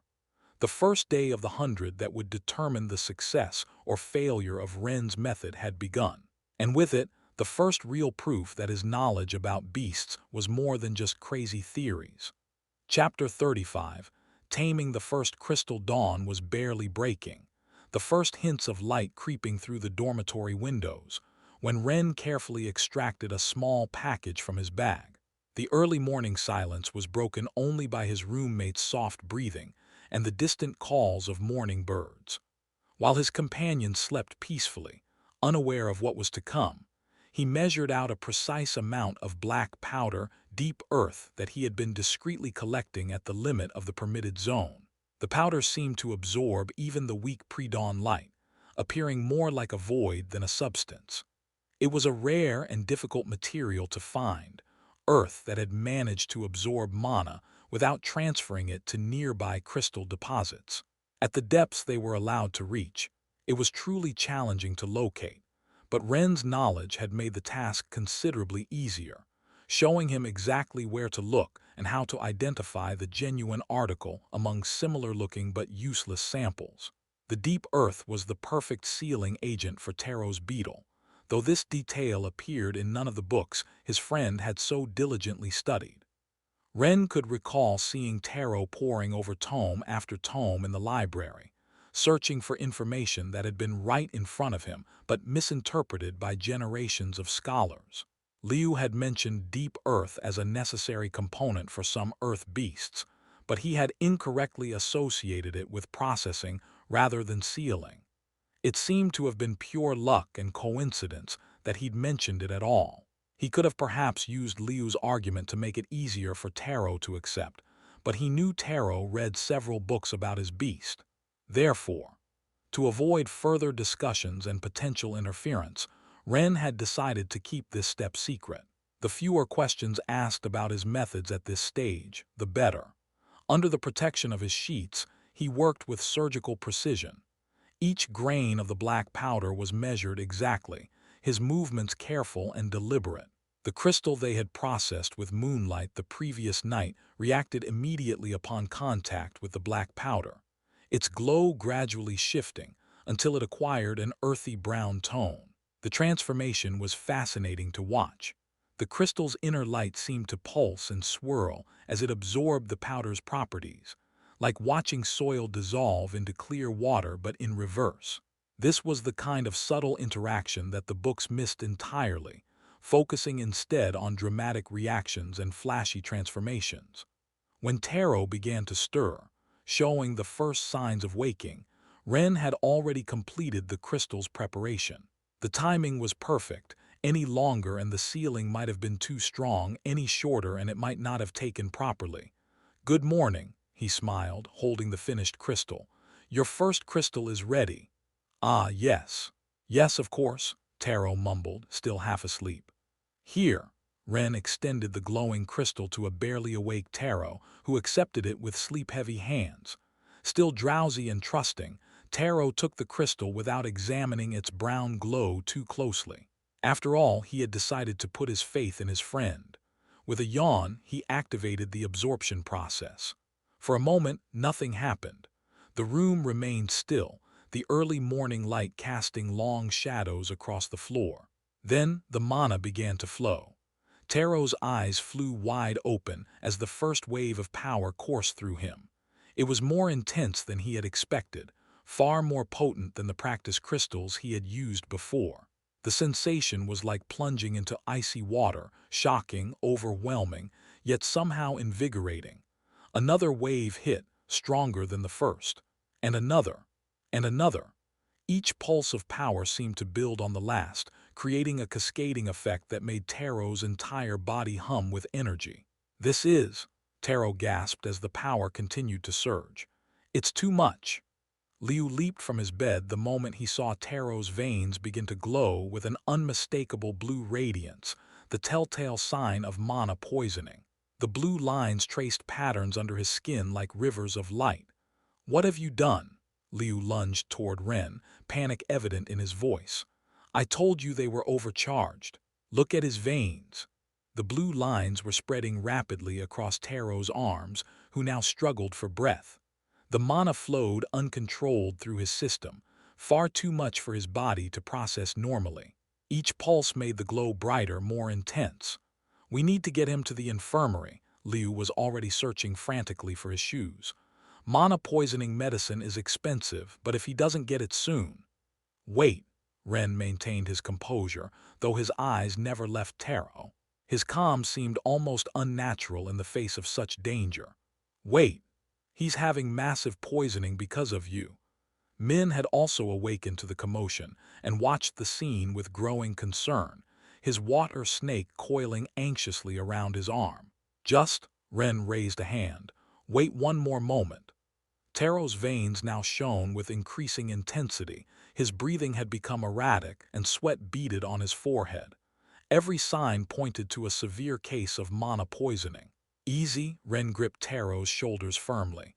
"Breathe with me, slowly." "The mana," Taro panted, the blue lines pulsing brilliantly beneath his skin. "It's a lot, I know." Ren's voice remained calm, controlled. "But your beetle can handle it. You just need to guide it correctly." Liu watched from the door, torn between running for help and the strange certainty in Ren's demeanor. "Feel the flow," Ren continued. "Notice how it's pooling in your chest. You need to move it, make it circulate to your arms first." Taro nodded weakly, focusing on the sensation. Slowly, the blue lines in his arms began to fade as he directed the energy. "Good. Now let some flow toward your back. Your beetle is an earth creature. The mana should feel more natural flowing downward." Min held his breath as he watched the blue lines shift and gradually weaken, following Taro's control. "Temporary mana excess isn't bad if you know how to control it," Ren explained while guiding Taro. "Your beast is designed for this. It just needs you to help distribute it properly." Gradually, Taro's breathing normalized. The blue lines almost completely vanished, leaving only a faint glow under his skin that looked more healthy than dangerous. "How do you feel?" Ren asked after several minutes. "It's different." Taro flexed his fingers, surprised. "I feel stronger, more connected to my beetle. Is this normal?" "It's how it should be," Ren smiled, finally releasing his shoulders. "Traditional crystals have less mana to avoid poisoning, but your beetle can handle more to shorten the period by much, as long as you guide it correctly." Liu had approached again, his expression split between amazement and skepticism. "How did you know it would work?" "Because I know beasts better than the books suggest," Ren replied simply, "and this is only the first day." Taro stood up, experimenting with his new sensation of power. Not only had he survived the apparent poisoning, he felt better than ever. The first crystal had worked exactly as Ren had planned. 99 more, and the beetle's evolution would be undeniable. Chapter 36, Taming Taro's Day. As Ren headed to his morning training with Lin, Taro entered Wei's classroom with some apprehension. During the last month, the professor's behavior had been peculiar. It wasn't just that he ignored Ren's absence, he seemed to revel in it. As Taro took his usual seat, he noticed how the professor practically glowed with satisfaction at his friend's absence. Each class had become a parade of indirect jabs and examples where Ren served as the perfect antagonist. As you can see in this diagram, Wei pointed to a cultivation pattern illustration. This is how mana flows naturally in a well-cultivated beast. With this analyzed information as an argument, we can see how proven methods are superior to the unfounded theories of certain disruptive elements. It was the third reference in the first 10 minutes of class. Taro had begun keeping a mental count. The current record was 12 examples in a single session. Observe the difference between correct cultivation and one. Wei projected two images, contaminated by baseless ideas. The constant jokes about fungi, ideorators, and infectious theories had become daily bread. What bothered Taro most wasn't just the lack of professionalism, but how Wei used his position to influence class opinion, with countless comparisons to try to make his teachings sound more convincing. "Today we'll do something different," Wei announced, finishing his diagram. "I want you to form pairs to study cultivation methodologies for beasts different from your own.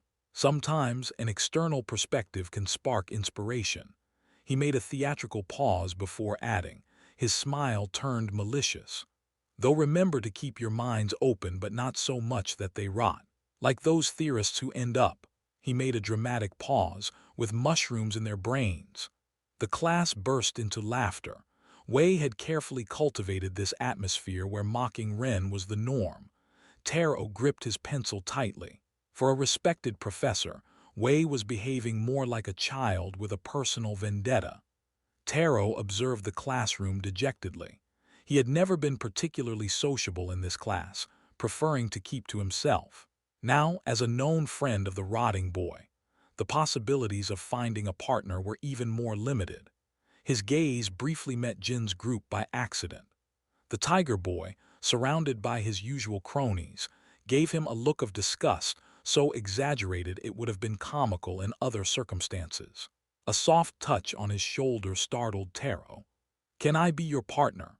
Taro turned to find Luna standing beside his desk. Her expression was as unreadable as ever, but there was something in her gaze suggesting this wasn't a random choice. "With me?" The question came out higher-pitched than intended. Luna, the most promising student in class, wanted to pair with the rotting boy's friend. "Luna, why don't you work with me?" Klein didn't bother to hide his intentions as she passed near his seat. "My golden lion would be a much more interesting study subject than a simple beetle." Luna didn't even dignify him with a look while sitting beside Taro. Klein's golden lion manifested in his arms, the marks glowing with irritation, but she kept her attention on the study materials she was beginning to take out. "So?" Taro began nervously, still bewildered at having the class's most promising student as his partner. "The digger beetle," Luna was direct, her voice barely a whisper while pretending to review a diagram. "Have you already started with the method Ren mentioned?" The tension in Taro's shoulders loosened a bit. Talking to a girl was something difficult for him, but this was a topic he could discuss comfortably. "Last night we processed the first crystals," he explained while they pretended to work on the assigned exercise. "Ren used a method with concentrated moonlight." "And did it work?" Luna's eyes showed a flash of genuine interest. "This morning I absorbed the first crystal. It was intense."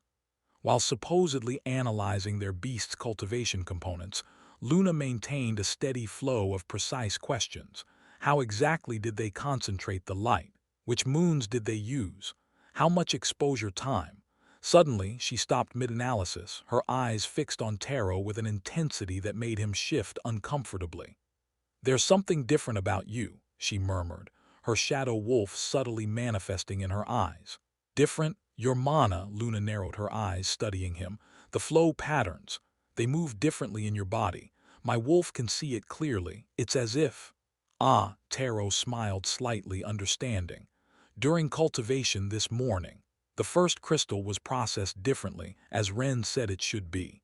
At first I thought it was mana poisoning, but—" "Interesting," Luna cut him off softly. Though she asked no more questions, Taro could feel her gaze studying him periodically, as if monitoring the changes in his mana flow. They continued with the assigned exercise. Taro, after much analysis, only managed to identify one correct component for shadow wolf cultivation, the specific need for night crystals to maintain its affinity with shadows. Luna, for her part, identified two elements for the beetle: the critical importance of moonlight in processing, and surprisingly, the need for deep earth. The second is incorrect, Taro pointed out, clearly remembering Ren's explanations about purely lunar processing. The method only requires specific moonlight. Luna looked at him with a curious expression, almost confused but didn't argue. Her eyes, still influenced by her shadow wolf, narrowed. When the exercise ended, she rose with the same silent grace with which she had arrived. Without saying another word, she returned to her seat, leaving Taro wondering if what had just happened was real. Klein tried to get her attention again when she passed, but Luna ignored him as completely as the first time. Chapter 37, Tamer's Team in Battle Class. Gather round. Professor Yang's voice resonated across the training field, echoing off the stone walls with commanding authority. Today we'll increase the intensity. Ren and Min joined Taro, all of them panting from the initial exercises that were notably more demanding than the day before. Though Ren appeared remarkably fresher than them, his month of extra training with Lin showing in his improved stamina and form. Each tamer has different aptitudes in their styles. Yang walked through the student ranks, his stone behemoth's markings gleaming in the morning light. Master Lin and I have decided it's time to adapt the training according to your natural strengths for the beginning of the second month. But before you ask, he smiled at seeing the confused faces, his expression knowing, we will decide which category you fit best in. Lin began moving among the students with practiced grace, pointing to different areas of the field. Her crane's feathers shimmered as she moved. Attackers with Professor Yang, she indicated, her voice carrying clear across the field. Speedsters with me, defensive types to the east area, range mages to the west. The field became a flurry of movement as students began shifting to their assigned areas, some looking pleased with their categorization, others less so. While the professors assigned groups, Taro edged closer to Ren. Hey, about Wei's class. Luna asked you about the method. Ren didn't even seem surprised, as if he had expected this development. Was it wrong that I told her about? No problem, Ren shrugged. You can talk openly about it. It's not like it's a secret. Besides, Luna helped me once and... Patender, Lin called out. To the attackers group. Strength. Several students laughed, their voices thick with mockery. The rotting boy, I'm a speed type and I have more strength augment than him. More laughter rippled through the crowd. His strength is better than you think, Lin winked, a knowing smile playing on her lips. A month of training works wonders. Taro was assigned to the defensive group, his beetle's natural affinity for protection making him an obvious choice, while Min joined the range mages with his water snake. The class continued with specific exercises for each group. Ren discovered that, indeed, his month of training with Lin had prepared him well for the strength exercises. Each movement felt more natural, more powerful than before. By the end of the session, Yang gathered all students again, his behemoth's presence commanding attention. As you know, the final exam will include eliminating a real monster. His voice turned serious, resonating with experience. But that's only half the test. Students exchanged confused looks, whispers spreading through the crowd. A tamer must know more than just hunting beasts, he continued, his eyes scanning the gathered students. Battles against other tamers from the enemy kingdom are equally important, if not more so. Lin stepped forward. That's why we'll begin team practices next month. You have this month to form groups of 3. Can we choose anyone? Someone asked from the crowd. As long as they're maximum separated by 1 cultivation level at the time of exam, Lin confirmed, her eyes scanning the gathering. Looks began flying across the field as students mentally cataloged potential teammates. Jin was already gathering his followers, their beasts manifesting partially in excitement, while Klein seemed to gravitate toward Luna, who studied the distant mountains with pointed indifference. Ren, Taro, and Min exchanged glances. They didn't need words to know they would team up together, even if it meant facing technically stronger groups. Their month of working together in the mines had already forged a natural understanding between them. One warning, Yang's voice cut through the murmurs. Choose based on compatibility and strategy, not raw power. I've seen teams of weak beasts defeat supposedly superior groups just by having better coordination. His gaze briefly rested on Ren and his friends before continuing. Remember, you have a month to practice together and choose. Use that time wisely. As the students dispersed, Ren couldn't help but smile. An attacker, a defender, and a range mage. Maybe they weren't the strongest team, but they could definitely be a balanced one. Hygiene isn't just about appearance. Professor May drew diagrams on the board. The same principles we use to keep our bodies clean apply to food preservation. Ren observed with genuine interest.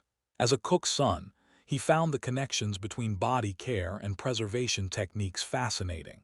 For example, May pointed to an illustration, just as sweat can create an environment conducive to infections on our skin, incorrect moisture can ruin perfectly good food. The class continued with practical examples that Ren meticulously noted down. Many concepts reminded him of techniques he'd seen his parents use, though now he better understood the science behind them. When they reached Crystal class, Professor Song made an announcement that caught everyone's attention. Today we'll begin with gathering theory, he explained, though those who prefer to continue with practice can head to the mines. What do you prefer to do? Ren asked his friends. Min and Taro exchanged doubtful looks. Gathering theory sounds important, Min began. But we also need more crystals, added Taro. You can stay for today, Ren suggested. I'll go to the mines. Alone. Taro seemed worried for a moment but then remembered something. Though now that I think about it, in a month you haven't had a single accident down there. It's true, Min nodded. You haven't even stepped on a trap by accident and some are well hidden. Knowledge has its advantages, Ren smiled. I'll be fine. From a few rows back, Jin observed the conversation with malicious interest. He leaned toward his group, whispering something that made them smile. Are you sure you'll be fine? Taro insisted. Perfectly, Ren was already packing his things. You learned the theory, we can compare notes later. As Ren left, Jin and his two cronies also stood up. Professor, Jin smiled innocently. We also prefer practice today. Song watched them with some suspicion but nodded. Just remember to report your findings. Min and Taro watched Ren leave, followed at a distance by Jin and his group. They exchanged a worried look, but reminded themselves that so far, Ren had proven to know the mines better than anyone. He'll be fine, Taro murmured, though it wasn't clear if he was trying to convince Min or himself. After all, he's the expert, right? Jin's group's suppressed laughter didn't help calm their worries. Chapter 38, Taming the Trap. The Academy's corridors were left behind him as Ren ran toward the mines. A month of Lin's brutal training had transformed his once scrawny frame. His pursuers could barely keep pace now, their heavy breathing betraying their exhaustion. He's getting away. Jin's breathless voice resonated in the distance. Don't let that rotting boy reach the mines first. Ren smiled as he descended swiftly down the path toward the caves, each step sure despite the growing darkness. The mushrooms in his hair glowed softly, not just providing light but revealing intricate mana patterns in the walls that only he could see, a roadmap of power written in light and shadow. Though these fools pursued him and wanted to ruin his day, he couldn't afford to miss even a single day of gathering. The 60-some bronze-rank crystals he'd accumulated over the month, while impressive for a beginner, fell far short of his needs. The 30 days of relentless mining had yielded decent results, but nowhere near enough. After spending 500 iron crystals on the lens to process Taro's crystals, only 200 remained in his reserves. He urgently needed to replenish his stocks. The exchange rates weren't helping either. Trading his remaining iron crystals for bronze ones would also be wasteful, with the school's exchange tax raising the cost from 10 to 13, yielding a mere 15 bronze crystals from his 200. Not worth it, especially considering the other costly materials his evolution would require. And that wasn't all. The deep earth needed for Taro's ceiling and the large crystals grew increasingly scarce in the permitted levels. The past month had stripped the easily accessible areas bare, leaving only remnants where rich veins once flowed. Second and third-year students had already claimed the prime safe locations, forcing newcomers to work harder for lesser rewards. The sound of clumsy footsteps and labored breathing faded as Ren delved deeper into the tunnels. Perfect, he thought while navigating the dark tunnels with precision, the mushrooms in his hair barely glowing now, adapting instinctively to his need for stealth. They'll follow exactly where I need them to go. He paused at an intersection, studying mana patterns invisible to normal eyes. The official mining zone's deepest point at 100 meters loomed ahead, but the real treasures lay beyond. Untouched veins of bronze crystals gleamed faintly in the depths, visible only to his specialized sight. Distant footsteps echoed through the tunnel.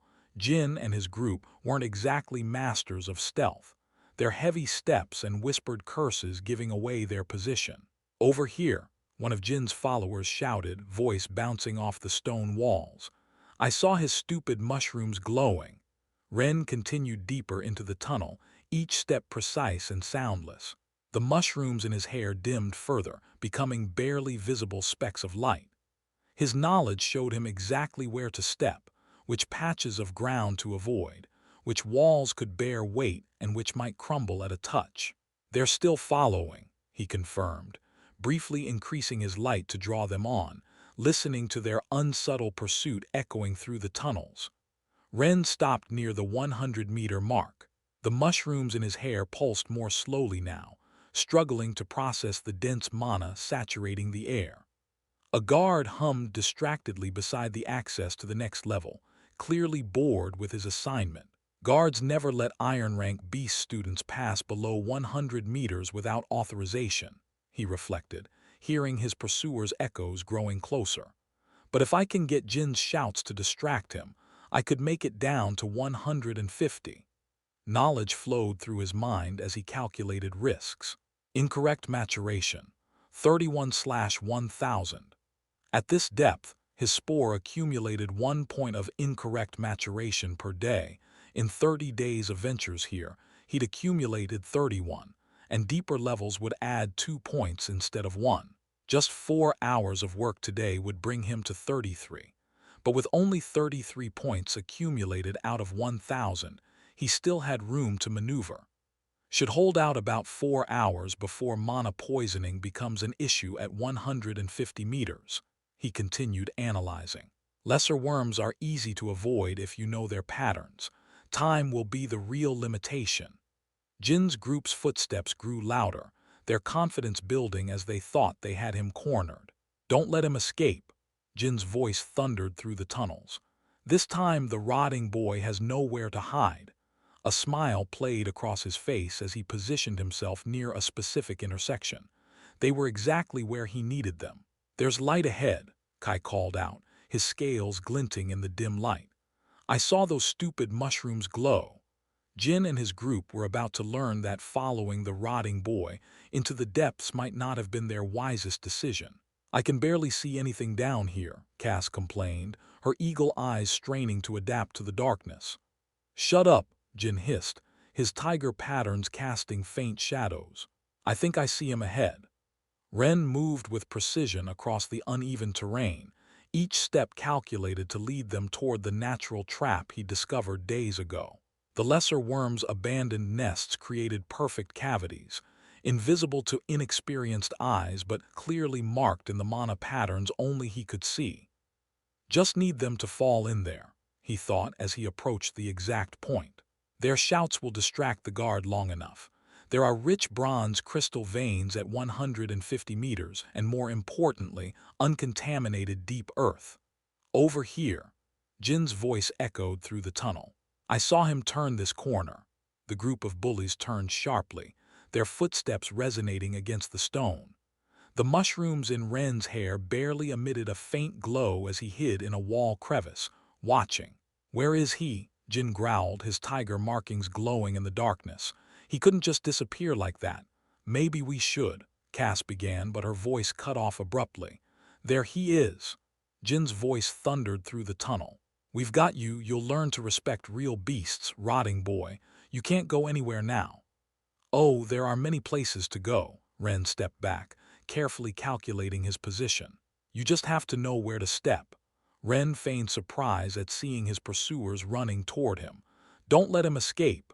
Jin ran at the front, his tiger markings glowing with anticipation. Just a little more. The ground beneath their feet gave way with an ominous crack. For a moment, time seemed to freeze as the reality of their situation registered on their faces. Chapter 39. Taming the Depths. Ren feigned surprise at seeing his pursuers running toward him. "Don't let him escape." Jin ran at the front. His beast's manifestation glowed brighter in the dense mana, betraying his excitement at cornering his prey. Just a little more. The ground beneath their feet gave way with an ominous crack. For a moment, time seemed to freeze. Jin's confident grin transformed into wide-eyed realization, his followers' faces reflecting dawning horror as the floor crumbled beneath them. "Ah!" Panicked screams echoed through the tunnels as the group plummeted into the hidden cavity. The cacophony of falling rocks and bodies hitting packed earth created a symphony of chaos that would surely draw attention. "Help!" Jin's voice had lost all trace of its former arrogance, replaced by raw fear. "Someone!" The panic-stricken cries quickly attracted the guard. Ren had already melted into the shadows of a small side tunnel, his movements silent and precise. "What's happening over there?" The guard's voice approached rapidly, boots crunching on loose stone. "Keep calm." "Perfect," Ren thought, moving silently toward the adjacent wall near the entrance to the depths, a passage he'd been preparing for days. The crack, disguised as a simple extraction tunnel, was actually his escape route, carefully weakened over multiple visits. "We're trapped," Kai shouted, his voice cracking with genuine fear. The floor collapsed. "Stay calm." The guard was already assessing the situation.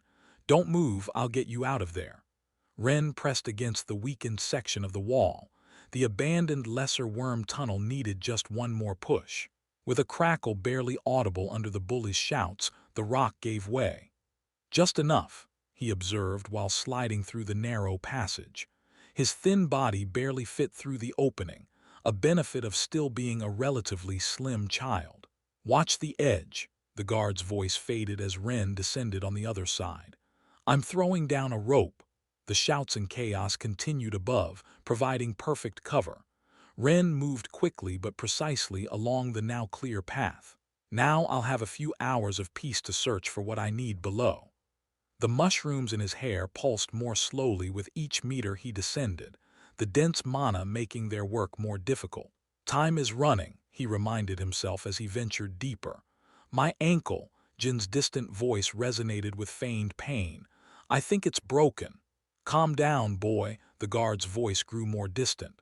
"These upper tunnels were abandoned. They all once belonged to displaced hungry beasts that have already died, so don't panic. Take the rope." Ren smiled as he descended. Jin would probably stretch the drama as long as possible, which gave him more time. The real race against the clock was with mana poisoning. Bronze crystal veins gleamed temptingly in the walls, but it was better to start from the deepest ones. He could already sense the rich deposits of crystals and deep earth waiting. 4 hours before the poisoning became dangerous. It was time to make every minute count. The mushrooms in Ren's hair pulsed as he studied the patterns on the tunnel walls. The marks left by lesser worms formed an intricate map for those who knew how to read it. "This isn't normal," he thought as his fingers traced the lines of mana residue that glowed faintly. Too many recent marks, too many overlapping patterns. The abandoned tunnels intersected more frequently than his knowledge told him was normal, where he would typically find 2 or 3 intersections. Now he saw 5 or 6. The lesser worms were expanding their territory, digging new routes with unusual frequency. Why are they so active? Ren stopped to examine a particularly fresh mark. The mushrooms in his hair revealed the still vibrant mana trail. This is less than a day old. Knowledge flowed through his mind as he analyzed the patterns. Lesser worms only proliferated like this when significant changes occurred in mana currents. Something was altering the natural flows below. A side tunnel caught his attention. It was narrow, barely wide enough for a small person to pass through crouched, and the darkness seemed denser there. The mushrooms in his hair pulsed stronger, detecting something. Perfect, he smiled upon examining the wall. A bronze crystal vein, richer than normal, intertwined with veins of uncontaminated dark earth. It was an oddly convenient combination, almost unnatural. Ren extracted his tools with extreme care. Each strike would need to be precise, controlled. The slightest echo could attract unwanted attention. The mushrooms pulsed in warning. A lesser worm had passed through a nearby tunnel recently. Its senses would still be alert to any vibration. Patience, he reminded himself while positioning his pick. One strong blow in the wrong place and I'll have company very soon. The first impact was barely louder than a whisper against the rock. Ren worked methodically, each movement calculated to minimize noise. The vein was surprisingly generous, bronze crystals practically jumping into his hands once he found the correct pressure points. 2 hours of methodical work had filled Ren's bag with a satisfactory amount of crystals and deep earth. If Taro knew, I was using worm excrement to seal his crystals. An amused smile crossed his face as he stored another portion of the dark substance. Better he keeps thinking we only use moonlight and not special earth from the depths. The mushrooms pulsed more slowly, the dense mana making it increasingly difficult to process the environment. But knowledge kept flowing, showing him exactly where to strike, what angles to use, how to extract and store the dark earth without contaminating it. It's almost too perfect, he thought while storing another crystal. The richness of the deposit, the presence of pure dark earth, the unusual proliferation of tunnels. Everything suggested something had changed in the depths. A distant sound made him pause, a worm's dragging, or just the natural echo of the caves. Another echo, closer this time. The sound of something dragging made his hand stop. The mushrooms in his hair pulsed more slowly, adapting to better detect nearby movements. This vein is too rich to be so untouched, he reflected while remaining motionless. Knowledge flowed, showing him clues others would overlook. The marks on the walls, the crystallized mana patterns. This was not a lesser worm's but a common worm's last gift when they expelled it from its territory. The dragging drew closer. Ren held his breath, his body completely still. A lesser worm emerged from a side tunnel, its pale body glowing faintly with absorbed mana. Chapter 40, Taming the Escape Plan. Ren held his breath, his body completely still, pressed against the cool stone wall. Each heartbeat seemed unnaturally loud in the oppressive silence of the deep tunnels. A lesser worm emerged from a side tunnel, its pale body glowing faintly with absorbed mana. The creature's rugged skin revealed intricate patterns of mana circulation, a beautiful display of natural energy processing. Must have been about 2 months ago. His mental analysis continued while observing the worm. The common worm probably died or returned to the depths, but its last defecation left this zone separated. The knowledge flowing through his mind painted a clear picture of the tunnel's recent history. The lesser worm advanced near the deposit, its movements fluid and purposeful. Its olfactory sensors quivered, drawn by the rich mana concentration in the vein. Ren watched, fascinated, as the blind creature approached the area where he had been working. Each movement revealed more about its nature, its hunting patterns, its sensory capabilities. Mana attracts them, he thought while the worm tentatively tested the earth near the deposit. But the residue.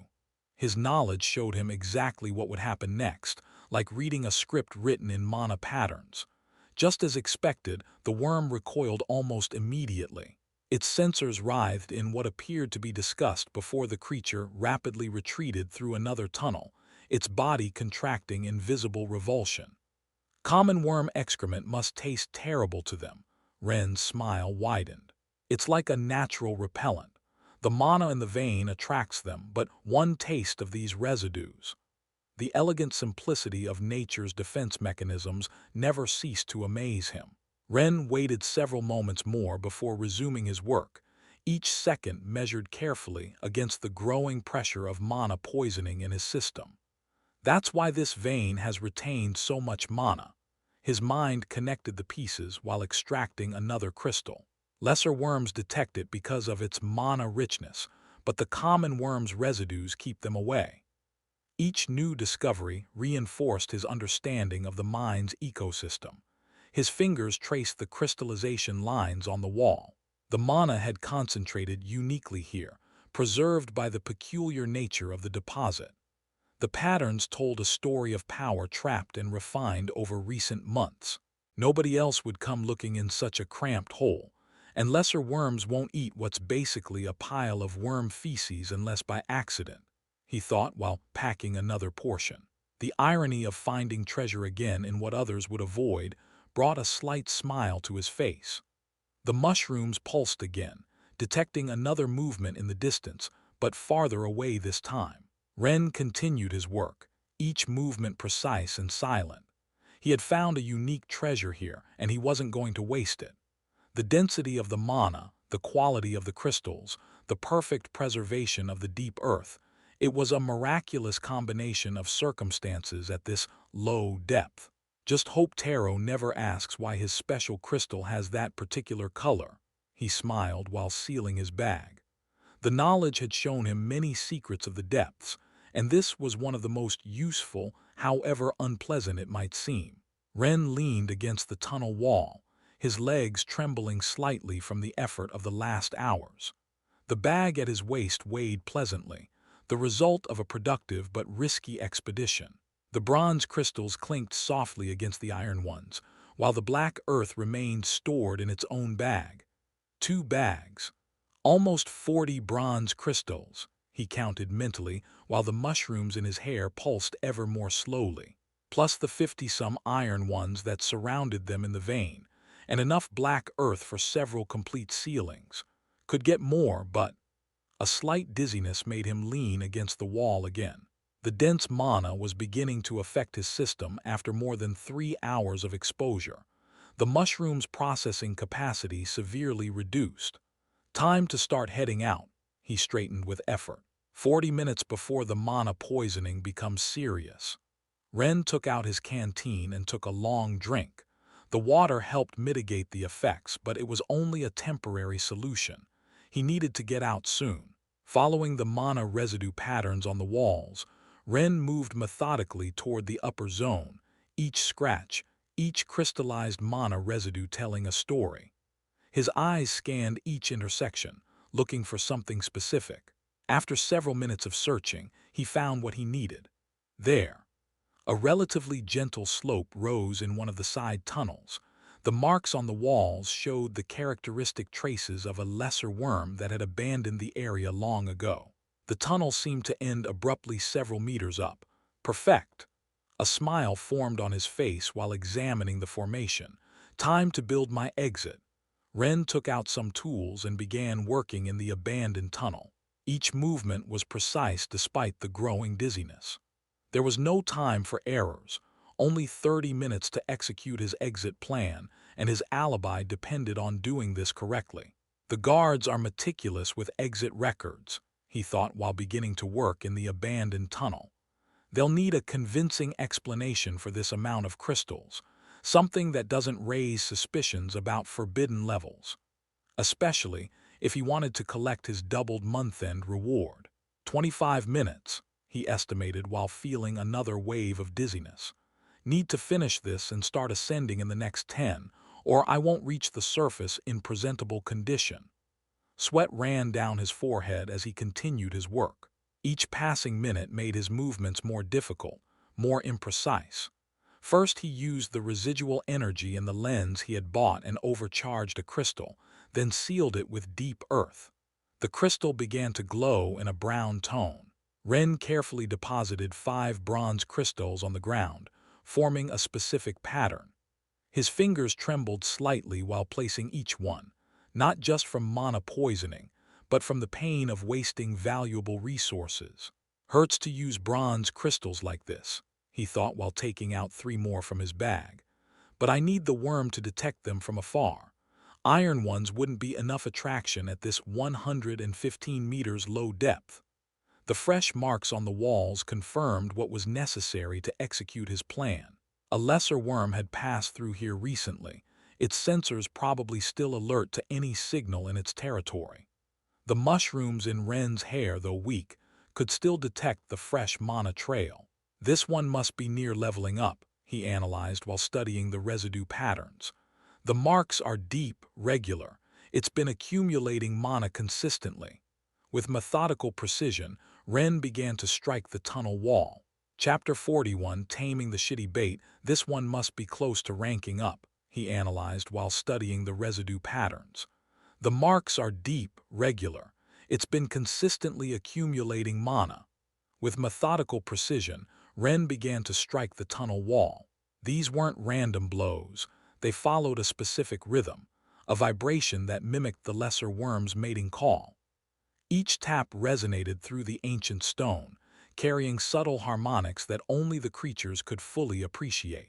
Tap, tap, tap, tap, tap, tap. It's not really mating. Knowledge flowed through his mind while maintaining the rhythm.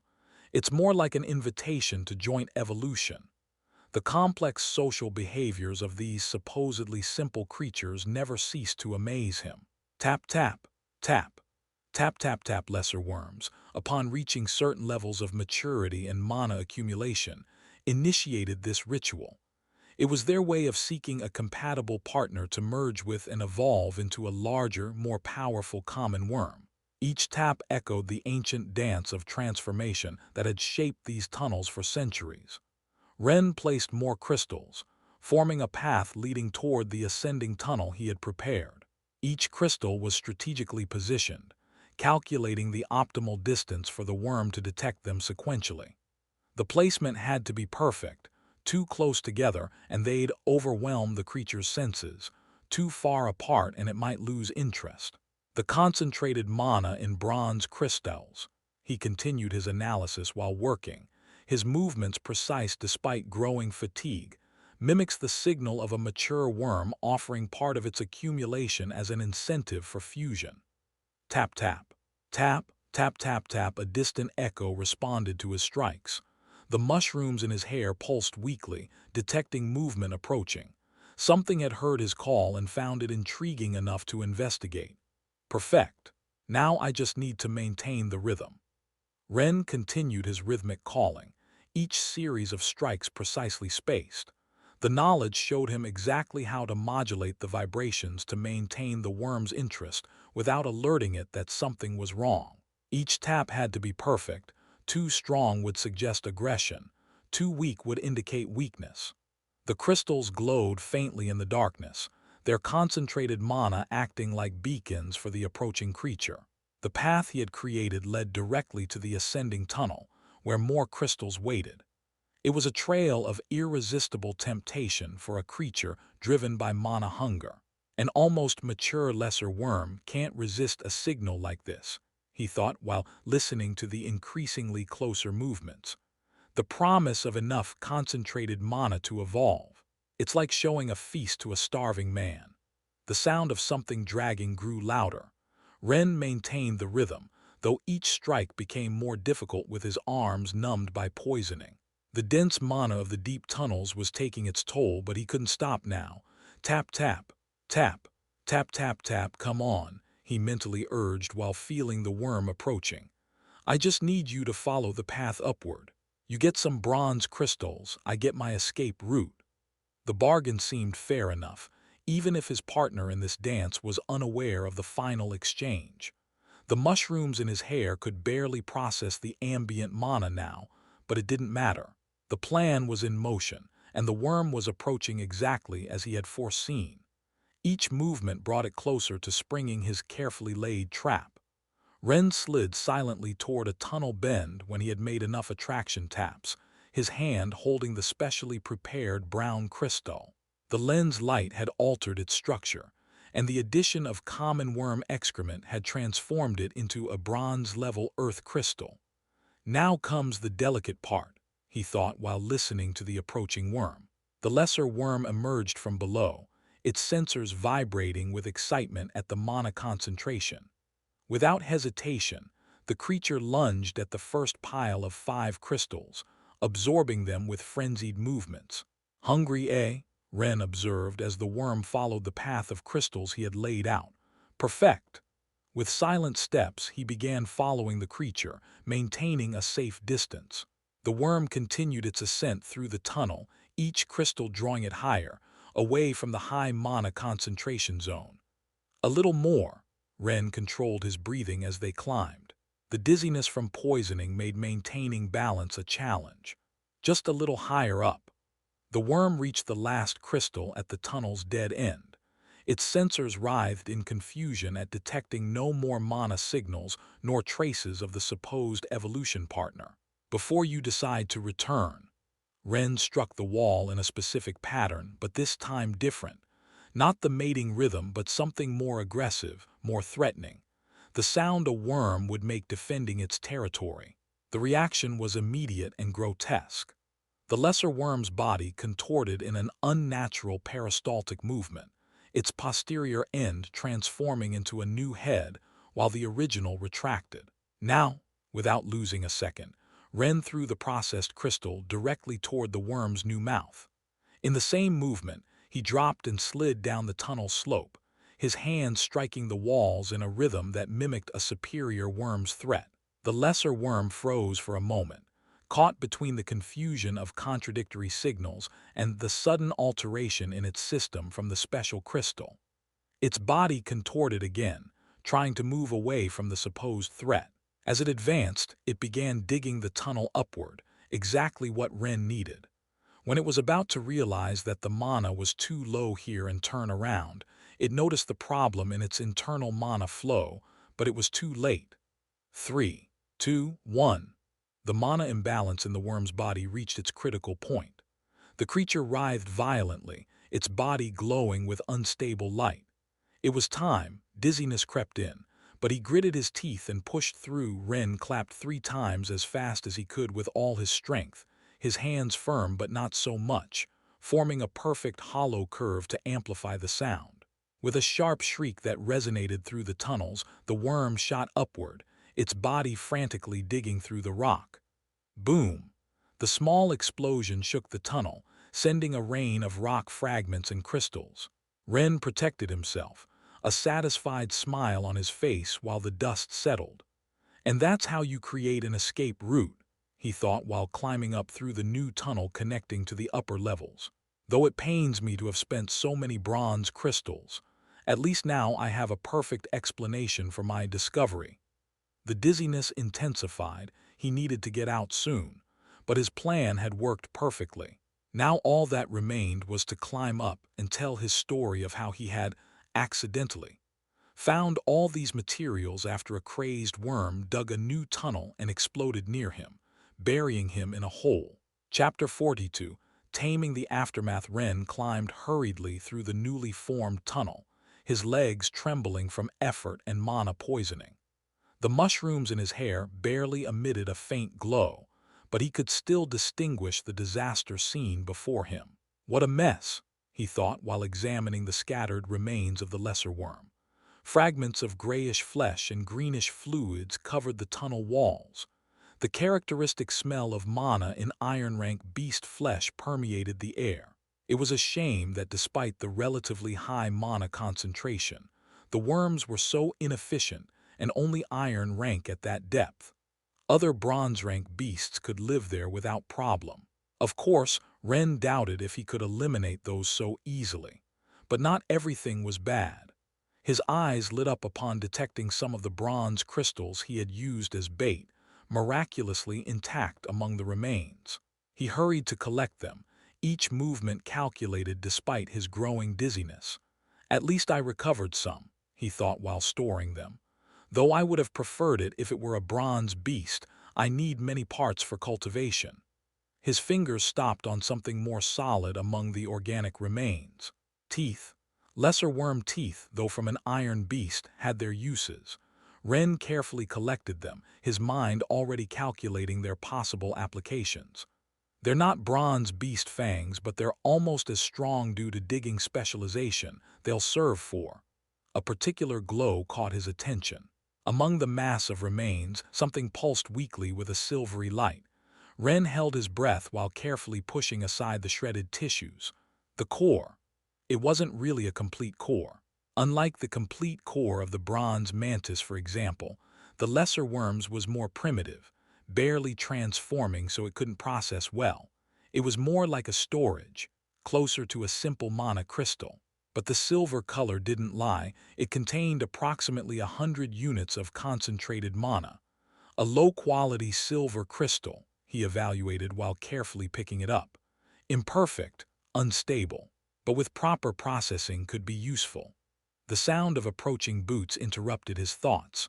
The guards, attracted by the explosion, wouldn't take long to arrive.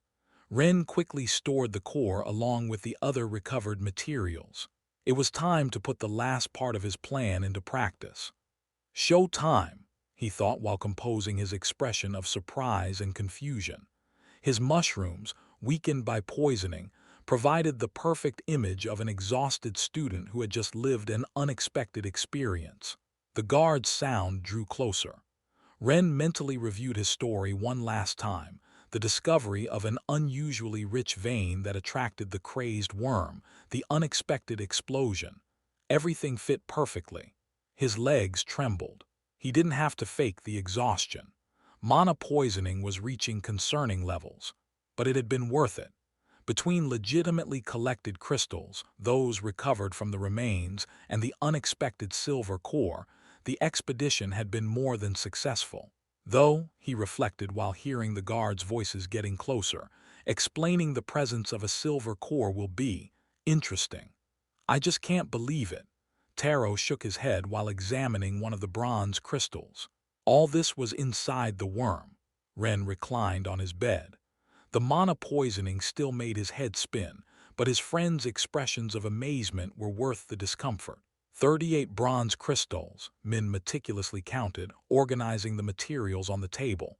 59 iron, and these bags of deep sand weigh at least a kilo each. Liu whistled, impressed. Fortune smiles on you, fungus. Though being near when the worm exploded. Don't know whether to call it good or bad luck. The guards say they'd never seen anything like it, Ren shrugged, maintaining his innocent expression. Apparently the worm consumed too rich a vein and its mana overloaded. If they knew I caused that overload. And look at this. Taro held the silver core against the light. A silver-grade mana crystal. How did a lesser worm have something like this?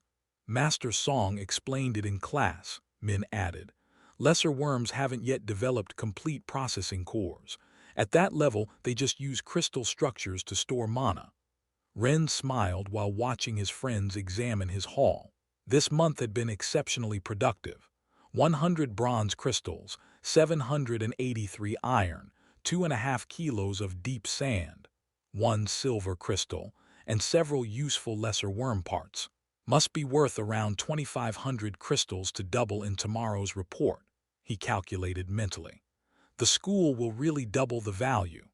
Everything was noted in the guards' records, who had been surprised all month by Ren's effectiveness. They even had a bet to calculate his daily earnings and called him the lucky fungus. This deserves a celebration. Liu pulled some candies from his drawer. The rotting fungus is now the lucky fungus. Taro laughed while accepting a candy. Who would have thought being in the wrong place at the wrong time would turn out so beneficial? If they knew how long it took to plan that accident. The door burst open. Ren, Lin's icy tone made everyone freeze. The young instructor stood in the doorway, her expression dangerously calm. Would you care to explain why you're not at the training field? The color drained from Ren's face. Night training. He had completely forgotten. Master Lin, I'm overloaded with mana. Oh, so you have energy to celebrate but not to train. Actually, I feel quite bad and Lin interrupted him by grabbing his shirt collar and began dragging him toward the door. Perfect. Physical training is excellent for purging excess mana from the system. But Master Lin, no buts, 30 additional laps for being late. Taro Min and Liu watched with amusement and sympathy as their friend was dragged out of the room. "Save me some candy," Ren managed to shout before the door closed. His friend's laughter followed him down the hallway as Lin dragged him relentlessly toward the training field. Despite the exhaustion and dizziness, Ren couldn't help but smile. "I guess this is the price of success," he thought while resigning himself to a night of brutal exercise. Chapter 43. Taming the leveling cost. The mushrooms in Ren's hair pulsed with renewed energy as he walked toward the exchange area with his friends. Lin's pill, combined with last night's brutal training session, this morning's workout, and some meditative circulation had effectively cleansed the excess mana from his system. "I can't believe how well it went today," Taro practically bounced as they walked, his beetle's markings shimmering with excitement. "I thought I'd struggle again, but the circulation was so much smoother. I could almost feel the patterns." A smile tugged at Ren's lips as he recalled their morning session. Watching Taro's progress was satisfying, like seeing a complex puzzle slowly come together. "You've improved tremendously. Soon you won't need my guidance." And the sooner he masters it, Ren thought, the sooner I can focus on my own advancement. The exchange area buzzed with life, a hive of activity where students from all years crowded around the counters. The air hummed with haggling voices and the subtle resonance of magical items changing hands. Crystals clinked against scales, while preserved beast parts gleamed in their glass containers. "How much did you get with the duplication?" Min's water snake coiled lazily around his shoulders as he asked. "They gave me 25 crystals," Ren replied as they approached the beast parts counter. Glass containers lined the shelves, their contents casting prismatic shadows on the worn wood. "I have almost 4,000 usable, the rest are materials. Though I doubt it's enough for much cultivation, I hope it's sufficient to begin cultivation." His heart sank when he inquired about the prices of what he needed. Bronze-rank beast parts, meticulously preserved in crystal containers, glowed tantalizingly. Each piece cost a fortune, 1,000 crystals apiece.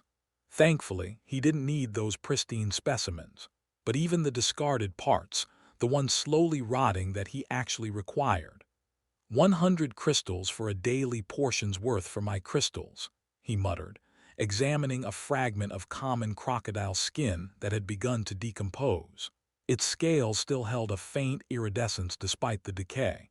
"And I need 100 portions." They were cheap by comparison, but far from free.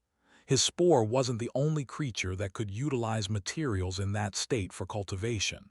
Liu whistled low and long. "Wow, 10,000 crystals just for that garbage, and you still need other materials, right? That spore really is a pain in your side. Sure, the investment's worth it." It was undoubtedly worth it, but the timeline. Ren nodded grimly and made his way to the poisonous fungi section. The vendor, an older woman with burned scars crisscrossing her hands like a roadmap of past mistakes, gave him a sympathetic look.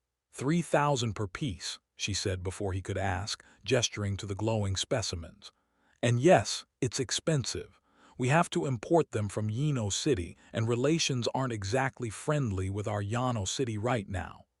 Each one will process 10 crystals. Another 30,000 crystals." Ren felt a headache building behind his eyes. "And the intelligence rune." He pointed toward the artifacts section with a trembling finger, hoping against hope. The intelligence rune pulsed with a soft blue glow. It was among the most basic, but still.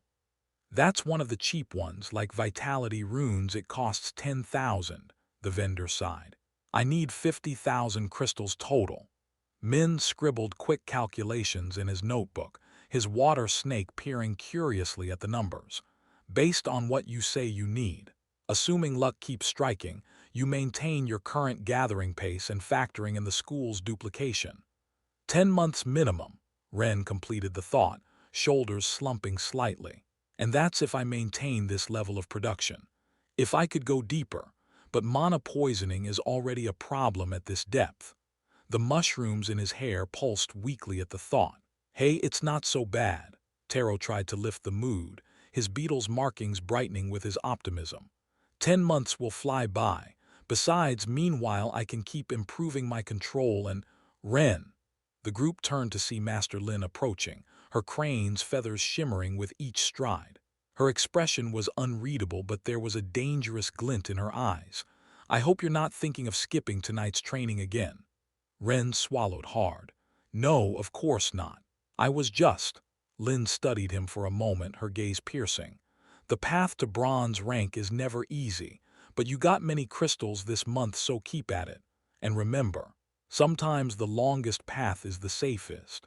If she knew how I really get the crystals, not the safest. Now, Lin continued, a predatory smile forming on her lips, since you have so much energy for calculations, I'm sure you can handle some extra exercise sets tonight. Ren groaned while his friends tried to hide their laughter. Evolution would have to wait. For now, he had another session of torture, training to face. Days fell back into routine for Ren. Walking toward the deep mines, he reflected on his situation. Each step echoed his thoughts down the empty corridor. One worm exploding near the lucky fungus and finding a rich vein. Believable, he thought, skillfully dodging a group of students. Their whispers followed him, the latest rumors about his impossible luck. 2 worms exploding in a week. They'd start asking uncomfortable questions. The lucky fungus reputation was useful, but it had limits. He could already imagine the guards' suspicious looks if accidents with worms became too frequent. Jin's group watched from afar, shooting threatening glances but keeping their distance. The tunnel incident had left a lasting impression, a whole week of peace. Though they'd returned to their old habits, something had shifted. There goes the rotting boy, one whispered, but they moved with newfound caution. At least they don't chase me like madmen anymore, Ren smiled while taking an unnecessarily complex detour. And when they do, losing them had become almost entertaining. A month of Lin's training had worked wonders for his endurance, and he knew every corner of the upper tunnels like the back of his hand. The new secret tunnel had been a success. Using the lesser worm's mating call, he'd managed to get another worm to dig a small hidden passage. It was more discreet than the previous one, which the guards had quickly sealed after the incident. 5 bronze crystals, 50 iron, a quarter kilo of deep earth. He mentally tallied his daily gathering. A lucky amount, but not suspicious. The mushrooms pulsed as he descended through the hidden passage. The routine had become precise. Enter, gather for 30 minutes, exit. No explosions, no drama. Just a persistent student with a consistently lucky streak. But it's not enough, he calculated while carefully extracting a bronze crystal. At this rate, reaching 50,000 crystals would take far too long. I need another way. His thoughts were interrupted by distant student conversations. Fragments about the upcoming gathering expedition reached his ears, making his heart race with possibility. The mushrooms in his hair pulsed stronger, responding to his sudden interest. The expedition, an opportunity to gather beyond the school's usual boundaries. New territories, he reflected while storing the day's crystals. New beasts, new resources. A smile formed on his face as he ascended. The risks would be greater outside school grounds, but so would the rewards. More importantly, nobody would question a lucky gathering during an official expedition. I'll need to prepare well, he thought while heading toward the exit. The mushrooms pulsed softly, as if approving his plan. The daily routine would continue for now, but the expedition promised to be an opportunity to significantly accelerate his progress. Chapter 44, Taming Practice Beasts. The mushrooms in Ren's hair pulsed softly as he counted the day's crystals. 120 in total value.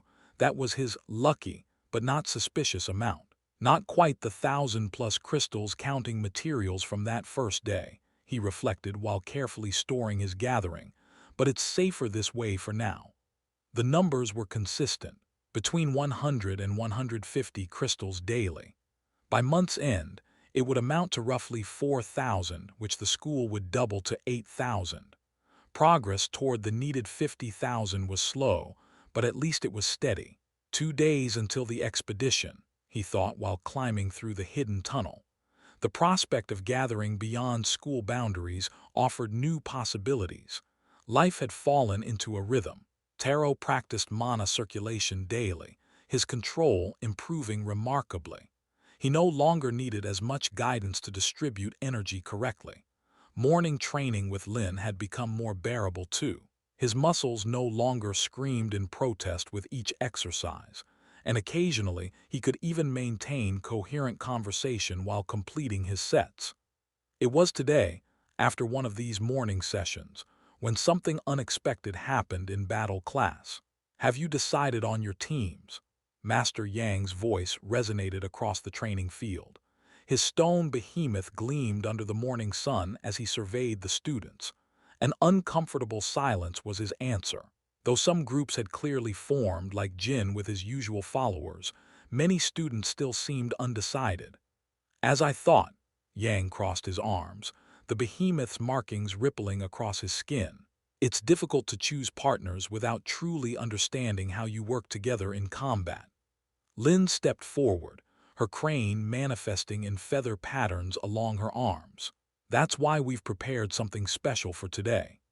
At her signal, several assistants began pushing something massive onto the field. It was a reinforced iron cage, covered by a dark canvas. "In the final exam, you'll face a bronze-rank beast," Yang continued as students instinctively backed away. "But before that, you need to understand the fundamentals of monster combat." Lin removed the canvas with a fluid motion. The students collectively held their breath. 10 enormous stones. Most students fell silent in confusion, some laughed, until Yang struck one of the stones and woke it. Inside the cage, a stone lurker moved cautiously. It was roughly the height of a 10-year-old child, with a stocky body covered in protrusions where rocks and minerals adhered. Its 4 short legs ended in adhesive pads that allowed it to climb vertical surfaces. "A stone lurker from the northern mines," Yang announced. "Beasts that stalk the tunnels, disguising themselves as rocks to ambush their prey. This one's barely an iron-rank juvenile." The creature observed the students with small, bright eyes, almost hidden among the stone plates covering its face. Its behavior was notably cautious, finding itself surrounded by beings larger than itself, especially the teachers and assistants. "We don't just breed them here, we regularly capture them from other mines," Lin continued. "If we let them multiply outside the school's breeding chamber, they'd leave the caves and become a real danger to children. They're especially problematic because they tend to hide from adults and ambush prey their size or smaller." The stone lurker hunched in a corner of the cage, the rocks on its body rearranging to resemble a common big stone. If not for the slight movement of its breathing, it would be difficult to distinguish from its surroundings. "They're slow but resilient," Lin explained. "Their armor absorbs impacts and can rapidly grow to protect damaged areas. The key is finding points where the growth is weakest." "They won't attack directly," Yang added while the creature maintained its disguise. "They prefer to wait for the right moment. In caves, they drop from the ceiling onto distracted travelers. Here you'll have to force them to move." "They're naturally cowardly," Lin added. "If they face serious resistance, they'll try to flee. The challenge is either defeating them or making them attempt to escape." The mushrooms in Ren's hair pulsed as he absorbed this information. The stone lurker was a specialized predator, not particularly strong, but perfectly adapted for its ecological niche. Despite its modest size, its mass was considerable, the rocks covering its body adding significant weight to its already robust constitution. Ren found the creature fascinating, a beast that compensated for its lack of speed with adaptive defense and precise ambushes. His spore's knowledge revealed intricate details about its behavior and weaknesses that others might miss. What appeared to be a random pile of rocks was actually 10 perfectly camouflaged stone lurkers. "You'll form teams of 3 if you haven't already," Yang continued. his voice carrying across the field as he passed the students a list to fill. Each team will have 5 minutes to face it. You don't need to defeat it. We just want to see how you handle a resilient creature while working as a team. Lin began bringing out the training equipment, laying it carefully on a nearby table. Choose your weapons according to your style. We have spears for maintaining distance, shields for defense, maces for blunt strikes. Pick what suits your approach best. As first team, Yang announced, consulting his now full list, Han, Sora, and Jun Han, a boy with a weaver spider that created intricate hexagonal patterns on his skin, stepped forward decisively. Sora, whose deer manifested small but elegant horns in her hair, and Jun, who had a monkey that manifested brown markings on his hands, followed with notably less confidence. Choose your weapons, Lin indicated, gesturing toward the equipment array. You'll face one of them. Han took a spear confidently, his spider beast granting him excellent control with long tools. Sora chose a shield, its surface gleaming dully in the morning light, while Jun opted for a short sword despite its obvious limitations against stone. Cutting weapons are a poor choice against rock, Lin murmured, but didn't stop him from making his selection. This was, after all, a learning experience. Remember, Yang warned as the assistants selected which stone lurker they would face, these are ambush creatures. Don't let their apparent passivity fool you until the end. The team entered the designated area. The chosen stone lurker was released, immediately blending with its surroundings like just another rock. The only sign of its presence was a faint scraping sound as it settled into position. Begin. Chapter 45 Taming Practice Beasts 2 Remember, Yang warned as the assistants selected which stone lurker they would face.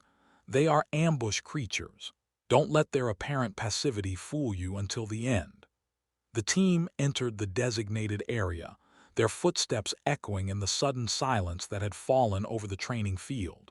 Students pressed forward to watch, eager to learn from either success or failure.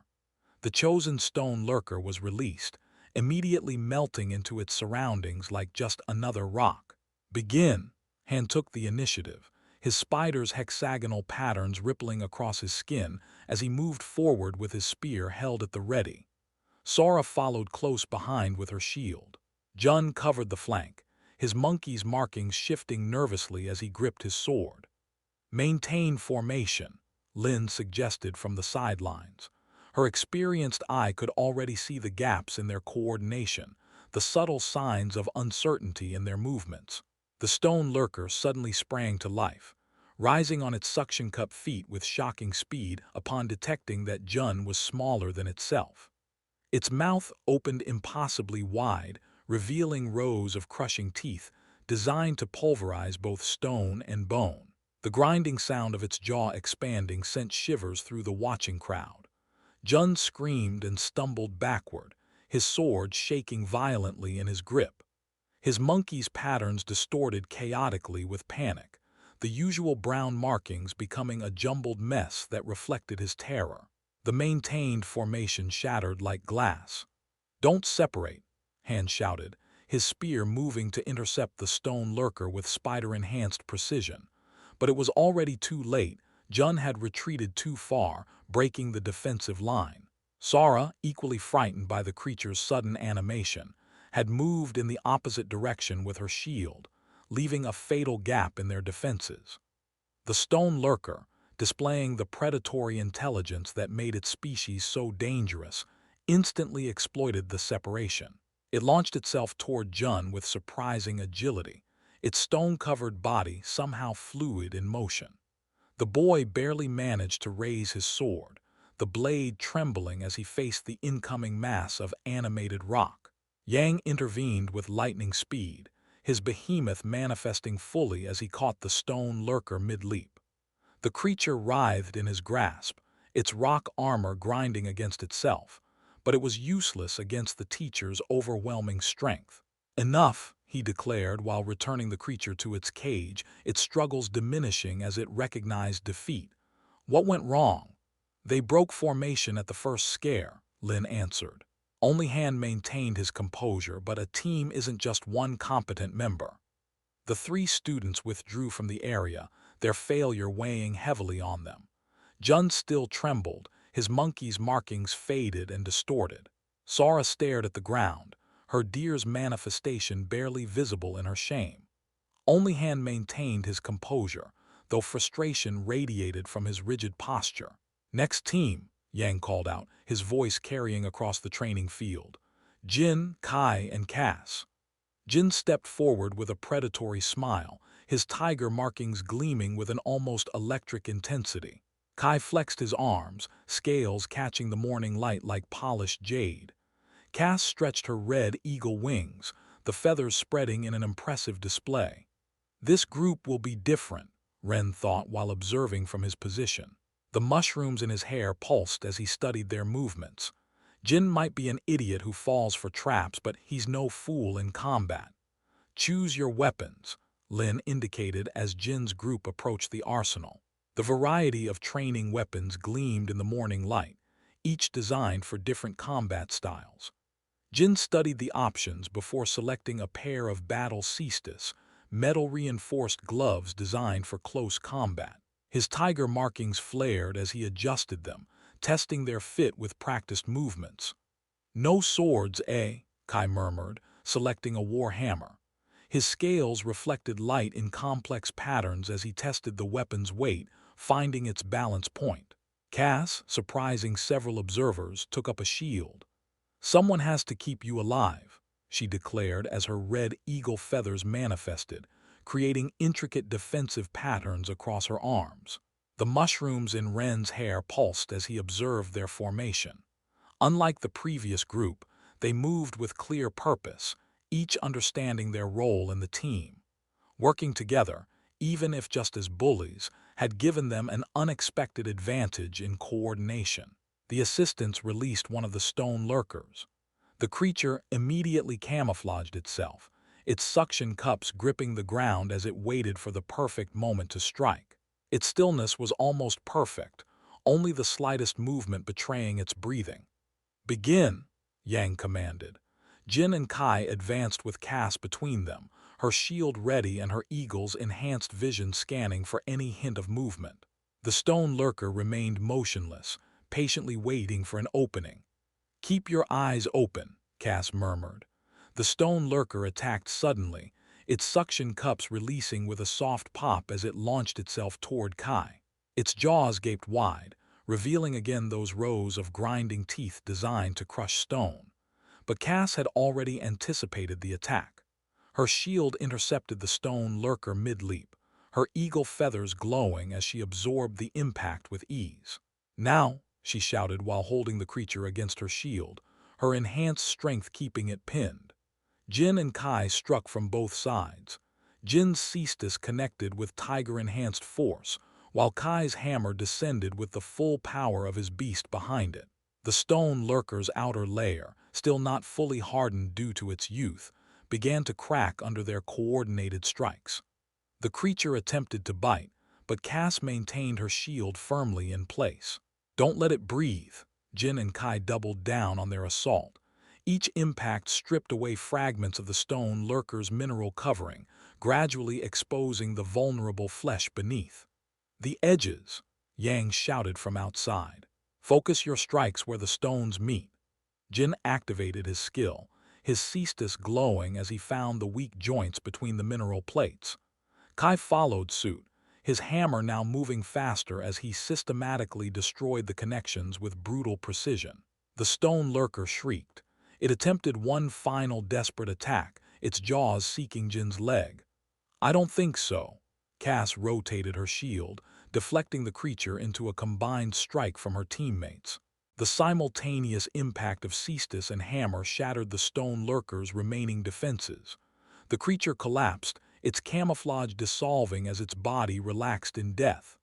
"Enough," Yang declared, though it was unnecessary at this point. An effective execution if somewhat messy. "The coordination was decent," Lin added as assistants removed the body. "But you relied too heavily on brute force. Against an adult stone lurker, that strategy would be far less effective." Jin shrugged while removing his cestus, but his smile remained fierce. Kai rested his hammer on his shoulder, clearly satisfied, while Cass maintained her mock professional expression despite their success. Brutal but effective, Ren thought as his mushrooms pulsed, analyzing the combat. Though Teacher Lin is right, that strategy only worked because it was a juvenile. It's better to target the internal parts. Next team, Yang called out. Chapter 46, Taming Practice Beasts 3. Brutal but effective, Ren thought as his mushrooms pulsed, analyzing the combat. Though Lin is right, that strategy only worked because it was a juvenile. Better to target the internal parts. Next team, Yang called out. Klein Goldcrest's team, Yang announced, with Feng Zhao and Astor Blackwood. The Goldcrest heir stepped forward with the natural arrogance of nobility, his golden lion manifesting in brilliant patterns across his skin. The light caught the metallic sheen of his beast's markings, creating an almost ethereal glow. Feng, whose red cobra created scarlet scales along his neck, and Astor, with his rhinoceros's bluish markings, flanked him with similarly aristocratic bearing. "We won't need heavy weapons," Klein declared while selecting a light short sword, the blade catching the morning light. "Our beasts are more than sufficient." Feng chose a pair of daggers, their edges glinting dangerously, while Astor opted to take no weapon at all. His rhinoceros markings intensified, covering his arms with a bluish glow that promised raw power. Unlike previous groups, these three had trained together since childhood. Their beasts, all with high potential, complemented their styles naturally. The lion's overwhelming presence, the cobra's precision, and the rhinoceros's raw strength forming a deadly combination. The assistants released another stone lurker. The creature barely had time to camouflage before the team moved into action. "Delta formation," Klein ordered without raising his voice. His companions positioned themselves instantly, Astor taking the front while Feng and Klein covered the flanks. Their movements spoke of countless hours of practice. Feng's cobra allowed him to detect the creature's body heat and through it, the thinner areas of its armor. His scarlet scales shimmered as he focused his beast's sensory abilities. 30 centimeters down, slightly left of the eye crack, Feng reported, his scales glowing brighter with certainty. Astor advanced heavily, his rhinoceros manifesting in a controlled charge. The stone lurker attempted to jump at him, identifying him as an apparently smaller and weaker target than itself. A grave mistake. Klein's golden markings blazed as his lion responded. A roar, amplified by his beast's power, struck the stone lurker mid-leap. The sound wave made the stones on its body vibrate violently, creating weak points in its natural armor. Before it could recover, Feng appeared at its side, his daggers shining with a poisoned skill, finding the points weakened by the vibration with snake-like precision. The stone lurker tried to turn, but Astor was already there. His rhinoceros manifested a charge that, though contained, struck the creature with brutal power. "Finish it," Klein ordered, his voice blending with a growl that carried his lion's authority. All three attacked simultaneously, Feng's poisoned daggers finding vital points near the eyes, Astor's charge holding the creature in position, and Klein's final roar shattering what remained of its mineral armor before ending it with his sword. The stone lurker collapsed without even having time to screech. "Impressive coordination," Yang commented as assistants removed the body, though perhaps a bit excessive in mana use for a juvenile. "Excess is better than incompetence," Klein replied while sheathing his barely used sword. His lion's markings glowed with satisfaction. "Besides, we can use our skills 5 times without breaking a sweat." An interesting demonstration of those powerful beasts' natural abilities, Lin added. Though in a real situation, depending solely on their mana could be risky. Klein simply smiled, the gold in his skin shimmering. His companions maintained equally satisfied expressions as they returned to their positions, their superiority evident in every movement. Efficient, Ren thought, but arrogant. They're so used to their beasts solving everything they barely used their weapons. The mushrooms in his hair pulsed while analyzing the combat. It had been a crushing victory, yes, but also a demonstration of perhaps excessive dependence on their beasts and mana. "Next team," Yang called out. "Ren, Taro, and Min," he announced. The laughter began before he finished naming them. Jin and his group were particularly loud, their mockery echoing across the training ground. "The rotting fungus and his friends," someone shouted from behind. "This will be fun." Ren ignored the taunts as they descended to choose their weapons. The mushrooms in his hair pulsed as he approached the equipment, his eyes immediately fixed on the coiled ropes among the more traditional weapons. "Take that one," he whispered to his companions, selecting just one long, sturdy rope. He approached each one and whispered something in their ear. Taro and Min exchanged surprised looks but nodded, trusting their friend's unconventional strategy. For himself, Ren chose a short spear.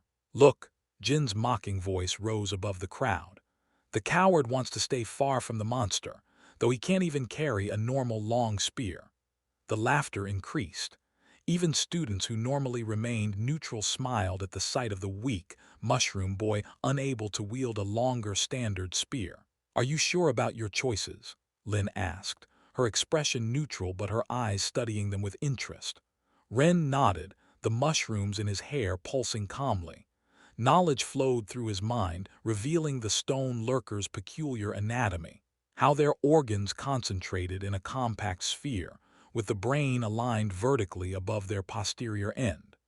The assistants released another stone lurker. The creature immediately camouflaged itself, its suction cups gripping the ground while studying its opponents with predatory patience.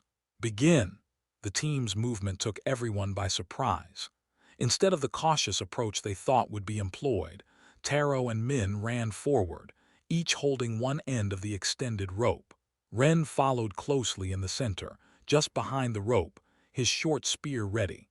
The stone lurker detected the movement and prepared to jump. Its sensors identified Ren as the closest target and smaller than itself. Its suction cups detached from the ground, its enormous mouth beginning to open. But it was too late. The rope caught it across the forehead mid-leap. Taro and Min pulled in unison, using the monster's own momentum to roll it backward. The stones on its body scraped against the ground as its belly was exposed. But it was a belly also completely covered in stone. What could the spear do there? Chapter 47, Taming Practice Beasts. 4 Taro and Min pulled in unison, using the monster's own momentum to roll it backward. The sound of grinding stone filled the air as the creature's rock-covered body scraped against the ground, exposing its belly. But the belly was also completely covered in stone. What could the spear possibly do there? The audience held their breath, certain they were about to witness failure. Then Ren spotted it, a single small orifice, barely visible among the rocky plates. He didn't hesitate. The short spear found its target with surgical precision, plunging deep into the creature's cloaca and straight up. The stone lurker tensed once, then went completely still in the next instant. Death came swiftly and silently, catching everyone by surprise. Silence fell over the training field. The entire encounter had ended in mere seconds, leaving spectators struggling to process what they'd just witnessed. "Well," Yang broke the silence, a barely contained smile playing at his lips, "that was efficient." Lin approached to examine the fallen stone lurker. A direct strike to the brain through the cloaca. Impressive knowledge of their anatomy. The previous laughter had transformed into surprised whispers. Jin particularly looked like he'd swallowed something extremely unpleasant, his tiger markings dulling with his dampened mood. "The fastest victory so far," Yang declared as assistants removed the body. "And with minimal energy expenditure. Excellent teamwork." Taro and Min grinned while coiling their rope, their beasts manifesting proudly despite their supposedly weak status. "An unorthodox approach," Lin commented, "but perfectly executed. Sometimes knowledge truly is worth more than brute force." "Next team," Yang called, though eyes remained fixed on the team that had just redefined expectations. Several more teams faced the challenge. The mushrooms in Ren's hair pulsed as he observed each attempt, some more successful than others. "We can do it like the fungus team," one student declared confidently, holding a rope while his companions nodded eagerly. "If he could do it, so can we." They even took two ropes, and their leader corrected the weak, rotting boy's mistake by taking a long spear instead of a short one. But the stone lurker refused to cooperate with their plan. The ropes worked initially, flipping the creature, but then, "Stab it, stab it." "I'm trying." The spear bounced off the monster's rock skin, missing the tiny orifice completely. A second attempt proved equally fruitless. By the third try, the stone lurker had managed to break free, forcing Yang to intervene before someone got hurt. "It's not just about copying ideas," Ren thought as the team retreated in shame, without understanding why certain things are done. Finally, it was Luna's team's turn. Two girls accompanied her, students from noble families who had clearly requested to be her partners. They attempted to engage in conversation while selecting weapons, but Luna barely acknowledged them with brief nods. "We should coordinate a strategy," one suggested, adjusting her weapon with nervous movements. "It won't be necessary," was Luna's only response, her shadow wolf rippling beneath her skin. The mushrooms in Ren's hair pulsed with anticipation. Luna's shadow wolf was different from other beasts. It possessed immense initial power and had started on the true evolution path from the beginning. The stone lurker was released, immediately seeking camouflage. Luna's companions assumed combat positions, but she simply extended her hand, her wolf's influence darkening the air around her. For a moment, nothing seemed to happen. Then Ren saw it. The monster's shadow began moving unnaturally. The wolf emerged from it like spilled ink rising upward, its eyes glowing with spectral radiance. The stone lurker had no time to react. Shadows slipped between the cracks of its mineral armor like black water. A moment of absolute stillness, and then, small explosions of blood erupted from every crack in the monster's armor. The wolf returned to Luna's shadow as silently as it had appeared, while the stone lurker collapsed, destroyed from within. The silence that followed was different from the one that had followed Ren's victory. There was no surprise or admiration, only cold respect mixed with fear. "Efficient," was all Yang said as assistants removed the shattered body. Luna's companions looked at her with both pride and nervousness, as if unsure whether to celebrate or maintain their distance. "That shadow wolf," Ren observed as Luna returned to her place, as silent as her beast. The mushrooms in his hair pulsed, but for the first time the knowledge flowing through them seemed incomplete, as if aspects of the shadow wolf lay beyond his current understanding. Yang called the next team, but many students kept glancing at Luna, wondering what other secrets their silent classmate concealed. After today's classes, in Professor Song's canceled session, they would finally venture outside for the first time. "Welcome to your first gathering expedition," Professor Song announced as students gathered in the main courtyard. "Before we begin, let me introduce Professor Zhao, who will lead the fifth and final teaching unit." A middle-aged man with owl markings on his arm stepped forward. Though his expression was kind, his eyes, sharpened by his beast, studied each student with clinical attention. "Exterior gathering exercises are crucial," Zhao began while assistants distributed equipment packages. "Here you'll learn to survive outside safe zones, identify valuable resources, and most importantly, recognize when to retreat." The mushrooms in Ren's hair pulsed as he examined his package. Ropes, tools, special containers, emergency rations. "Normally we would spend 3 days in the Iron Ring," Zhao continued, his gaze briefly resting on Ren. "However, this year we'll make some adjustments. The expedition will last 2.5 days. Murmurs immediately broke out among the students. "Why less time? 3 days every 2 months is tradition." Zhao raised a hand to silence the protests. "As some of you may know, we have a student whose beast has particular limitations with prolonged exposure to high mana concentration zones." All eyes turned to Ren. The mushrooms in his hair pulsed weakly, as if confirming the professor's words. Chapter 48, Taming the Expedition. "Why less time? 3 days is tradition." Zhao raised a hand to silence the protests, his owl markings shimmering with quiet authority. As some of you may know, we have a student whose beast has particular limitations with prolonged exposure to high mana concentration zones. All eyes turned to Ren. The mushrooms in his hair pulsed weakly, as if confirming the professor's words. Their usual glow seemed somehow dimmer under the weight of so many stares. "It's not fair," someone protested from the back of the crowd. "Why should we all lose half a day because of the fungus?" "Yeah, let him stay behind if he can't handle it." Jin's smile turned malicious, his tiger markings rippling with cruel delight. "Or better yet, let him come and we'll see how long he really lasts with that useless beast." "Silence!" Zhao's voice didn't rise, but the owl in his eyes gleamed with unmistakable authority. "This decision is not open for debate. I prefer a shorter excursion to risking any student's health." The protest transformed into resentful murmurs. Several students shot accusing glares at Ren, as if he had personally stolen those precious hours of exploration from them. The tension in the air was almost palpable.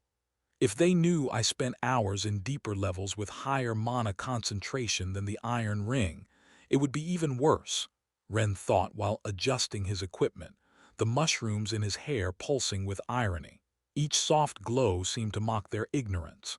"Safety is our priority," Song added, backing his colleague. His stance made it clear the matter was settled. 2.5 days are more than sufficient for a first expedition.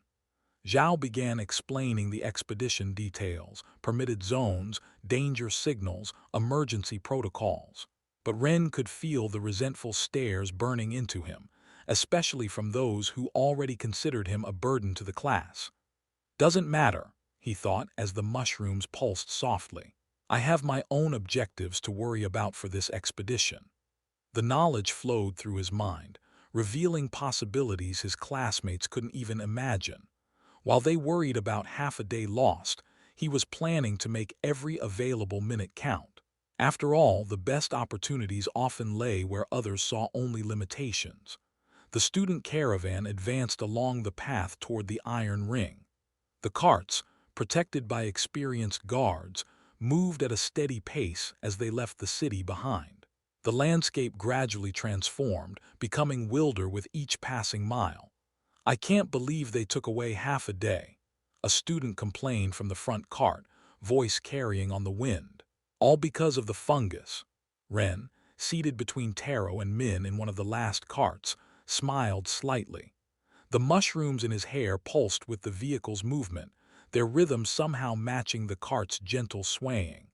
"Ignore them," Taro murmured, his beetle's markings shifting protectively. "They're just upset because they won't get to brag about lasting 3 full days without bathing." Min let out a giggle, his water snake coiling playfully. "As if half a day less would make any difference in what they can gather." "Actually," Ren lowered his voice conspiratorially, "it's better this way. Mana is denser at dusk. They're doing everyone a favor." "Really?" Taro leaned in with interest, his beetle's markings rippling with curiosity. "How do you know that?" The mushrooms pulsed while Ren considered how much to reveal. Each glow seemed to carry secrets waiting to be shared. "Let's say I've been studying mana patterns." "The expert has spoken again, write it down." Min joked, his water snake manifesting playfully around his neck. "Though after the stone lurker incident, I'm starting to believe you really do know everything." From another cart, Jin's voice carried clearly. "I bet he doesn't even last the first day. Who wants to take that bet?" "I bet he'll surprise us again, unlike idiot Jin who only bores us." A soft voice cut through the laughter. Luna, seated in the adjacent cart, didn't even turn to speak, her shadow wolf rippling beneath her skin. An uncomfortable silence followed her words. Even Jin seemed at a loss for a response, his tiger markings dulling slightly. "Did you hear that?" Min whispered excitedly. "Luna defended you." "She didn't defend me," Ren corrected, though the mushrooms in his hair pulsed with interest. "She's just setting a precedent for when I surprise them again." "Shhhh," Min elbowed him playfully. "Don't ruin the surprise." "What surprise?" someone shouted from another cart. "That the rotting fungus is going to faint before we even get there." More laughter, but Wren noticed it was less enthusiastic than before. The stone lurker incident had planted seeds of doubt in many minds. He observed the changing landscape thoughtfully. The trees grew sparser, the vegetation more untamed. They were approaching the iron ring where the real challenges and opportunities awaited. "Let them laugh," he murmured. "Soon they'll have other things to worry about." The mushrooms in his hair pulsed while knowledge flowed, revealing the opportunities that approached. The iron ring might seem dangerous to his companions, but for him, it was a garden of possibilities waiting to be harvested. "Though nothing here helps me evolve," Wren murmured thoughtfully. "Everything has market value, and with the school's exchange bonus." The mushrooms pulsed while he calculated potential profits, each soft glow seeming to represent another opportunity. "If I play my cards right," he whispered, "this trip could be quite profitable." "Look," Jin's voice interrupted his calculations. "The fungus is already counting minutes until we return." Laughter erupted from other carts, but Wren ignored it. His mind was already mapping collection routes, calculating which zones would yield the best results. From her cart, Luna observed the same landscape, her shadow wolf partially manifested. For a moment her eyes met Wren's, and a slight smile graced her lips before she turned her attention back to the horizon. "See those twisted trees?" Wren whispered as the cart crossed the iron ring's border. The mushrooms in his hair pulsed while knowledge flowed through his mind. "They look normal during the day, but at night it's shadow stalker territory." "The what?" Min leaned in with interest, his water snake mirroring his curiosity. "Bat medusas black as night," Wren explained, his voice low and focused. "They float in groups using gas sacs in their bodies.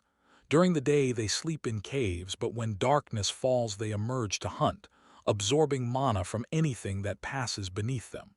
They're practically invisible against the night sky. And look at the trees themselves." He pointed to branches where fine threads gleamed under the sun. "Moon weaver territory." "They look like cats," Taro squinted, observing a white figure among the branches. "Moth cats," Wren corrected. "Their fur is white as silk and they have moth-like wings but can only glide. They weave nets between trees using threads they produce naturally. They're daytime hunters. Shadow stalkers are too dangerous at night." The mushrooms pulsed while he observed the ground. "And those mounds that look like grass or dirt, they're not what they appear to be." Chapter 49, Taming the Expedition 2. "Moth cats," Wren corrected. "Their fur is white as silk, and they have moth-like wings but can only glide. They weave nets between trees using threads they naturally produce. They're daytime hunters. Shadow stalkers are far too dangerous at night." The mushrooms pulsed while he observed the ground, revealing patterns others might miss. "And those mounds that look like grass or dirt, they're not what they appear to be."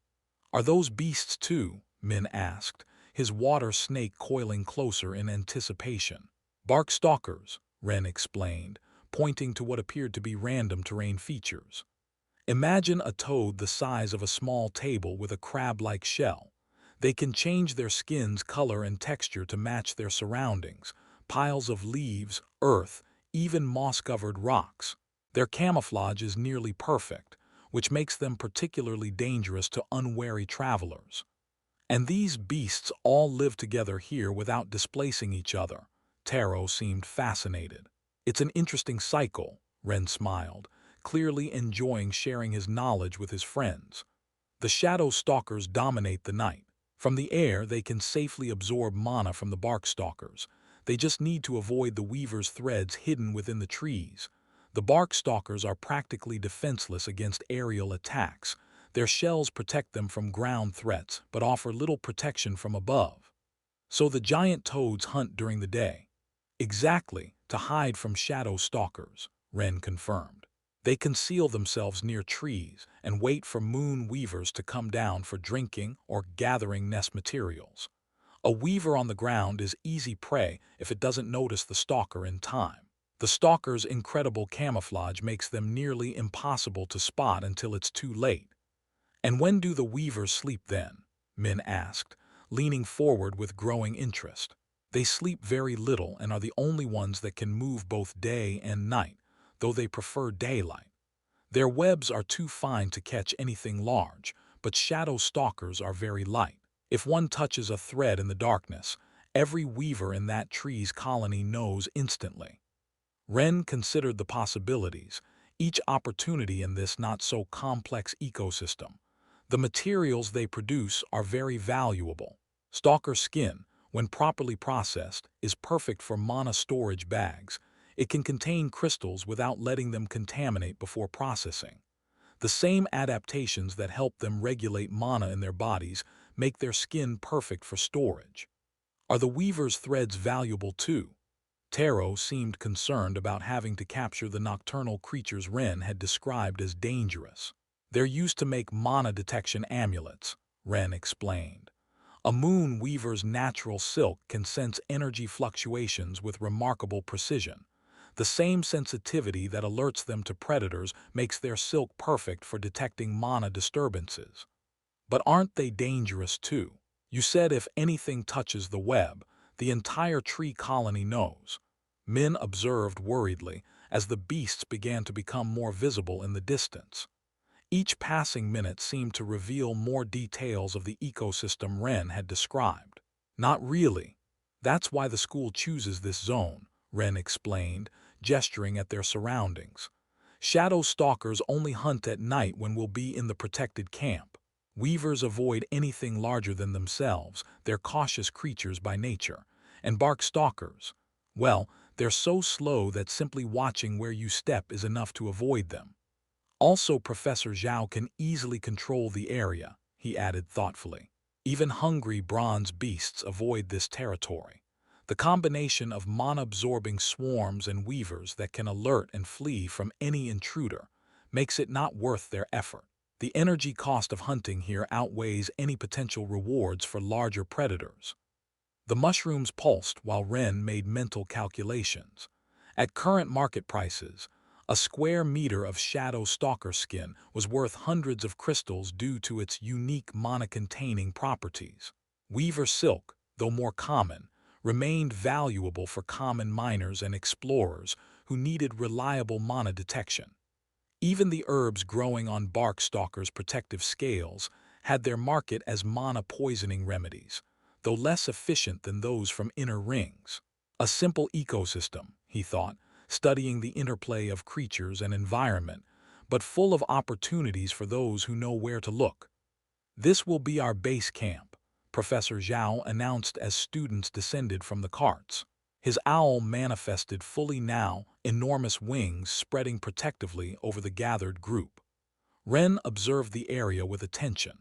The clearing had been carefully selected, open enough to discourage moon weavers from establishing territories, yet with sufficient cover to protect them during the dangerous night hours. Natural barriers and carefully positioned guards would create a safe zone.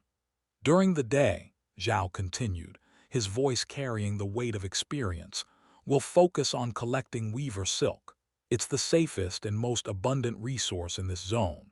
His eyes, sharpened by his owl's influence, methodically scanned the nearby trees for any signs of danger. But even that requires strict precautions. The assistants began distributing camouflage blankets among the students, each one specially treated with protective compounds. These blankets are treated with bark stalker essence, the professor explained, demonstrating the proper way to wear them. The weavers will ignore them, thinking they're just another predator resting.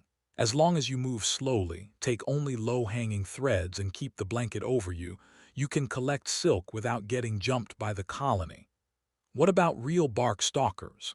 Someone asked, their voice tinged with apprehension. This area has been cleared, Zhao responded confidently, though his owl's wings shifted slightly. We've removed the largest specimens and overly numerous weaver colonies. Still, his gaze hardened, commanding everyone's full attention. Caution is mandatory. He produced a small flare from his bag, its crystal core glowing with a soft blue radiance that pulsed in harmony with the ambient mana. Each team will carry one of these. If for any reason you stray too far and my owl can't locate you, break it. The magical signal is unmistakable. Even most bronze-rank beasts avoid its frequency. "How far can we go?" Jin asked, his tiger manifesting eagerly in anticipation of the hunt. "My owl can cover approximately half a kilometer radius." Zhao indicated marks carved into the most distant trees. "Don't cross those limits or you'll enter territories we haven't secured." He began pointing out specific areas. "Besides silk, you can collect moss from empty bark stalker shells. They're abandoned molts. It has value and is relatively safe to obtain, as long as you verify the shell is truly empty first." His wings spread fully as he rose a few meters to demonstrate his surveillance range, the downdraft making the students' clothes flutter. "But remember, I'm just one professor with one beast. I can't be everywhere at once. If you act recklessly while I'm handling an emergency in another sector." He let the implication sink in, the silence heavy with warning. "At night," he continued while descending gracefully, "it is absolutely forbidden to leave the camp. Shadow stalkers are practically invisible in darkness, and they can drain an iron-rank student in seconds. Their hunger makes them especially aggressive during the darkest hours." The mushrooms in Ren's hair pulsed while absorbing the information. The professor was meticulous in his planning. This zone was perfect for beginners, with controllable dangers but sufficient risk to keep them alert. The ecosystem itself would teach them valuable lessons about survival. "Stay in groups of 3, Zhao concluded, his owl's penetrating gaze sweeping across the gathered students. "Report anything unusual and remember, while safety is paramount, don't forget this is a gathering class. Your grades will depend directly on the quantity and quality of materials you obtain." Chapter 50. Taming the Expedition 3. Stay in groups of at least 3, Zhao concluded, his owl's penetrating gaze sweeping across the gathered students. "Report anything unusual and remember, while safety is paramount, don't forget this is a gathering class.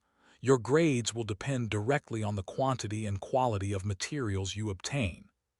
As students began organizing themselves, Ren studied the nearest trees.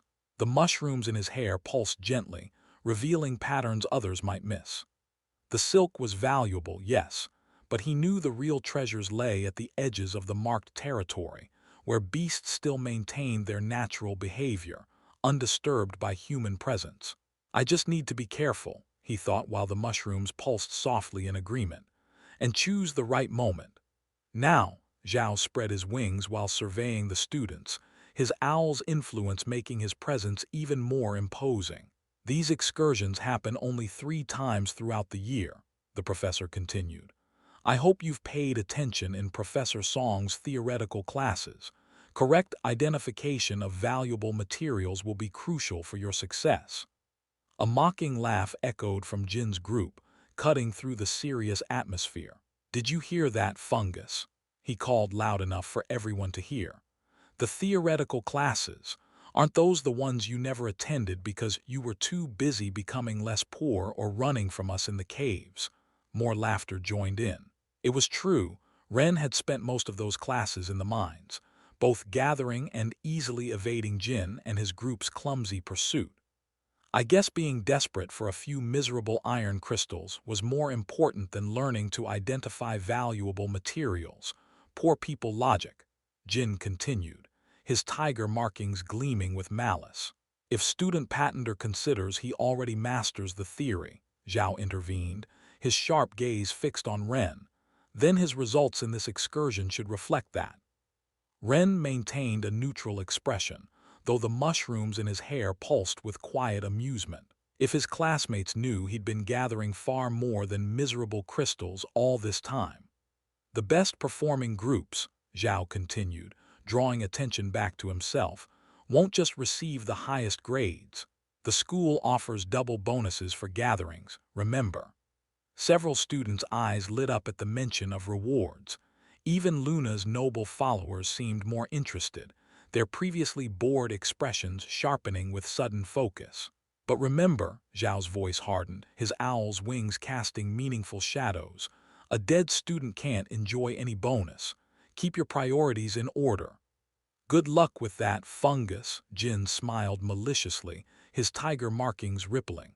Maybe you'll find some dry leaves worth as much as your iron crystals. Taro stepped forward, his beetle manifesting protectively, but Ren stopped him with a subtle gesture. I get you, Jin. Mushrooms are experts at identifying what's rotten and what's valuable. He responded simply, causing the laughter to choke off as they processed the double meaning. The mushrooms in his hair pulsed with satisfaction while Jin frowned, trying to decide if he'd just been insulted. Enough, Zhao cut in. You have until sunset for your first gathering. Don't forget your flares and stay within the marked boundaries. As groups began dispersing, Ren caught a slight smile playing at Luna's lips before she turned away with her companions. Let the others laugh, he thought while checking his equipment. Knowledge was almost everything, so he could skip almost any theoretical class. His mushrooms pulsed in agreement as he prepared to demonstrate exactly how much he'd learned during those wasted hours in the caves. Did you check your blanket? Taro asked while adjusting his own, his beetle manifesting darker markings that complemented the camouflage perfectly. Mine has a hole. Min examined his blanket with concern, his water snake coiling nervously. Do you think the weavers will notice? Ren spread his blanket next to Min's. The mushrooms in his hair pulsed while analyzing the problem. We can switch. Mine's bigger than I need. Nearby, Jin organized his group with characteristic confidence, his voice carrying across the clearing. Cass, you'll watch while Kai and I gather, he ordered, his tiger markings glowing with authority. Your eyes are better at detecting movement. What if I see a real barkstalker? Cass asked, her eagle feathers manifesting slightly. We crush it, Jin smiled, cracking his knuckles menacingly. The professor said they removed the big ones, didn't they? A few meters away, Klein and his noble companions inspected their equipment with meticulous precision. These containers are too basic, Feng complained, his red cobra manifesting in scarlet patterns. We have better ones at home. Focus, Klein ordered, his golden lion gleaming while studying the trees. The highest quality silk will be in the higher zones. Ren noticed Luna keeping her distance from her assigned companions, who whispered among themselves while watching her with poorly concealed admiration. I should thank her, he thought. The mushrooms in his hair pulsed softly as he approached. Luna, he called softly, his voice barely carrying above the general commotion. About what you said in the cart.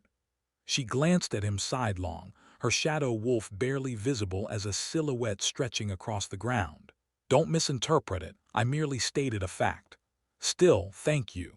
Luna seemed to consider his words for a moment, her wolf's presence making the shadows around them deepen slightly.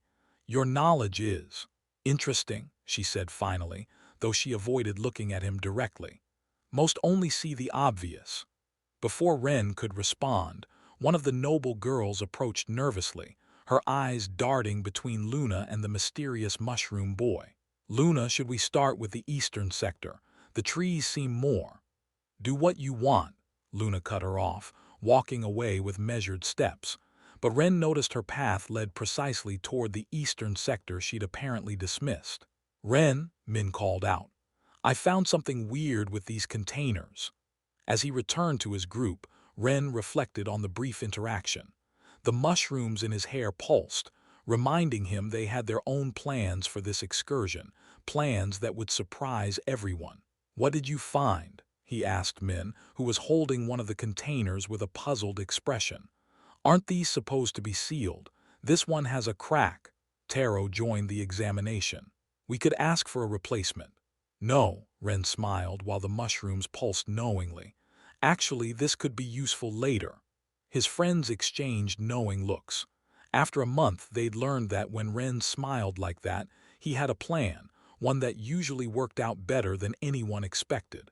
Just make sure to keep the flares handy, he murmured while the professor began calling groups to assigned sectors. We might need them for something other than emergencies. Audiobook by the Nut Lord.